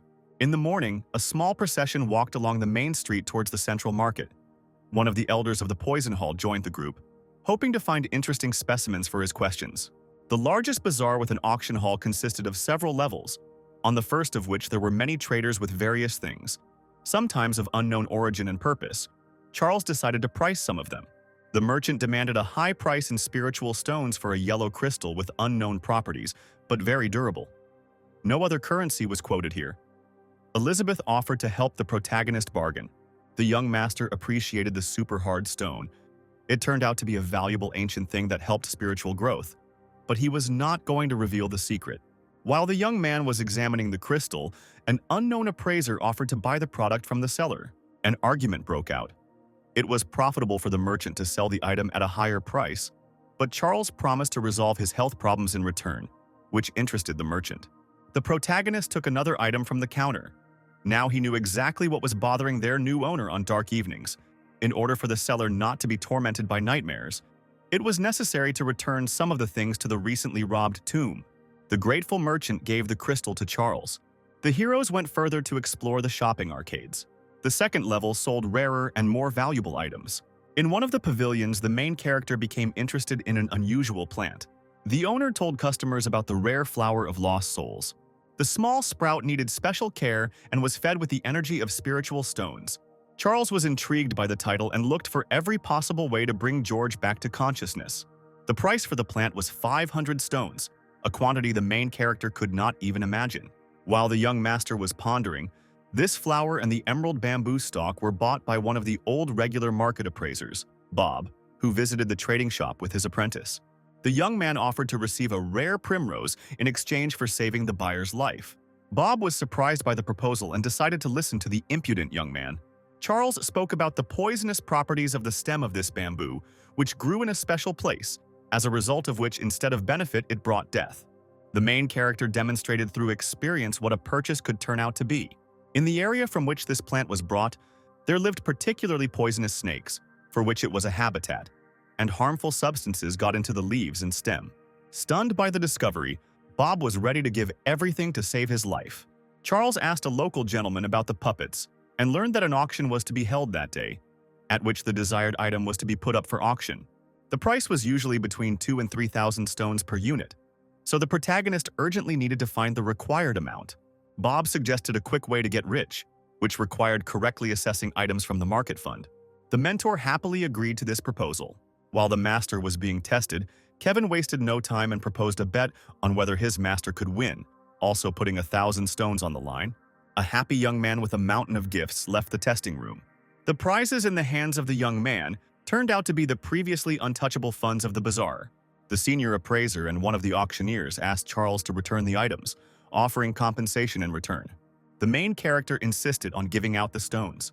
Bob and his student didn't have that kind of money, so Charles agreed to look at other valuables. The merchant offered a ball made of an unknown material that does not sink or burn, does not change its shape at any temperature. The young man agreed to the exchange, realizing that he had acquired a rare value. The gong rang. There were a few minutes left before the auction. It was time to take our seats. Bob said that no one knows how the puppets came into being and to what extent they are living beings. But they are practically invincible. They were created by soul casters who could penetrate people's consciousness and steal their inner shell. Until now, there was no information about soul stealers. People were more afraid of them than poisons. The auction room occupied several levels. There were representatives of various kingdoms. The main character was ready for new challenges to save his student. And ahead of him, there were still serious fights for the status of the best grandmaster and the fight against the internal poison that did not give Charles peace. A simple librarian, Charles was unable to save his books and died. But the universe decreed otherwise. Reincarnation in another world took place, and he became a teacher. The main gift of fate was the Library of the Heavenly Path, which appeared in the head of the main character, creating books about the shortcomings and weak points of any object or person. Thanks to this, Charles received the stars of an alchemist, grandmaster, head of the Guild of Doctors and Tamer. The young man incarnated as a young mentor who managed to recruit students and put his soul and knowledge into them, preparing his own combat technique for each and curing them of various ailments. The students swore to always follow their patron. The next task of the main character was to win the world-class Grandmaster competition and free himself from the poison he received in his mother's womb, which was considered practically incurable, and with which a person can live up to 30 years at most. The young teacher, Princess Emily, and his followers set off on a long journey, unaware of how many obstacles awaited them ahead. At first, a small detachment decided to visit the family estate of one of the students, George. to take an ancient scroll written by the founder of the Grandmaster's teaching, Confucius, because of which the entire large family of the young man was killed by the rivals to the throne, the King family. Upon seeing the valuable manuscript, Charles lost his guard and was attacked by Prince Martin and his assistants. George defended his mentor with his chest, receiving extensive wounds. Thanks to his knowledge of medicine and the heavenly library, the master managed to heal the body of his ward, but consciousness did not return to the student. The enraged protagonist swore to kill all enemies involved in the fate of the pupil and fulfilled his promise. Now it remained to return consciousness. Specialists advised to contact the soul stealers. All information about them was missing. People were afraid of them more than poisons. Charles and his new friend Elizabeth went to the auction to find out more information and buy the puppet. Appraiser Bob said that these are living creatures and are almost invincible. They were created by soulcasters who can penetrate people's minds and steal the body. The auction room occupied several levels, and there were representatives from various cities from many kingdoms, all eagerly awaiting the opening of the event. The gong sounded to signal the start of trading. The main character and his fellow travelers settled into a separate room and studied the lots put up for sale. Charles asked Bob, who is not only an appraiser but also a co-founder of the local bazaar, to include one more item in the auction as an exception. At this time, the first item was exhibited. The ice flower was famous for its exceptional properties and was especially needed by alchemists for making pills. The price doubled during the auction, which upset the master. He understood that he might not have enough money to buy the puppet. Representatives of the auction administration approached Charles' office to collectively evaluate the goods on offer. Bob and his colleagues were shocked because the teacher was going to exhibit an ancient painting by a little-known artist, which he received as a gift from the market fund when evaluating an unknown product in order to earn money. The auction director had practically no information about the artist. The painter did not leave a title for his work, so its value was insignificant. The protagonist suggested correcting the situation by taking up a brush and completely shocking those present. A few moments later, the picture came to life, and the golden-winged birds seemed to break free. Mythical birds soared throughout the building, causing complete admiration of the public. Surprised by the canvas's transformation, the director agreed to increase the price tenfold. The work acquired not only a soul but also a name. Charles, using the knowledge of the Celestial Library, told about the artist and his idea. The magical painting was put up for sale as one of the next lots. The work was presented as an ancient painting restored by a modern top-level specialist. Prices were rising by the minute. Everyone wanted to buy the mythical birds. The heir of one of the noble families of the neighboring kingdom, Michael, with his oldest teacher, arrived at the auction specifically for the puppet, but the painting impressed him. When the price of the canvas increased 3 times from the original, the young man offered his price, but not in spiritual stones, as usual, but in jade talismans, which were not quoted everywhere. The bargaining took place, and the final amount was announced. Charles was upset, he needed the stones, and he turned to the appraiser for help. The main character understood that the existing supplies might not be enough. The prices at the auction skyrocketed instantly, but he really needed a puppet to help his student. Bob promised to help and contacted the administrator. Michael celebrated his victory by dreaming of golden birds in his apartment. Unexpectedly, the representative announced that the painting was being sold only for stones, and announced that another lucky man had been the buyer. The young man and his mentor were very upset. He did not expect defeat. The fall of the gavel announced the end of the deal. The upset young man looked at his neighbors celebrating their successful purchase. Michael ordered the teacher to find out information about the painting and its owner, who had put the canvas up for auction. Time flew by, the auction continued, and more than 30 lots were put up for sale. It was the turn of the last object. It was a golden puppet. The owner came onto the stage and decided to present his product himself. All those present were eagerly awaiting the price of the long-awaited lot. The announcement shocked not only the administration representatives, but also the buyers. The strange stranger, who seemed to be a very sick old man, refused to name the price and waited for favorable offers from those wishing to purchase the puppet. Various options flew from all levels. Michael listened attentively to those present, waiting for his turn. He was ready to make a worthy exchange. So far, the seller has refused all offers received. Charles tried to study the merchant's personality and understand what he wanted to get. Bob explained that the puppet was quite old, but could still be useful since the soul of someone who was dying could be transferred into it, thus preserving life for a few more years. The main character was surprised by the new information. He had never encountered anything like it before. One of the buyers offered the old man a magical weapon that could protect the family from attack. The next one exchanged the doll for a ginseng root, which prolongs life by 100 years. The alchemist exchanged the puppet for a pill that increased life expectancy to a century. The scientist offered his techniques that allow one to improve the soul and body. The stranger refused all the offers made. The seller waited for the next options, trying to find the right one. Those present began to get angry. They could not understand what the elder wanted. The main character was very worried about the merchant's appearance. Charles again turned to the heavenly library for help. The seller praised his goods, promising to tell the buyer all the secrets of the puppet and the magicians who created it, as well as the place of its burial. Buyers have heard the legend that puppets always follow their master, so if he dies, his grave can be found, where many treasures may be hidden. The people who came to the auction did not understand what the owner of the golden doll wanted and demanded the intervention of the administration. The auction continued because the seller had not violated any terms. Michael decided it was time to act. The young man prepared a jade talisman that would give its owner complete information about items and their use, as well as access to increasing mental levels. The teacher tried to convince the master not to give up the valuable item, but he was unwavering in his decision. The ancient teacher raised his hand and made a suggestion. The main character had never heard of such an item.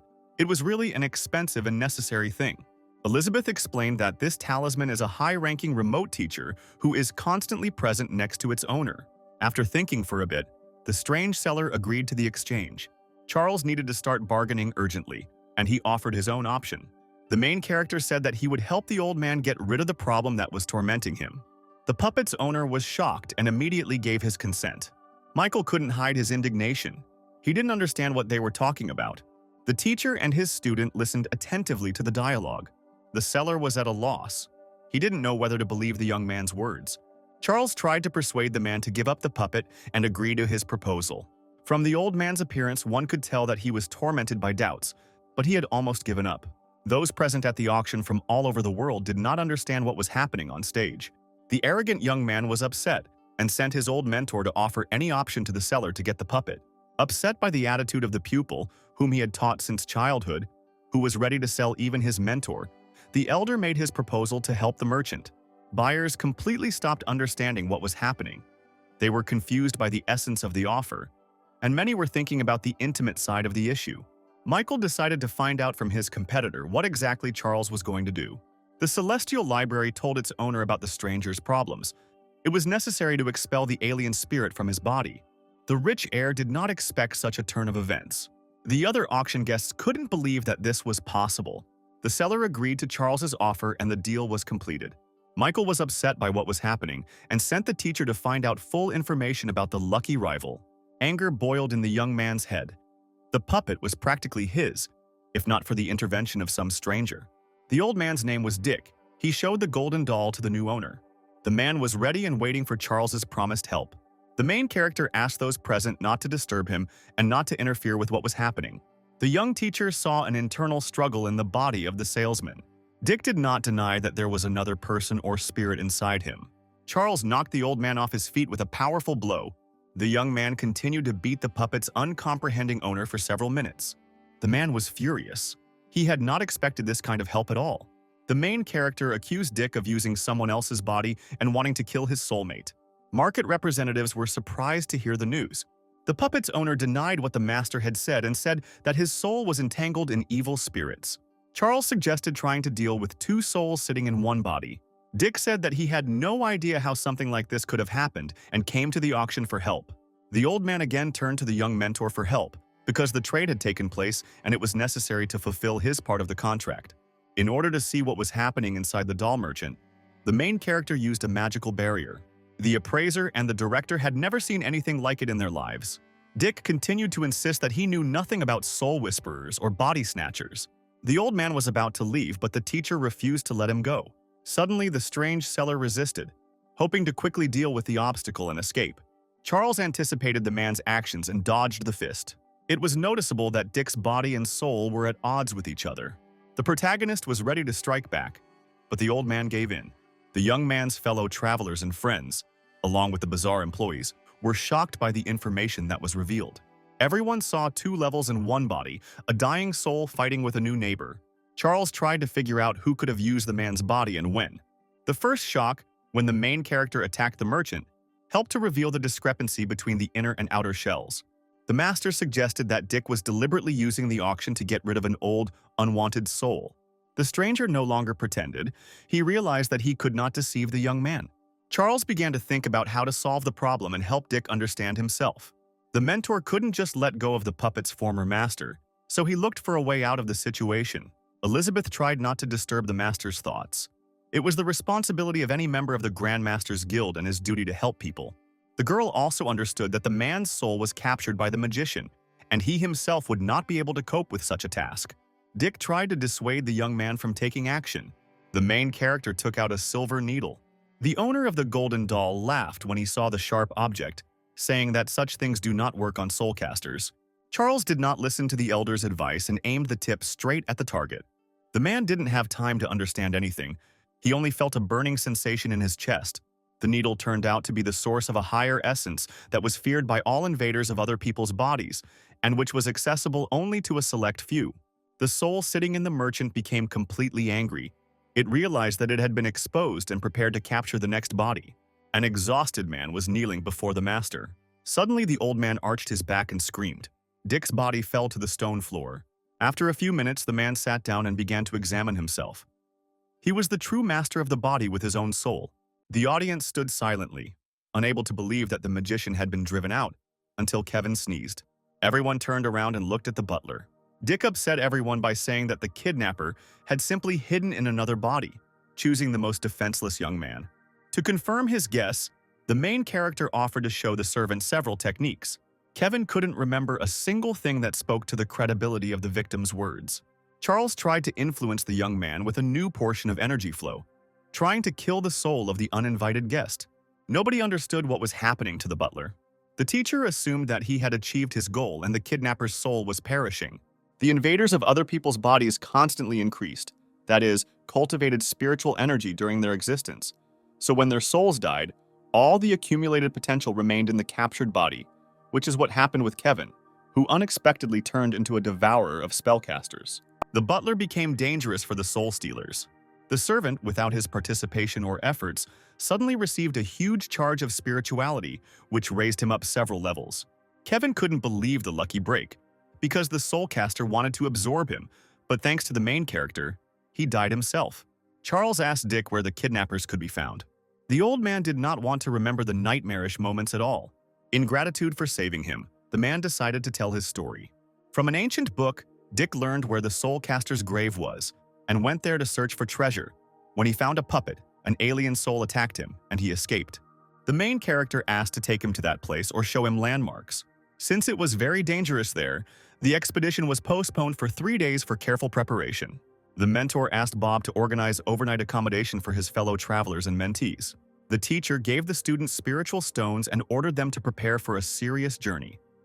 Before the expedition, everyone had to make a breakthrough in order to resist the dark forces. While the students were honing their skills, the master asked the appraiser to show him the local library for information on soul stealers. Having finished studying the books, the mentor decided to take up the golden puppet. The library said that the doll can be controlled by the soul and is self-aware. One of the disadvantages was that if the consciousness voluntarily leaves the body, the puppet may die. After studying a lot of literature, Charles still did not understand how to control the golden body. Tired of the large flow of new knowledge, the main character decided to pay attention to another incomprehensible subject that he got from Bob. The golden ball was as if it were made of a single piece of metal.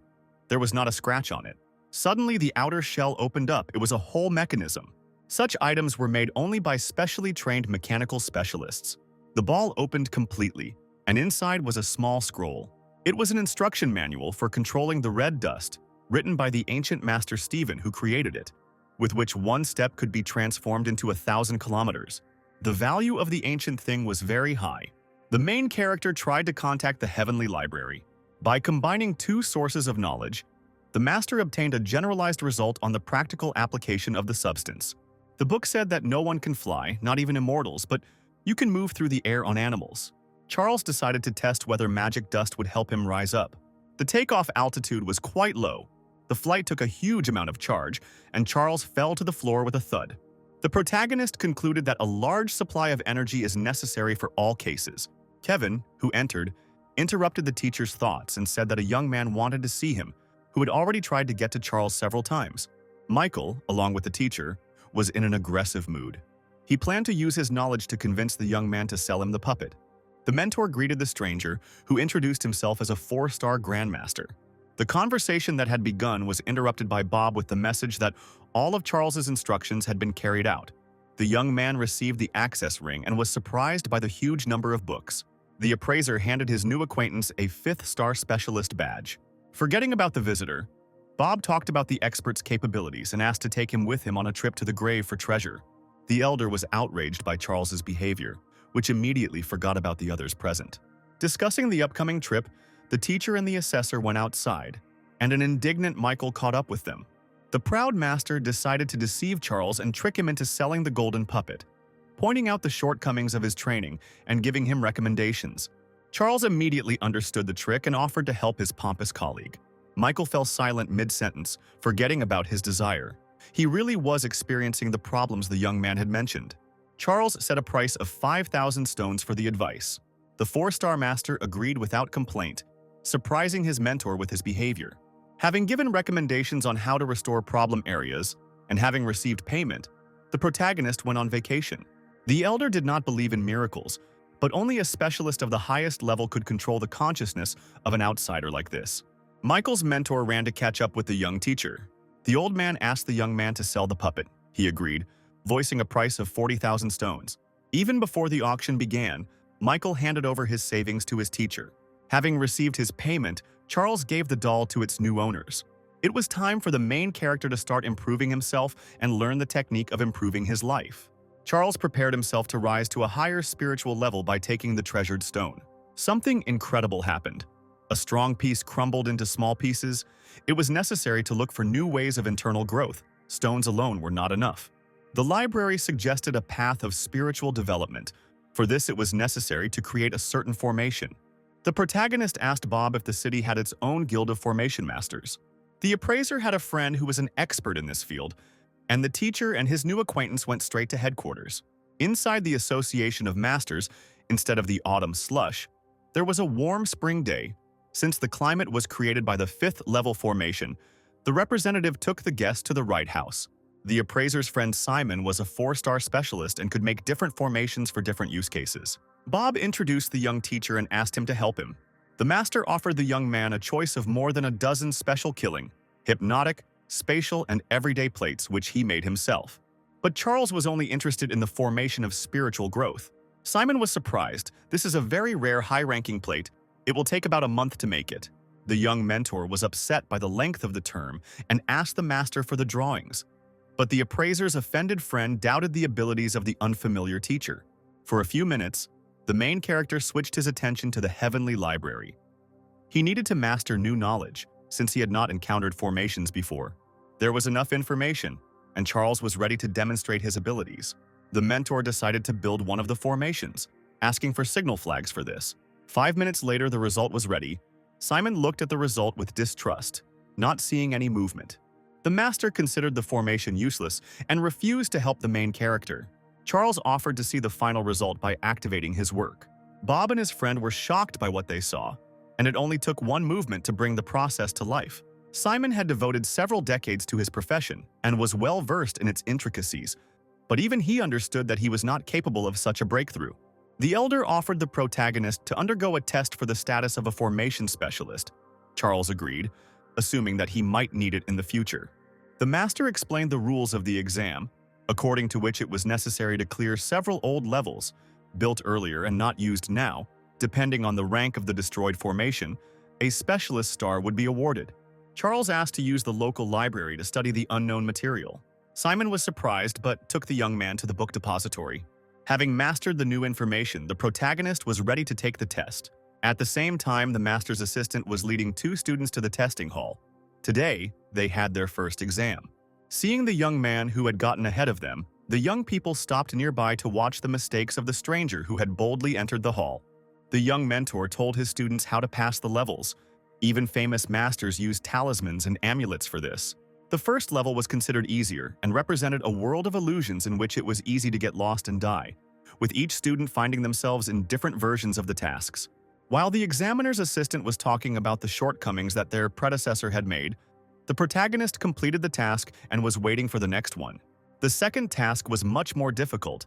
The formation blocked all the feelings of the incoming one and did not allow him to leave. It took a lot of strength and energy to defeat it. Before those present had time to come to their senses, the main character was ready for the next test. The third stage consisted of a killing formation in which a huge number of petals capturing a person did not let him go until death. It was a painless killing, among fragrant flowers.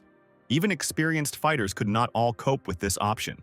Imagine the elder's surprise when he saw the unharmed youth in the midst of the collapsed magical world. Simon sat in the assessment hall with his friend and colleague. Everyone was waiting for the test results. 3 levels had been passed. The oldest master himself ran into the hall, where he was met by shocked students. The stranger went through all the stages. Bob's friend could only acknowledge Charles's skill. The main character did not destroy the old formations. He simply stopped them to allow for restoration, simultaneously capturing the climate level created by the 5-star specialists. The master gave the main character the well-deserved drawing. Looking at the diagram, Charles was upset. It was a simple formation, which did not suit him with its strength and short lifespan. The mentor approached Simon with a request to share the plans of a higher class with unlimited possibilities. The main character wanted to create his own perfect disc. The drawing was very complex and required a special blank. The master shared his tools with the young genius. Despite all efforts, the plate could not be processed. The main character had to turn to the heavenly library for help again. It turned out that no chisels were suitable for use. A sword was needed, which Charles was kindly provided by Bob's friend. The golden blade turned out to be of high rank. For 5 whole years, its owner had been unable to tame this weapon. Having inserted the plate into the stone wall, the young man began to work. The friends watched Charles' preparations in silence. The sword hovered in the hands of the young man like a bird, barely touching the disc. A few minutes later, the process was completed, and the protagonist returned the weapon to its master. It was not easy to get the item out. The piece of magical metal was firmly seated in the wall. With some effort, the protagonist managed to free the stone plate, after which the strong wall collapsed. The appraiser was concerned about the safety of the created work. The master asked to see the result obtained. Simon was both fascinated and saddened. The plate was magnificent but needed to be activated, which was only available to a specialist with pure energy. It could only accept one owner. The protagonist pricked his finger and touched the disc with a drop of blood. Suddenly, the formation came to life, sending out pulses of energy in all directions. The master said that this thing surpasses all his products in rank. It is even capable of self-development and mental conversation. To thank Simon, Charles offered to help him tame the imperial sword, which had a steely character and did not want to obey. The young teacher took the blade and barely audibly uttered a few threatening phrases. The weapon instantly flew into the hands of its astonished owner. The new acquaintances said goodbye, and everyone had to continue their business. When Charles left the guild, Simon asked to collect all the information about the unknown youth who confirmed his status as a genius. The masters decided that a young mentor with such a level of development would definitely take part in the upcoming teacher competitions, and it would be necessary to attend the competition to support the new acquaintance. Charles, meanwhile, began to work on his spiritual growth, using the amulets and formation he had received. The efforts spent on obtaining the stones and making the tablet were not in vain. A breakthrough to the next spiritual level took place. The protagonist has reached the rank of life extension and the initial level of eternity. Charles experienced additional development of all his senses, including sight, hearing, and smell. The breakthrough took away all the spiritual stone reserves. Morning came. 3 days of preparation flew by. It was time to get ready for the journey. The main character was already awaited by his friends and pupils. Elizabeth and her assistant were ready to go on a journey with Charles. Dick led the detachment. The journey was not short and passed along mountain paths. There were many spirit beasts living in the mountains, which created a risk of attack on the group. Leaving his fellow travelers, the main character went on reconnaissance with 2 men. As they approached the treasured place, the elder noticed a large number of tracks that appeared in these places out of nowhere. Bob noticed that the prints were quite fresh, indicating that they had not been there long. A mountain gorge appeared ahead. The cemetery was located inside the canyon. Suddenly, 3 fighters blocked the traveler's path. The appraiser was a respected figure in many cities in the kingdom, so he was the first to introduce himself to strangers. The guards reported that their master had asked not to let anyone in further, so as not to interfere with him taming the wild beast. In case of disobedience, the guards were ready to attack. Dick also prepared to repel the attack. The beast tamer's token with 2 stars forced the warriors to lower their swords. Bob asked the owner's name and was pleased, he knew him well. 2 guards remained to guard the road, and the third led the travelers to the cave, near which the elder was with his assistants. The appraiser greeted his friend and began asking about the animal. The man said that in order to pass the exam to become a level 5 tamer, it was necessary to tame a demonic beast, so for 3 years he had been establishing contact with it, and today, after a long preparation, he was ready to catch the monster. This ancient dragon lives in a cave while he rests, but must soon go out hunting. The main character greeted the stranger and introduced himself as a tamer. Suddenly, a menacing roar came from the depths. The hunter gave the order to his assistants to get ready. A huge deer was killed specifically to appease the beast. The tamer called the dragon out of the darkness of its stone shelter. There was silence, then a huge monster with a burning gaze and sharp fangs appeared. It was a rare-winged demonic beast. The elder offered the magical animal 2,000 spiritual stones as a sign of friendship. If the monster was not satisfied with the gift, the tamer was ready to give an intermediate spiritual stone, replacing 10,000 ordinary ones. The main character saw such a crystal for the first time. Bob explained to the young man that his value was actually much greater. The dragon was aggressive and not ready for communication. Seizing the moment, the assistants turned on the protective barrier to contain the beast. The monster did not want to give up and tried to break the magical bonds. To please the monster, the tamer ordered the deer carcass to be delivered. To the surprise of everyone present, a skeleton lay in the place of the huge horned beast that had been killed. The main character noticed ants. These were special insects that live in cemeteries and graves and are capable of devouring souls. The appearance of these individuals indicated that the spellcaster's grave was somewhere nearby. Dick and Charles suggested that the ants were unable to reach the crypt because the cemetery was under a layer of water. The elder recalled that during his last visit to this place there were no insects. The main character realized who brought the little soul eaters. While those present were distracted, the demonic beast gathered its strength and freed itself. To avoid a battle, the elder tried to convince the monster to surrender. The angry predator was the first to attack the tamer. The hunter had no intention of giving up. He had been communicating with the monster every day for 3 years and still hoped for victory. The beast continued its attack. The forces were on the side of the winged monster. The reason why the dragon began to resist was unclear, but its rank significantly exceeded its opponent. A strong blow knocked the tamer off his feet. The demonic beast prepared for its next attack. The elder realized that these rocks would soon become his grave. Suddenly, the predator hung in the air, no longer aiming at the hunter. The following picture shocked the old man, who had seen a lot in his years. The winged monster acted like a little kitten, fawning at Charles's feet. The terrible monster suddenly turned into an obedient beast. The elder realized that he was saved and thanked the main character. The young man said that it was Bob's merit, who asked him to help his friend in time. As a token of gratitude, the hunter offered the young mentor an intermediate spiritual crystal, which was of no use to him in taming the beast. The master could not take the valuable gift just like that, so he healed the elder's wounds received during the fall, as well as old injuries. Strength and energy returned to the tamer's body. The hunter expressed great respect and asked to treat 2 of his old friends and assistants, with whom he had participated in many military battles. The payment for helping his comrades was a ring with 5,000 stones in his vault. The tamer was not upset that he failed to tame the demonic beast, and the exam was postponed indefinitely. He felt rejuvenated and full of strength, and was ready for new battles, saying goodbye to his new acquaintances. Dick suggested that they rest before the next stage of the journey. The rest of the travelers joined Charles, and the wards saw a spirit beast for the first time. The master ordered the dragon to guard the territory and suggested continuing the journey to the tomb. The most dangerous part of the journey was ahead. The mentor suggested that those who wanted to stay and not take risks. In order to get to the soulcaster's grave, it was necessary to overcome a water barrier. The travelers dived into the abyss, the energy illuminating the path in the darkness. Dick used a mechanical lock to open the road. Charles encountered a miracle of engineering for the second time and was amazed at the perfection of mechanical products. Having crossed the water barrier, the travelers found themselves in a long passage. The old man warned that further progress was very dangerous. There were deadly traps at every step. Dick sent out a reconnaissance mission to clear the way for the puppets, a method he had used during his previous visit to the grave. An invisible force quickly tore the dolls to pieces. The road to the cemetery was indeed very dangerous. Further on, many more traps and tricky mechanisms awaited the travelers. The old man volunteered to go ahead and mark the route. The puppets helped protect travelers from the traps set everywhere by the body snatcher. At one point, Dick didn't have time to get his bearings and was wounded.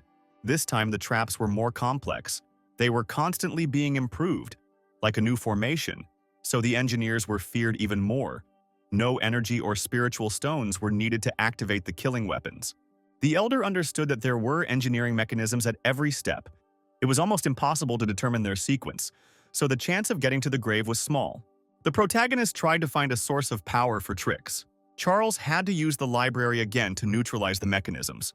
The master quickly found the necessary knot and with a deft movement destroyed it.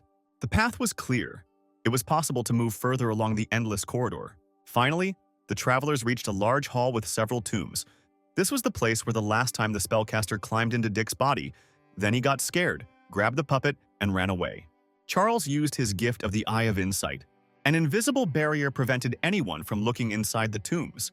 The protagonist turned to the heavenly library again.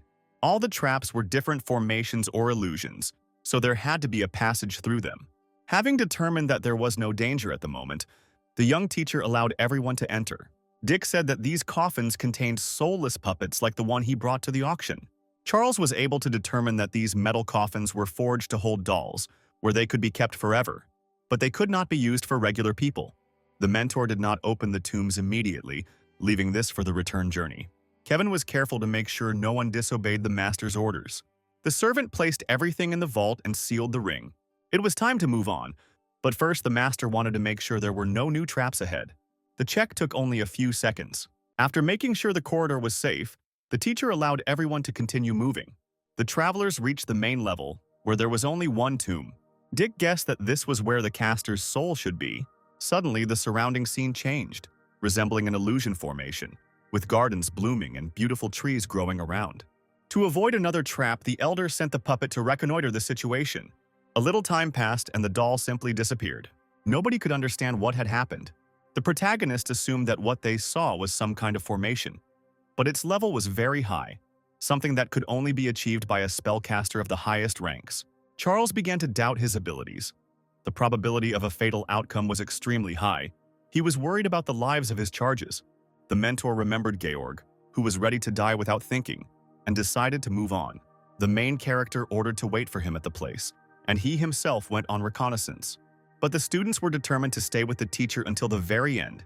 Together with their respected beloved mentor, they were going to go further, even if it would be a violation of the order, even if death awaited them ahead. Elizabeth was amazed by the level of trust between the mentor and the mentees. A stream of heavenly blessing passed over the surface of the water. It was recognition from above. Charles received the status of a teacher of heaven, which meant that he was recognized by heaven itself and no longer needed any exams. Only the ancient master Confucius was awarded such a title. The Alliance envoy couldn't believe that this was happening right before her eyes. The protagonist also did not expect a heavenly blessing when he agreed to take the students with him further. He simply understood that someday they would have to face danger, and they would not always be under his protection. At this time, in a distant alliance of kingdoms, in the Guild of Grandmasters, organizational issues of the competition were being discussed when information about the Heavenly Chosen One reached them. The chairman had studied the candidates in advance. All 6 candidates were young, talented, and had unlimited potential. It was necessary to choose 2 to participate in the tournament. The protagonist took a fresh look at the surrounding environment and came to the conclusion that it was just a mirage, not a trap or a formation. Thus, the caster created this realistic mirage in order to capture the soul of anyone who entered it. That is, if the travelers had entered immediately, they would have turned into soulless bodies. Such a unique performance is only possible for a specialist in alien bodies with 6 stars and above. For all those present, this was an inaccessible skill. It was time to leave, but it was already too late. The mirage dissipated. The tomb of the soulcaster stood in the center of the hall right in front of Charles and his squad. The thoughts of the body snatcher penetrated everyone's brain, although he conducted the main conversation with the main character, admiring the quick answer to his secret. Elizabeth's assistant was a poison specialist and suggested that the young man quickly lead everyone away while he tried to detain the spellcaster.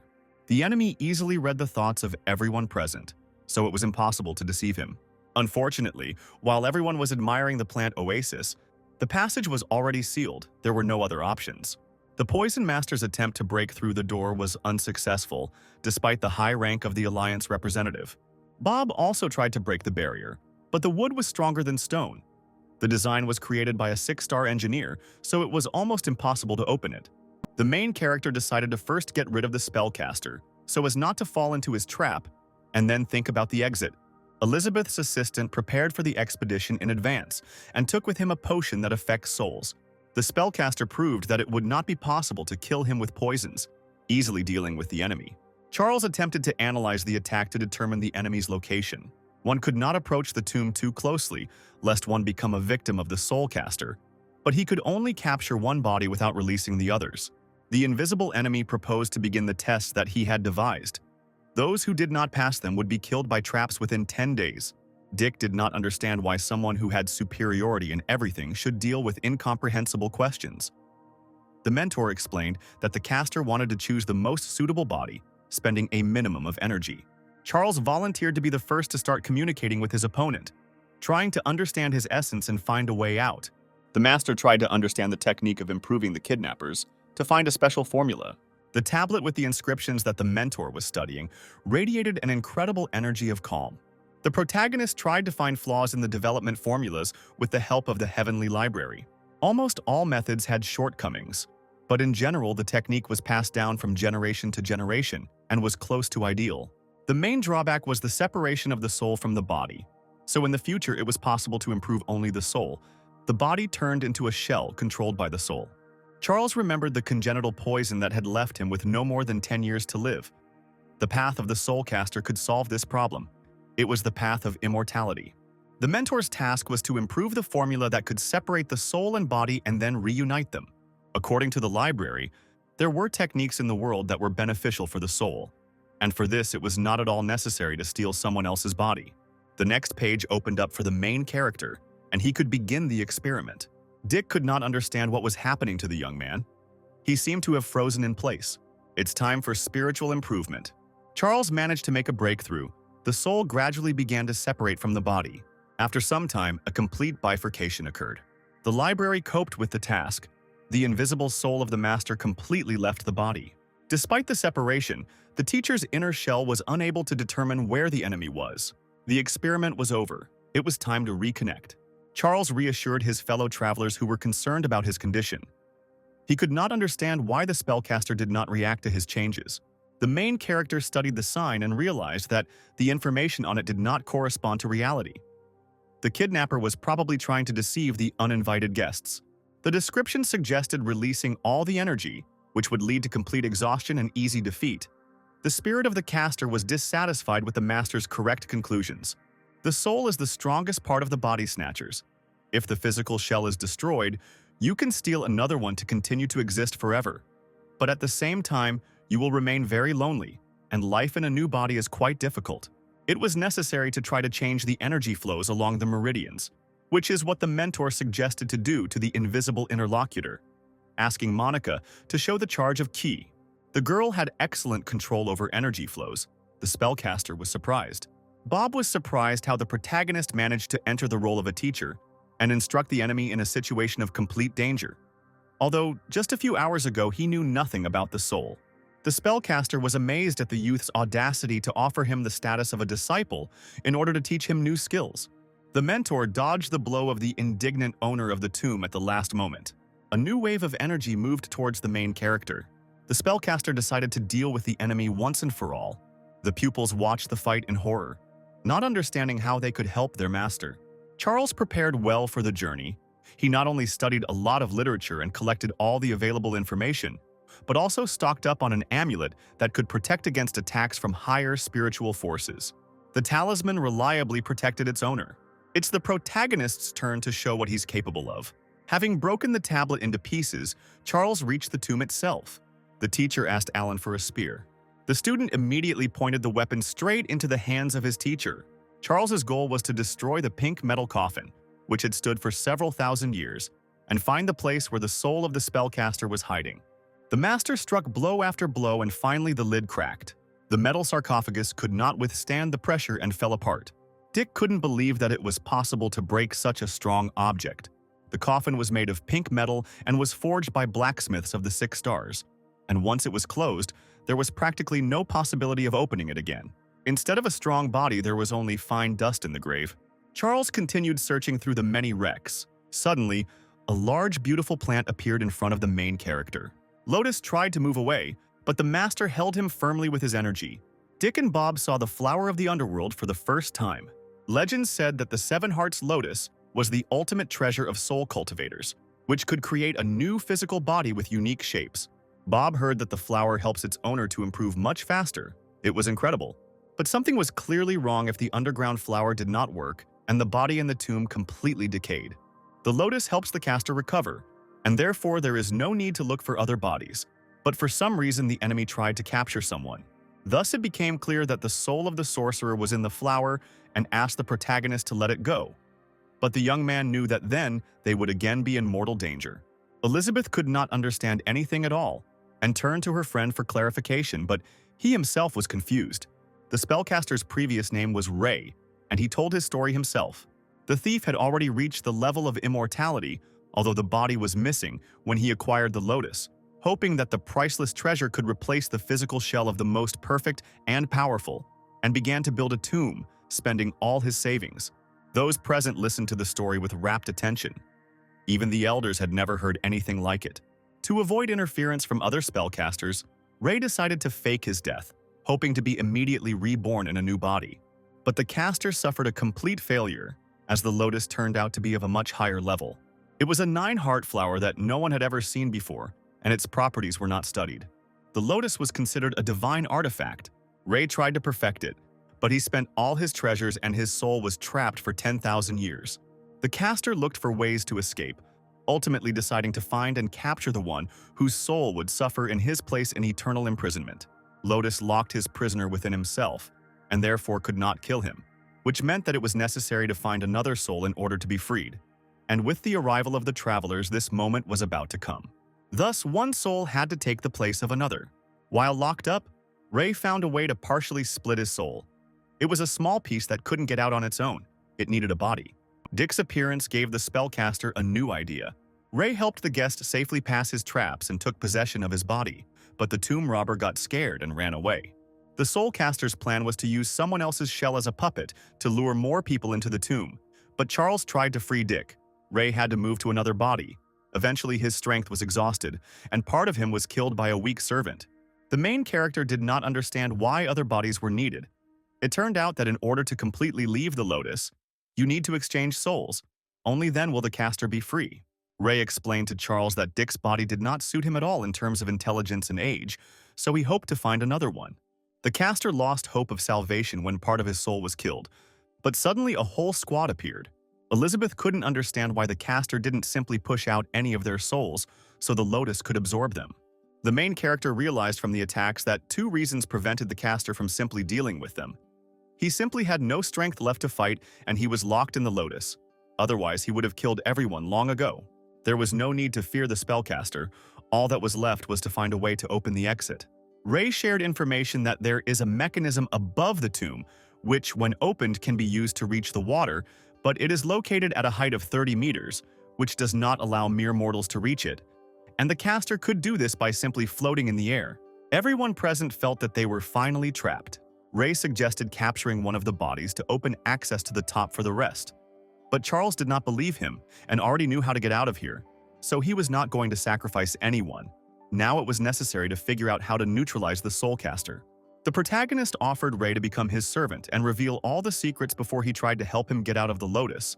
The body snatcher was outraged. The master promised not only to get out, but also to show a new way of improvement, so as not to accept the torment of changing bodies in the future. Another option Charles suggested was to use force to obtain all the information he needed and then finish off Ray. After so many years of imprisonment, the spellcaster was ready to become a servant. It was necessary to sign a special document. A contract with a caster was the only way to avoid the insidious tricks. In case of disobedience, the soul of the kidnapper would simply dissipate. The main character told his fellow travelers that the lotus was indeed very dangerous and asked them not to spread information about it. Those present swore to keep the secret, and now they could devote a little time to searching for treasure. The master said that everyone would leave through the upper entrance. No one understood how one could reach the mechanism along the smooth, sheer wall. Charles did not reveal the secret of the red dust and referred to his ability to fly. Having reached a new level, the mentor could not only hang in the air for a few seconds, but also rise to great heights. The rise of the young teacher seemed incredible. The switch on the ceiling of the ancient tomb worked properly. The solution was found. It was time to return to Earth. Once free, the mentor suggested that the travelers set up camp and spend the night to rest after the difficult events. The dragon was a reliable guard. The members of the small squad were able to relax and prepare dinner. Sandra noticed something unusual on the teacher's neck. Charles referred to an insect bite, the scar of which should soon disappear. The main character left his fellow travelers to rest by the fire, and he went to the cave. Charles suggested that the spellcaster go outside for some fresh air. Ray was grateful to the teacher for the opportunity to see the outside world again. The master was interested in the question of saving a person who was unconscious. The spellcaster suggested letting another soul into the body to wake up the first. But this could not only help, but also worsen the situation, since there was a risk of killing the weakened soulmate. In order to avoid loss, one must first strengthen the victim's inner shell. Ray suggested using a spiritual rose that would be burned to inhale the fragrance. The caster explained that the spiritual flower was not a plant, but a special seed that could only be created by the kidnappers themselves, and it could be planted. But Ray was very exhausted, and it would take about a month to cope with it. Charles asked for the formula to master, as he had achieved the ability to control his soul. The main character was able to change the formula so that the body would not be damaged, and it would be possible to reunite the soul with the physical shell. The caster did not believe that this was possible. They had been working on this problem for more than 1 millennium. Ray saw that after the reunion, the body was filled with a new aura. The spellcaster believed that the master could help him free himself from the lotus, and shared the abilities and secret skills that he had perfected throughout his life. The amount of valuable information amazed the mentor. One of the latest techniques was the ability to split souls, which helps one survive with the help of a clone if part of the soul is killed. Through much trial and error, Ray created a division technique that allows him to create another complete copy of a person, including all of his past memories and skills. In this way, a copy could be created for protection when life was in danger. Charles decided to use the Celestial Library to determine the shortcomings of the new technology. To the protagonist's surprise, there were few minor flaws. What was amazing was that the spellcaster almost single-handedly coped with the difficult task. As for the information about the Lotus of 9 Hearts, it was the strongest source of energy for creating an ideal body. The mentor needed more information about souls to fully refine the technique, and he planned to visit the library again upon arriving in the city. Charles came to the conclusion that in order to get another life, it was necessary to improve the lotus. Ray reminded the master that the flower needed daily nourishment from the purest energy in order to grow. The teacher touched the petal to share the chi. The flow was so powerful that the cultivator felt as if he had been electrocuted. He screamed desperately. The pink lotus began to change color to white. Charles decided to direct the energy once more. Ray was on the verge of death and asked for mercy. The barely living soul of the spellcaster begged not to kill her. The travelers, who were resting quietly by the fire, heard terrible screams coming from the cave where the mentor had gone. Elizabeth doubted whether she should go to the master's aid, since he had not warned her of the danger. The squad members conferred and decided not to interfere with the teacher. Ray promised to do whatever Charles said, just so as not to experience such torment anymore. Otherwise, he would die before he was freed from the embrace of the lotus. The main character put off experiments with the flower. First, it was necessary to help the spellcaster get out of there. Then this strong kidnapper would be the eternal debtor of the young man. A sunny morning arrived. It was time to set off for new challenges. The master spent the whole night in the cave practicing self-improvement. Charles planned to grow the awakening herb himself. The appraiser and Dick also decided to continue the hike with the squad. Having boarded their winged assistants, the travelers set off on their journey. The road was long. Only 5 days later, the small detachment landed at the gates of the capital of the main alliance of the United Kingdoms. The city was preparing for a momentous event, a competition between the strongest Grandmaster teachers from all kingdoms. Elizabeth turned out to be the envoy of the alliance and the daughter of its leader. So she told about the features of a large center and invited the guests to stay in her father's palace. Bob was shocked by the girl's status. She was the princess of the main alliance. Elizabeth told the others that she had been bedridden since childhood. Doctors from all over the world had tried unsuccessfully to help her. But thanks to Charles, she was cured and was happy to help him and his friends. The master asked the princess to help him find the plants he needed for his plans. The guards approached the detachment, saluting their mistress, who ordered the guests to be taken to the resting quarters. At the palace, Charles advised his pupils not to relax and to engage in training, and he himself went with Elizabeth to meet her father. Along the way, the princess and her assistant told them about the city and its customs. The leader of the main alliance was very happy to see his beloved daughter, who had been absent for several months. The girl introduced her father to her savior. The head was very happy to personally thank the genius and offered any help. The young man asked to find some special herbs, but they had to be living plants. The leader said that on the outskirts of the state there is a wonderful garden with unique herbs, but the strange owner does not sell her plants to anyone for any treasure. Many people tried to buy or steal medicines, but the house is surrounded by a huge modern formation with the latest level of protection. No one was able to penetrate the garden. Charles thanked his interlocutor and set off on his way. Elizabeth and her assistant happily agreed to join him. The herb garden was located on the border and resembled an oasis in the middle of the desert. To avoid wasting time on the road, the friends again used their winged assistant. As Charles approached the residence of the garden's mistress, he noticed the upset people walking away from the gate.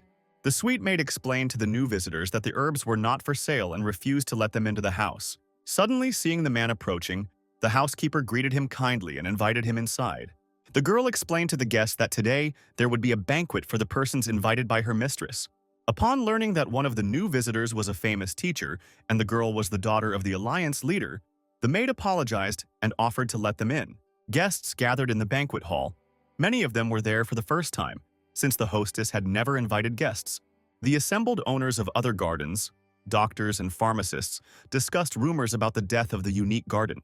The Arboretum's treasure was a spiritual vine, which had recently begun to wither, so the lady gathered specialists who could help bring the ancient tree back to life. Charles listened carefully to the conversation and asked the princess to tell him about the vine. Elizabeth had read books about herb gardens before and knew that the vine was the power of the earth and absorbed all the spiritual energy from the depths, nourishing other plants and helping them grow faster. It became clear to the protagonist that without the spiritual vine, the medicinal garden would decline and die.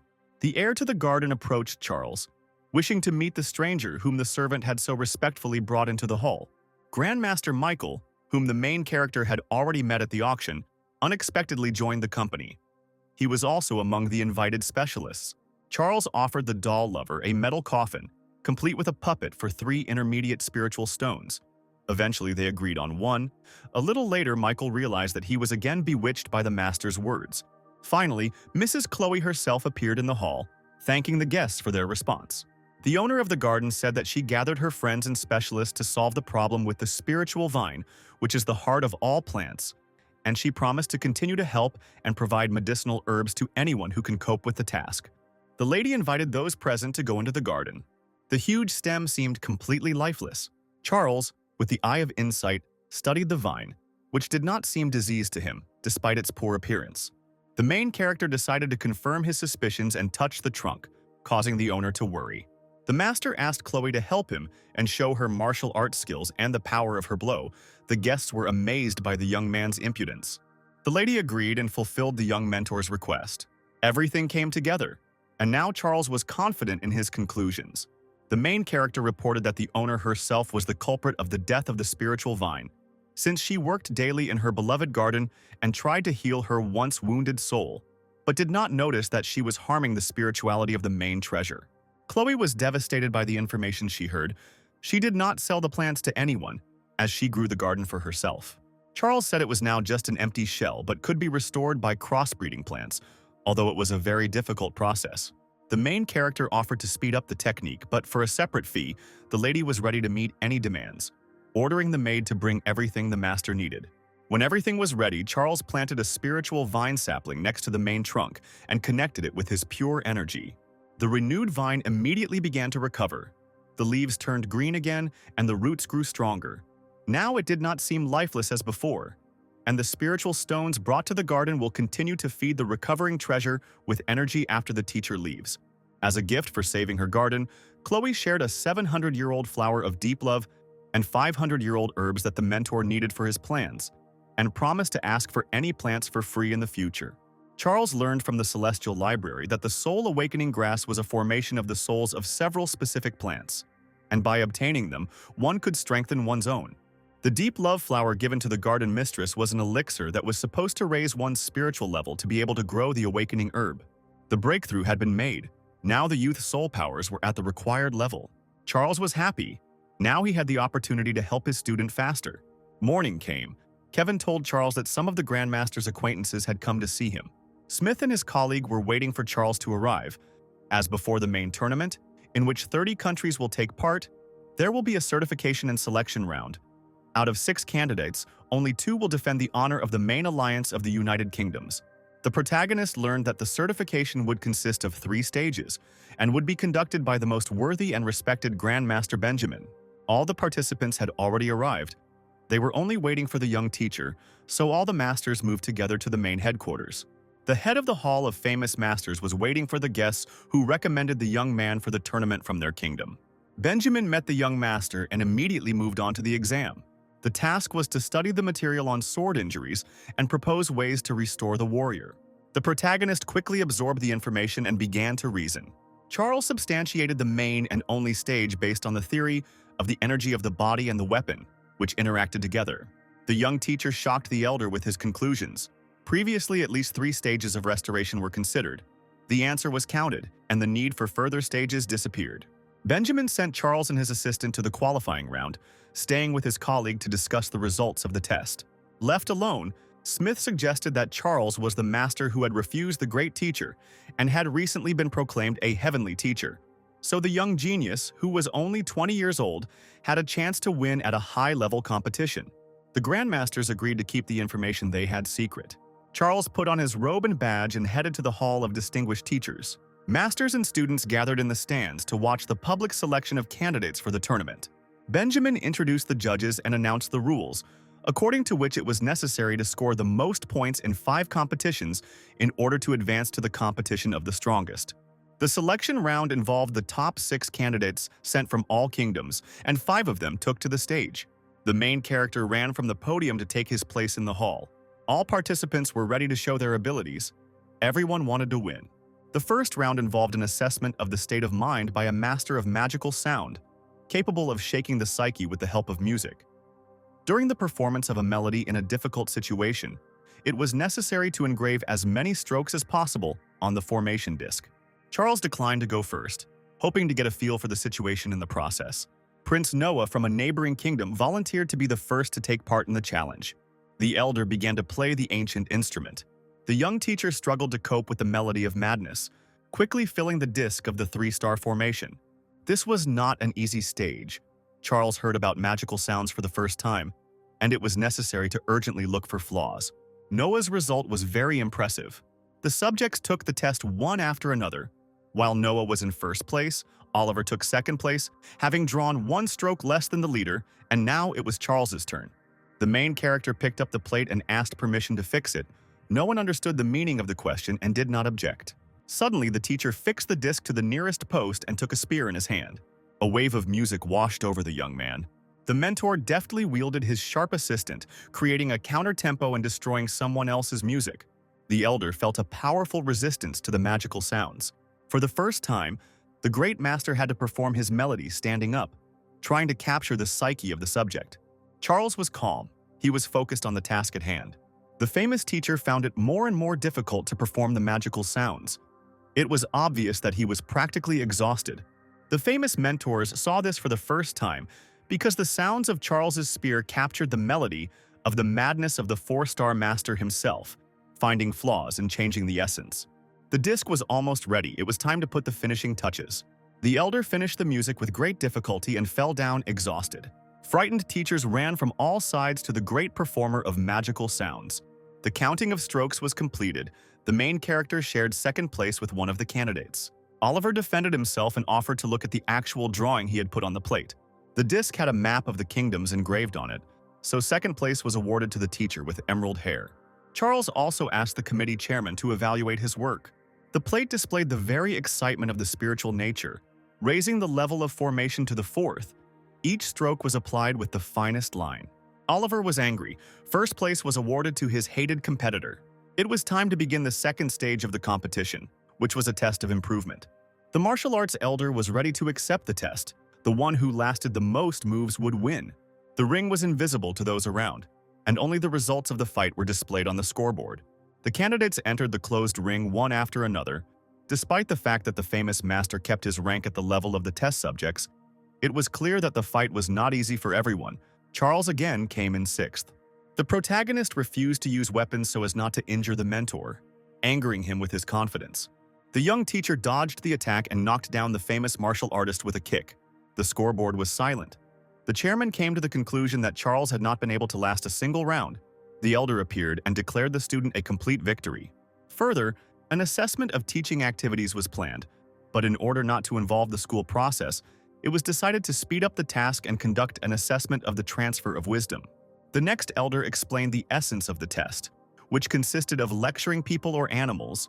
The birds in the picture would evaluate the spiritual energy transmitted by the teacher, and therefore come to life, so the longer they fly, the higher the level of skill. The protagonist agreed to start the exam first. Given the assessment of the painting, Charles decided to begin the lecture with an explanation of what painting is and what feelings must be put into a work in order for it to have a spirit. The young man continued his report enthusiastically. The picture began to vibrate. The elder could not believe his eyes. The level of the lecture was so high that at this stage plants and animals began to move. The other teachers and examiners listened to the lecture in amazement and looked at the work, in which the birds were already spreading their wings. 3 minutes later, the golden-winged birds flew off in different directions. The painting was empty. The famous master sat next to his favorite work, given to him by his artist teacher, and cried. Given that it was not possible to conduct further evaluation due to the bird's departure, Oliver suggested to the chairman that the competition be replaced. While Benjamin was calming the famous teacher and deciding what kind of replacement to make, Charles went off to look at the painting. The brushes seemed to float in the hands of the young master. After a few minutes, the work looked exactly as before, with all the colors and proportions observed down to the smallest detail. The painting was an exact copy of the previous one. Benjamin announced that the exam could continue. The fourth elder, seeing the dismal results of his colleagues after Charles' participation, cited poor health and left the room. The chairman announced the final stage. The main character suggested withdrawing his candidacy to give the others the opportunity to show their abilities to the fullest extent. His scores after 3 tests already indicated victory. The qualifying round was over. Charles won first place, and Oliver from a distant kingdom came in second. One of the candidates tried to dispute the results, hinting that Charles would not be able to handle the tasks at the tournament itself, given his 2-star status. Benjamin missed the point. High-star masters needed additional specialties. The head of the hall asked Charles what other professions he had mastered, but the main character did not have time to answer. The young man was interrupted by his acquaintances who came in to greet the elder of the hall and support the young teacher. Bob reported that the mentor had 5 stars as an evaluator. The head of the Tamers Guild brought the young man a token with 4 stars for taming the Beast of Nightmares. These titles were already enough for 4 teacher stars. The stranger, who introduced himself to Charles as the chairman of the Medical Association, thanked the young man for his help in treating serious illnesses and presented him with his 4-star badge, and the oldest formation master confirmed the existing status of the main character. Benjamin was about to send a request to headquarters, but the young mentor lacked the spiritual cultivation rank to obtain the high status of a teacher. The young man had intended to make a breakthrough earlier, but he had no free time, so he had to do this procedure in the presence of numerous spectators.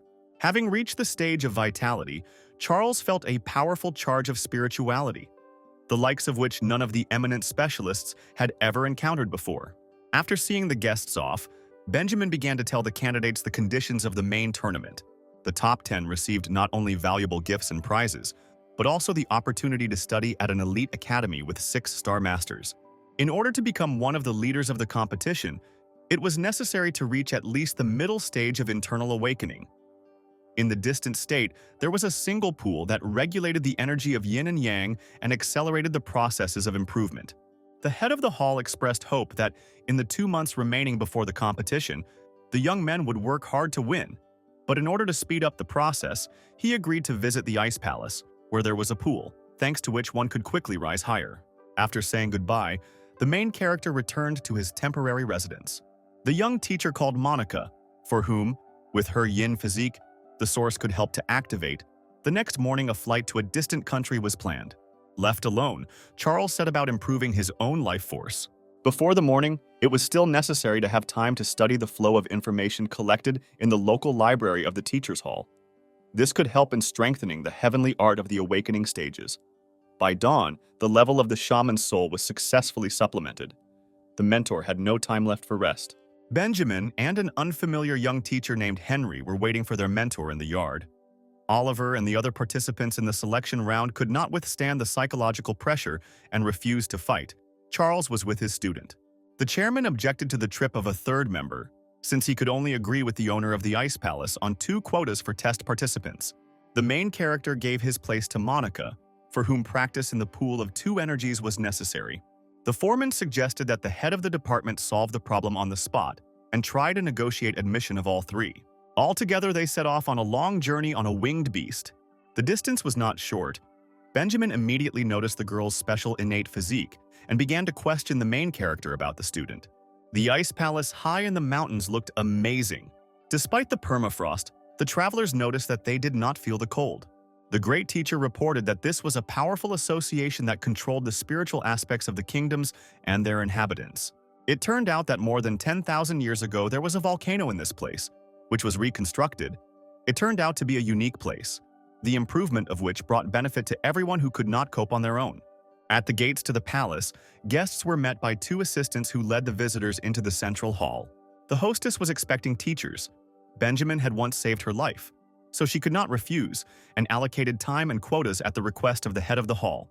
The teacher greeted the girl and asked for permission for 3 people to participate in the test to gain the opportunity to practice in the pool of yin and yang, but was refused given the prior agreement.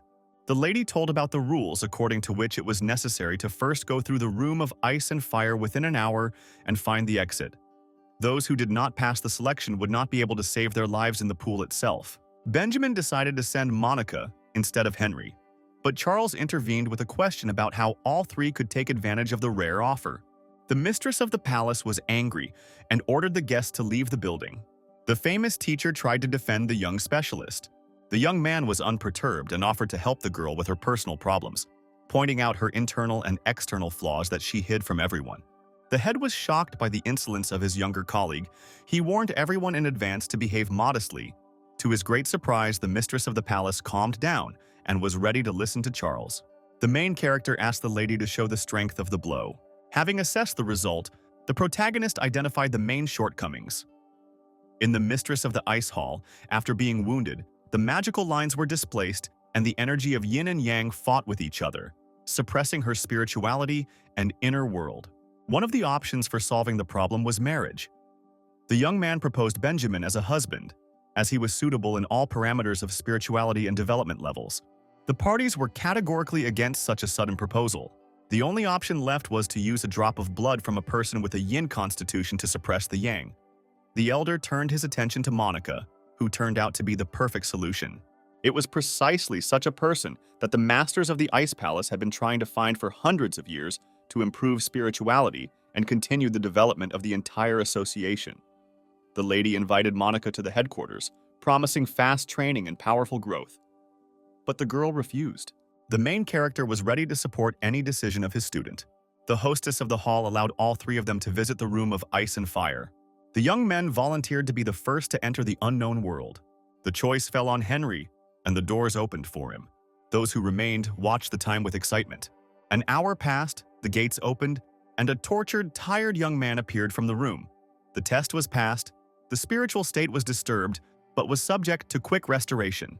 Monica went second, worried that she wouldn't be able to cope with the task. Half an hour later, Charles's student left the room, having managed to save a large amount of energy. It's the protagonist's turn to visit the room of ice and fire. Those who remained outside the door made assumptions about how quickly the young genius would pass the test. 5 minutes was considered the minimum time. Charles had been gone for over an hour and everyone was starting to worry about him. Left alone, the young man tried to determine what the essence of the room was and what it was built on, in which high temperatures alternated with ice, causing mental panic. The combination did not look like a formation or an illusion, and the protagonist began to study the phenomenon. The mentor used the Eye of Insight, confirming that this phenomenon was similar to illusions. Having dispelled the myth, Charles moved on. The protagonist tried to find flaws and shortcomings, as usual, using the knowledge of the Heavenly Library. A special key was found, and we could continue on our way. An underground passage opened up before Charles. The young man decided to see where it was leading and jumped down. The young mentor saw a small lake with the energies of cold and fire. Coming closer, the main character began to explore.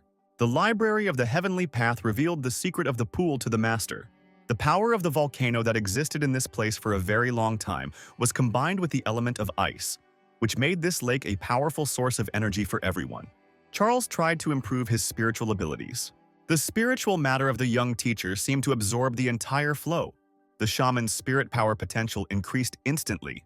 It was time to return to the physical shell, but this turned out to be difficult to do. The mentor stood up with great difficulty, realizing that it was necessary to engage in the development of not only spiritual, but also physical abilities. Remembering the time, the young man ran to the exit. An hour and a half later, Charles emerged from the door of the room of ice and fire. The mistress of the palace announced that the test conditions had been violated, so the master could not be admitted to the pool of yin and yang. Monica offered to give her place to her favorite teacher. The main character convinced the girl that he does not need spiritual nourishment at this level. The energy of the stones helps him more. Benjamin was upset. He had hoped for the teacher to win through energetic practice. The lady led Henry and Monica to the pool. A few seconds later, the elder and Charles heard screams and rushed after them. The mistress of the ice palace was shocked. The assistant reported to her mistress that the entire flow of energy coming from the deep depths had disappeared. The girls, as usual, went down into the underground passage to collect spiritual liquid from the lake. But the water in the pool was ordinary. The mistress of the palace did not know what to do next and how to restore the energy flow. The lady touched the plate. It was a pool of yin and yang, formed by the fusion of two elements of stones, hoping that everything worked as before. But the wall was stone. While the upset girl was telling where the plate was getting its energy from, Charles was panicking and didn't know how to tell her that he was the culprit of the disaster. The protagonist admitted that during his long absence from the room of ice and fire, he was engaged in self-improvement and unintentionally absorbed all the spiritual energy. Those present were extremely surprised. They could not believe that this was possible. The lady did not understand how Charles was able to get to the lake. Only she had the magic key of the highest level of protection from the underground cave. To make amends, the master decided to help correct the shortcomings and further develop the representatives of the Ice Palace. The protagonist suggested improving the methods of working with energy in order to extend the life of assistants and students who constantly interact with yin and yang, and therefore themselves need a constant supply of magical water. Due to constant energy overloads, the girl's life expectancy was short. The Heavenly Library reworked the exercises to correct the flaws that tens of thousands of years could not cope with. It was a real treasure for all the representatives of the Spiritual Alliance headquarters. The mistress of the palace did not know how to thank Charles for solving the problem. This was one of the secrets of the association. To compensate for the lack of a pool, the young teacher advised Henry a technique for a quick breakthrough to the next level of development. The guests spent several days in the Ice Palace, improving themselves. It was time to return to the city, but a representative of the Alliance headquarters suddenly appeared. The messenger arrived to thank for the help and to offer her conditions, one of which was to extend her stay in the palace for a long period of time in order to avoid publicity of the association's secrets and new techniques of spiritual development. Since there had been no heir to the Ice Palace for 1,000 years, because girls with a yin physique are born very rarely, Monica was asked to stay to take a high position in the near future. To the surprise of the mentor, the girl happily agreed. Understanding that the students need to develop and grow, the main character did not object. Leaving the beauty in the Spiritual Alliance, she had excellent prospects, and he himself refused to stay in the palace. He had many other plans and tasks. It was time to continue spiritual development. Charles took up meditation. Benjamin felt that their levels were very close, despite the age difference. Feeling that the purpose of visiting the spiritual association had been achieved, Charles was ready for the tournament. It was time to return to his students. While the main character was raising his spiritual level, an old man arrived in the capital of the main alliance.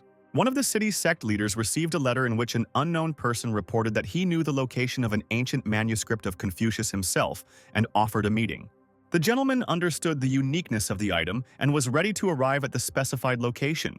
Arriving at a deserted cafe on the outskirts of the city, the leader met 3 more colleagues from neighboring sects. Everyone received the message and was ready to learn more about the priceless treasure. Since the great teacher left behind few relics, each of them was unique. A stranger appeared and introduced himself as one of the former ancient emperors of a distant kingdom.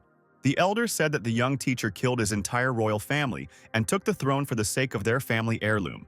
So for the sake of revenge, he asked to execute the culprit in exchange for the ancient scroll. The heads were outraged by the greedy actions of the young man and went to sort things out. At this time, Kevin was receiving two girls who came to visit Charles. Elizabeth was surprised by the appearance of the mistress of the garden, no less than the butler, reporting that the teacher had left for a distant state to prepare for the tournament. A loud shout from outside the gate made the servant go out to see what was happening on the street.